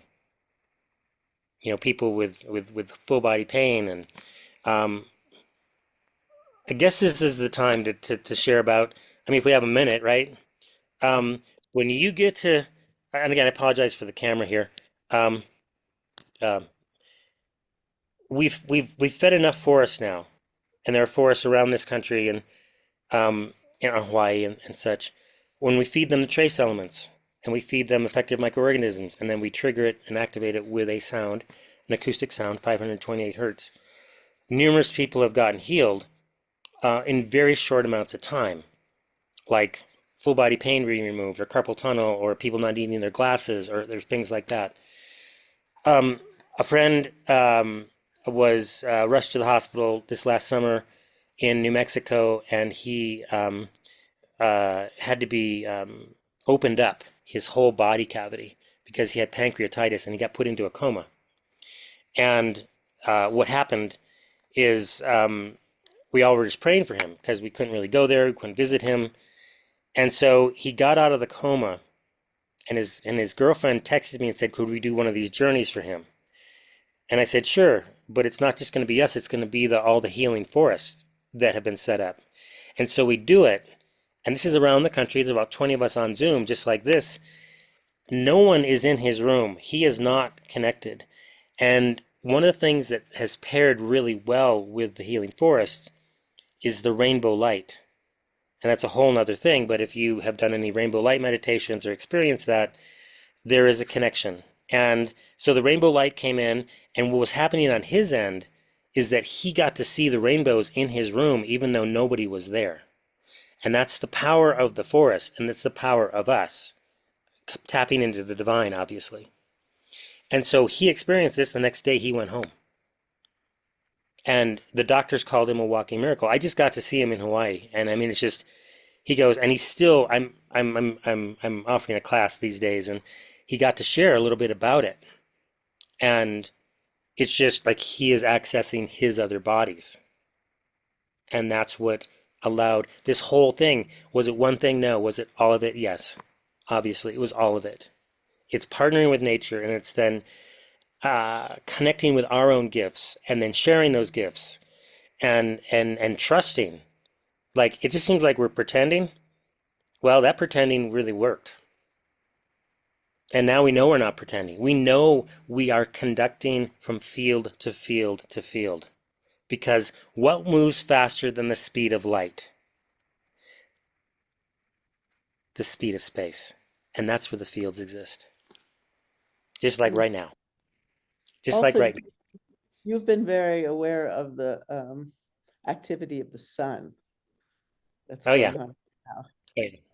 And how is that affecting us? We had these aurora We had the borealis. northern lights. We had the northern lights here. We live at 8,000 feet approximately. We had the red and the green of the northern lights. That usually doesn't happen. And that is concerning, because it means that the electromagnetic field of the earth is getting weakened. And it can really cause people physical issues with their own fields. And sometimes the field gets so strong, our field of the planet, of the earth, goes so low, it goes negative. And it's not really going negative. And I'll share this with y'all, because I love sharing secrets these days. We want to learn to build our field ourselves, from our practices, from our meditations, from our chanting, from all of our practices. And that's what we're doing. We know we're doing that now. We know it works. But because when the earth field diminishes, it never really goes to zero, because you don't want your field to go to zero, because then you're dead. Okay? And so when the sun does its solar flaring, I just mentioned this to someone the other day because this was happening. What if we learn how to plug into and utilize and ground into the field of the sun? Because when the field goes negative, there's still a field. It's just not the field we're used to. Can we adapt to the sun?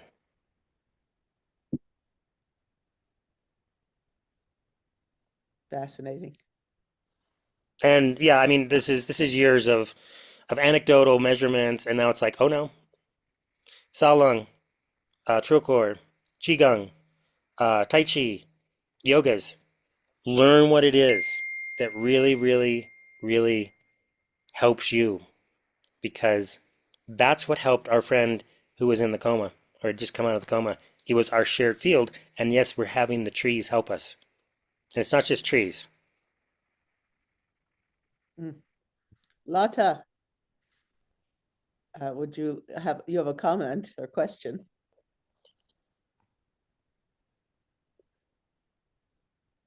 Hi, Peter. Hi, Sharon.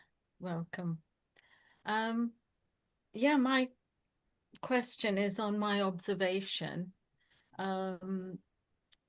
that this year the seven planets that were in alignment, and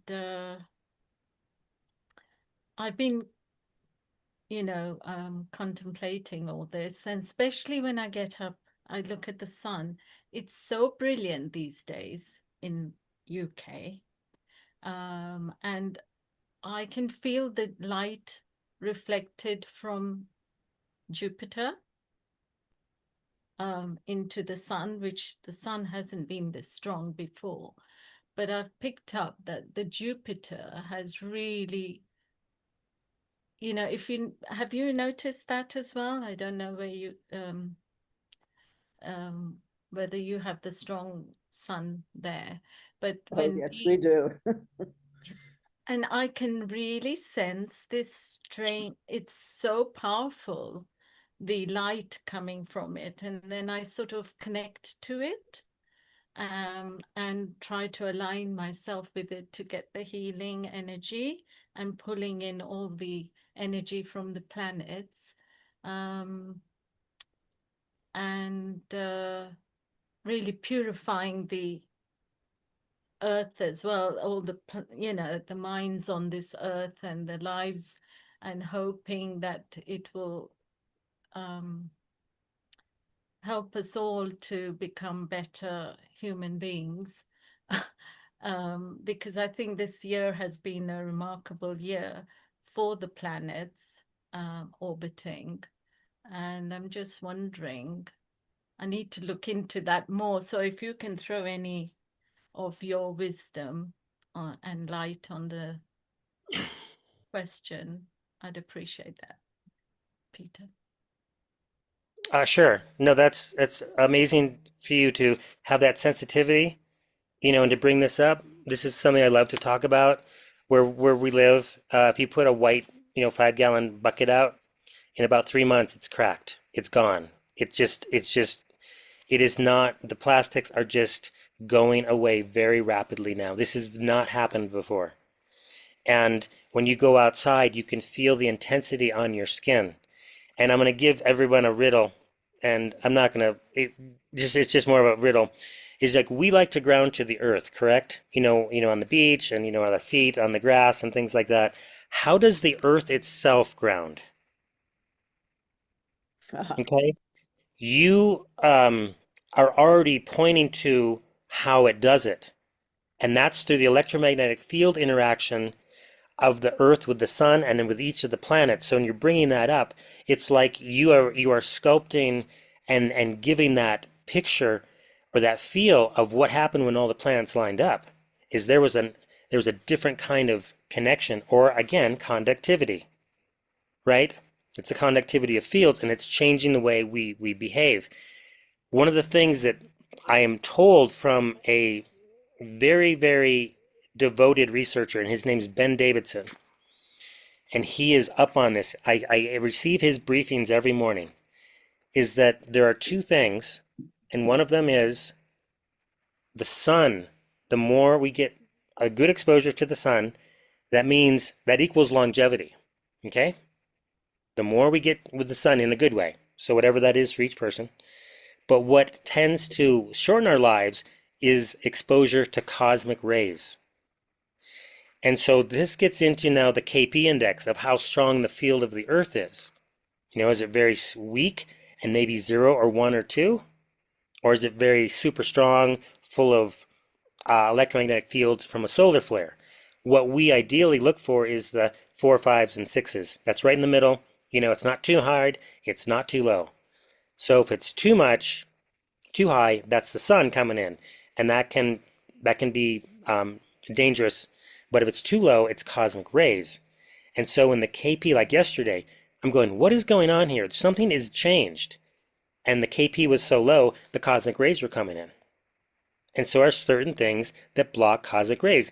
And one of the things that is very poignantly studying building biology out of architecture school is one of the things that blocks them is aluminum. And in this country, you know, people, they would, you know, if you can't afford a house, you'd live in a mobile home. And what they're made out of is aluminum. They are now blocking their cosmic rays more so. And before it was like you never wanted that because you needed some of the cosmic radiation. Now it's way too much. It's just interesting. And so what I'm tending to use, and this was again a lucky experiment on my house, is I have lava rock on top of on one of my roofs. And that is one of the most enjoyable places to be because it is blocking everything. But I also know I need the sun. So it's this back and forth, back and forth. And food in that room doesn't tend to spoil either. Whereas the solar energy is coming through like the next room over and the plastics are degrading inside the house. This is crazy. I mean, we're like the canaries, you know, in the coal mines here. Because we are seeing firsthand, like if you put a color of duct tape out, you know, duct tape, you know, the really, really useful tape, put all the colors out, red, orange, right? And I do this with the colors like this. Anyways, these cellophane colors. You put these outside, they'll be gone in about a week, the color. It used to never happen. I'd leave them out for months. They would never go away. But it's interesting. I'm going to do this again. And maybe the next time I'm on, I'll give you my report. Which color disappears first? And that's going to give us a clue as to what wavelengths are being, or at least for that period, were more influential. Because color is can be such a huge part of our lives. That's amazing, Peter. I think, Sharon, that experiment that Peter runs, we should bring it back on healing. It'll be nice to know because he's actually now talking quantum. He's showing what happens with the colors, what happens with the plastic, with the food and everything. It'll be very useful. Let's let our viewers know what's happening in the next 3 episodes before we take a comment from Meeta and then close down. So, Sharon, next week, what's happening? Next week is our wonderful show, Integrated Health, Transforming Healthcare, Sunday, 30th November, 2025, 2 p.m. GMT onwards. It's one of my favorite shows because I really feel this is healing our earth. And this is all about so many different modalities that we can use as human beings to enhance our lives, our health, our happiness. Superb. And the following week, Anukul is a start of the Indian knowledge system, preserving the past, shaping the future, which is where we want to involve other indigenous tradition so we can become a global knowledge system. Anukul, your thoughts on this? Absolutely. We live in an entangled world. Everything is connected to the other. We cannot isolate one thing and expect us to be getting better. So I think it'd be worth having all the cultures, all traditions, which have stood the test of time, and get them all together and see what best we can learn from the one and the other. And obviously preserving the best thing for the past and create better things for the future. So that's starting next on the first week of December. Then Sharon on the 14th of December. Again, Universal Health Coverage Day, Health for All. This is big in the US right now, the whole Obamacare. They're trying to revamp it and everybody's arguing with each other. You know, why can't we really come together? Just like in the ancient wisdom, come together and really find solutions. And what do we have in common? And how can we assist each other in bringing radiant health to everyone. So this is our Sharon, Universal Health Coverage Day, Health for All, on Sunday, December 14th. and Sharon, you mentioned United States of America is in the news at the moment. Trump doesn't like Obama, and Obama took his previous people and his office, so it took about 10-15 years to develop something. Now Trump wants to bring something, and then the next guy will reject it. So the American peoples are not really covered for the universal health coverage, and it's very expensive in America. Let's hope something happens good over there. I have to tell you something. Yeah. When Jay was on his interview, which I highly recommend, I'll put it, I'll send it out to all of you.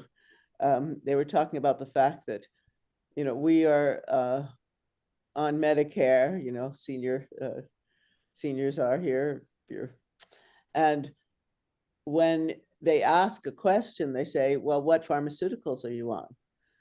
Now, I'm going to be 77, my husband's 72, and when we tell them we're not on any, he said that when he talked to them, they wouldn't believe him.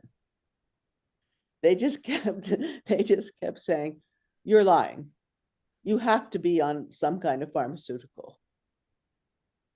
And I mean, I find it kind of concerning because it's like they just want to push all these things on us, and they think we're odd because we're not.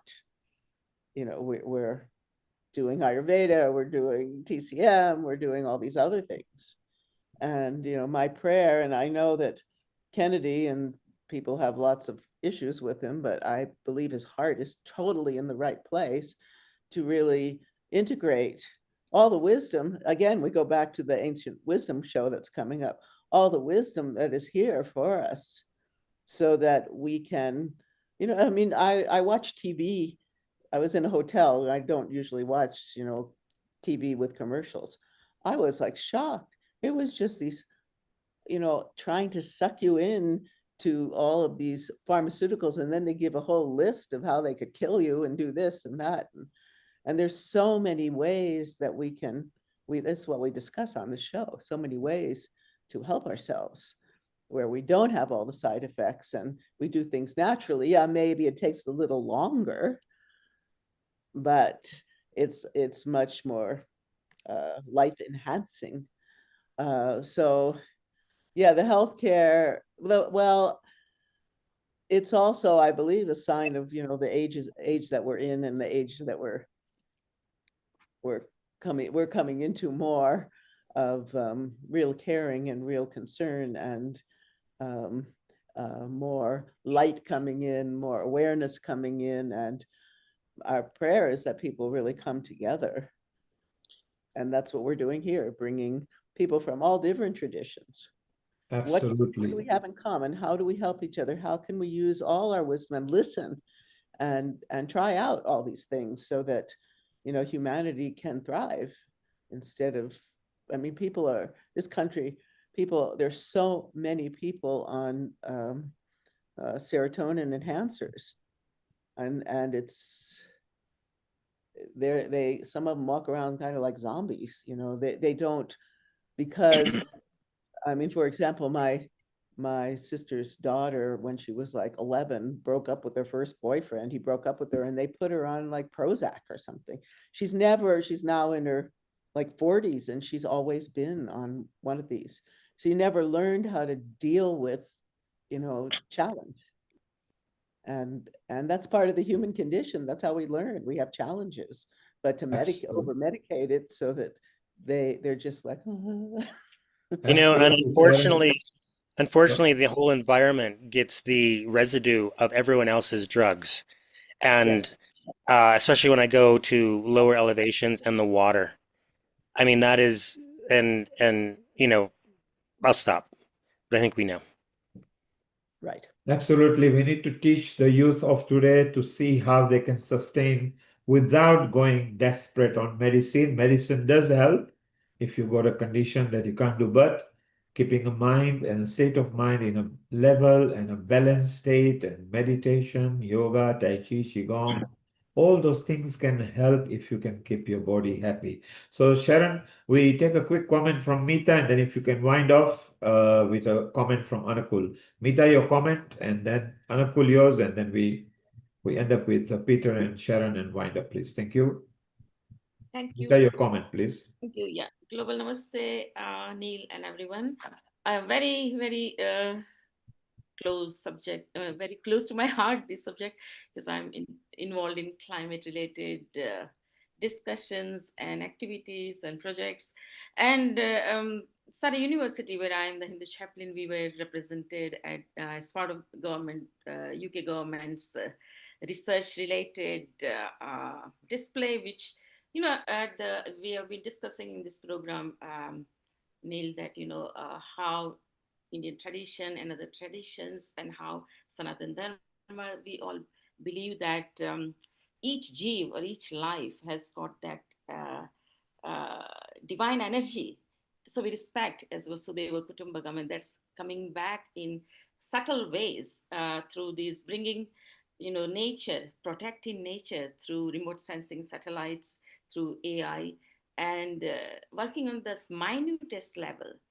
You don't need to work on huge projects, but working on, you know, as charity starts from home, working on the very local level, where you are working on biodiversity and how data can help, remote sensing can help in natural disasters to predict it and how to prepare before that.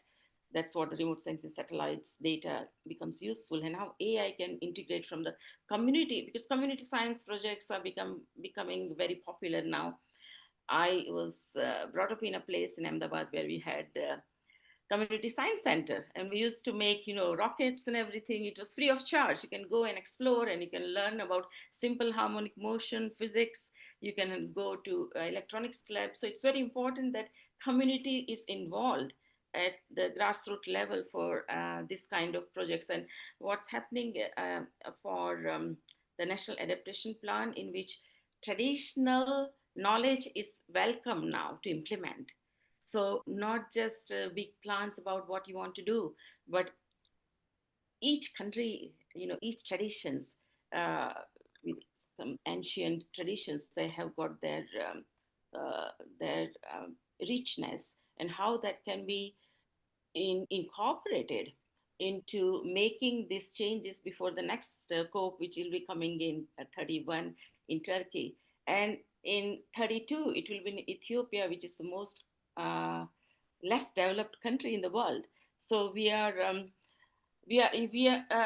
heading towards, in some ways, realizing the fundamentals, the basics about how to preserve Mother Earth or Bhumi, and on how technology, which is racing fast on the AI side, on the satellite system side, how everything can be integrated together, traditional knowledge and community spirit, and the technical knowledge, technology.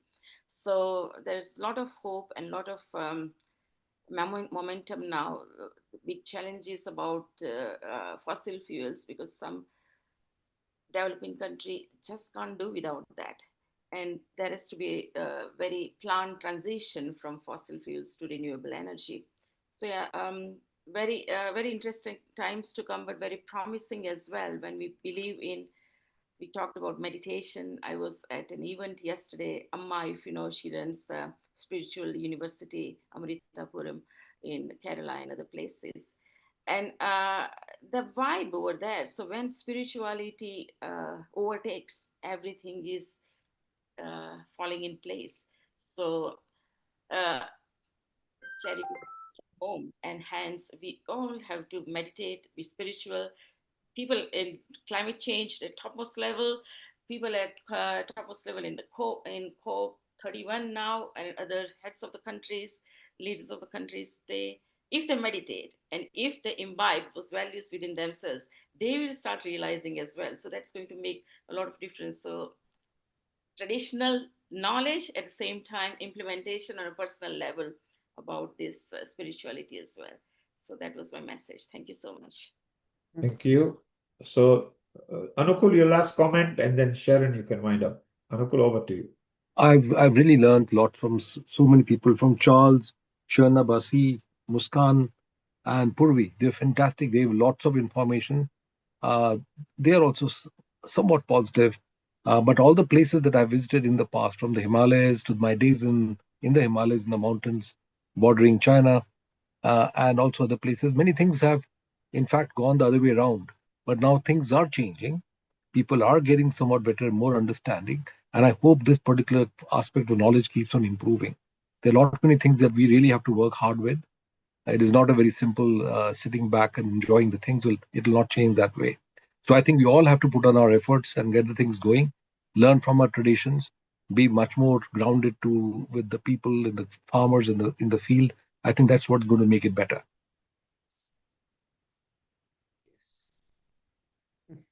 Thank you, Anukul. Wonderful. Thank And you. Sharon, you can wind off with whatever mantra you would like to have today. Well, what I'd really like to wind up is with Peter just leading maybe a short meditation or whatever you'd like, Peter, because he's. Oh yeah, no, I'd be happy. I know what you're pointing to. We do this every week, and one of the interesting things just to mention is that the integration with AI is one of our challenges, and the plants can show us how to do that. So I'll get into that maybe next time. Sorry, Mike. Tell me when I'm okay. I'll just stay like this. Yeah. And that we also are realizing that all the landscapes are sacred, provided that we are engaged with it.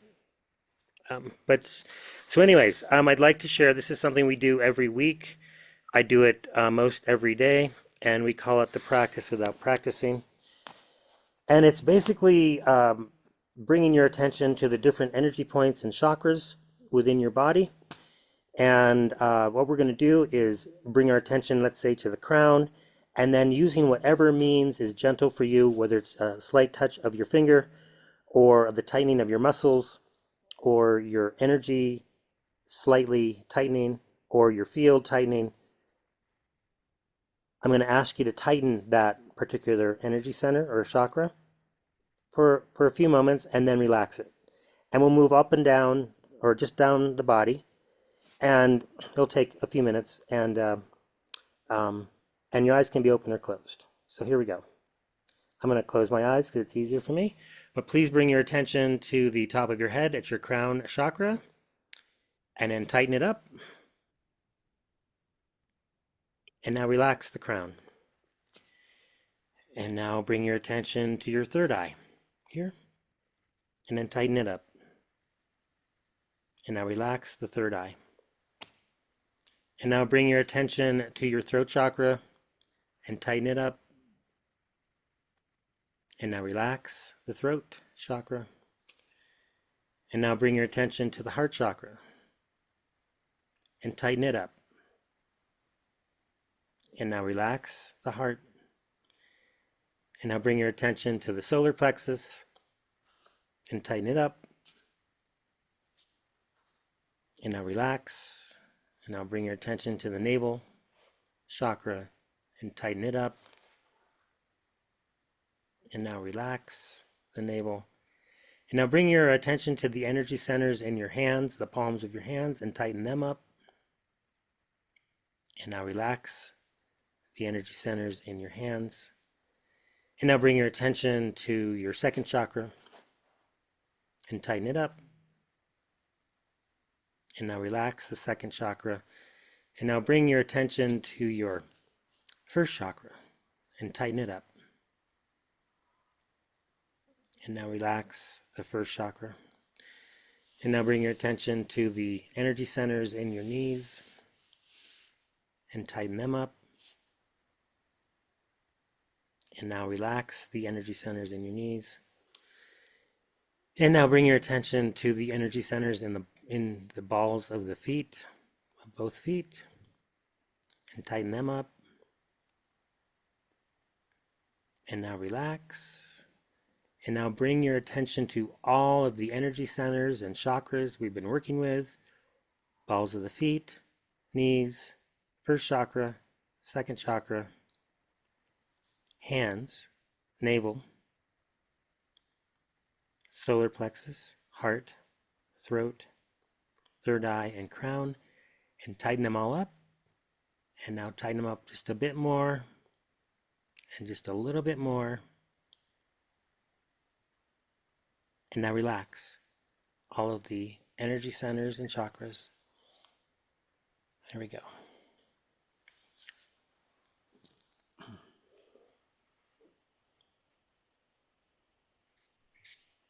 I have found that this practice is really helping me sleep. I do it if my mind's going and I want to go to sleep. It's like magic. It's been amazing. And if I wake up in the middle of the night,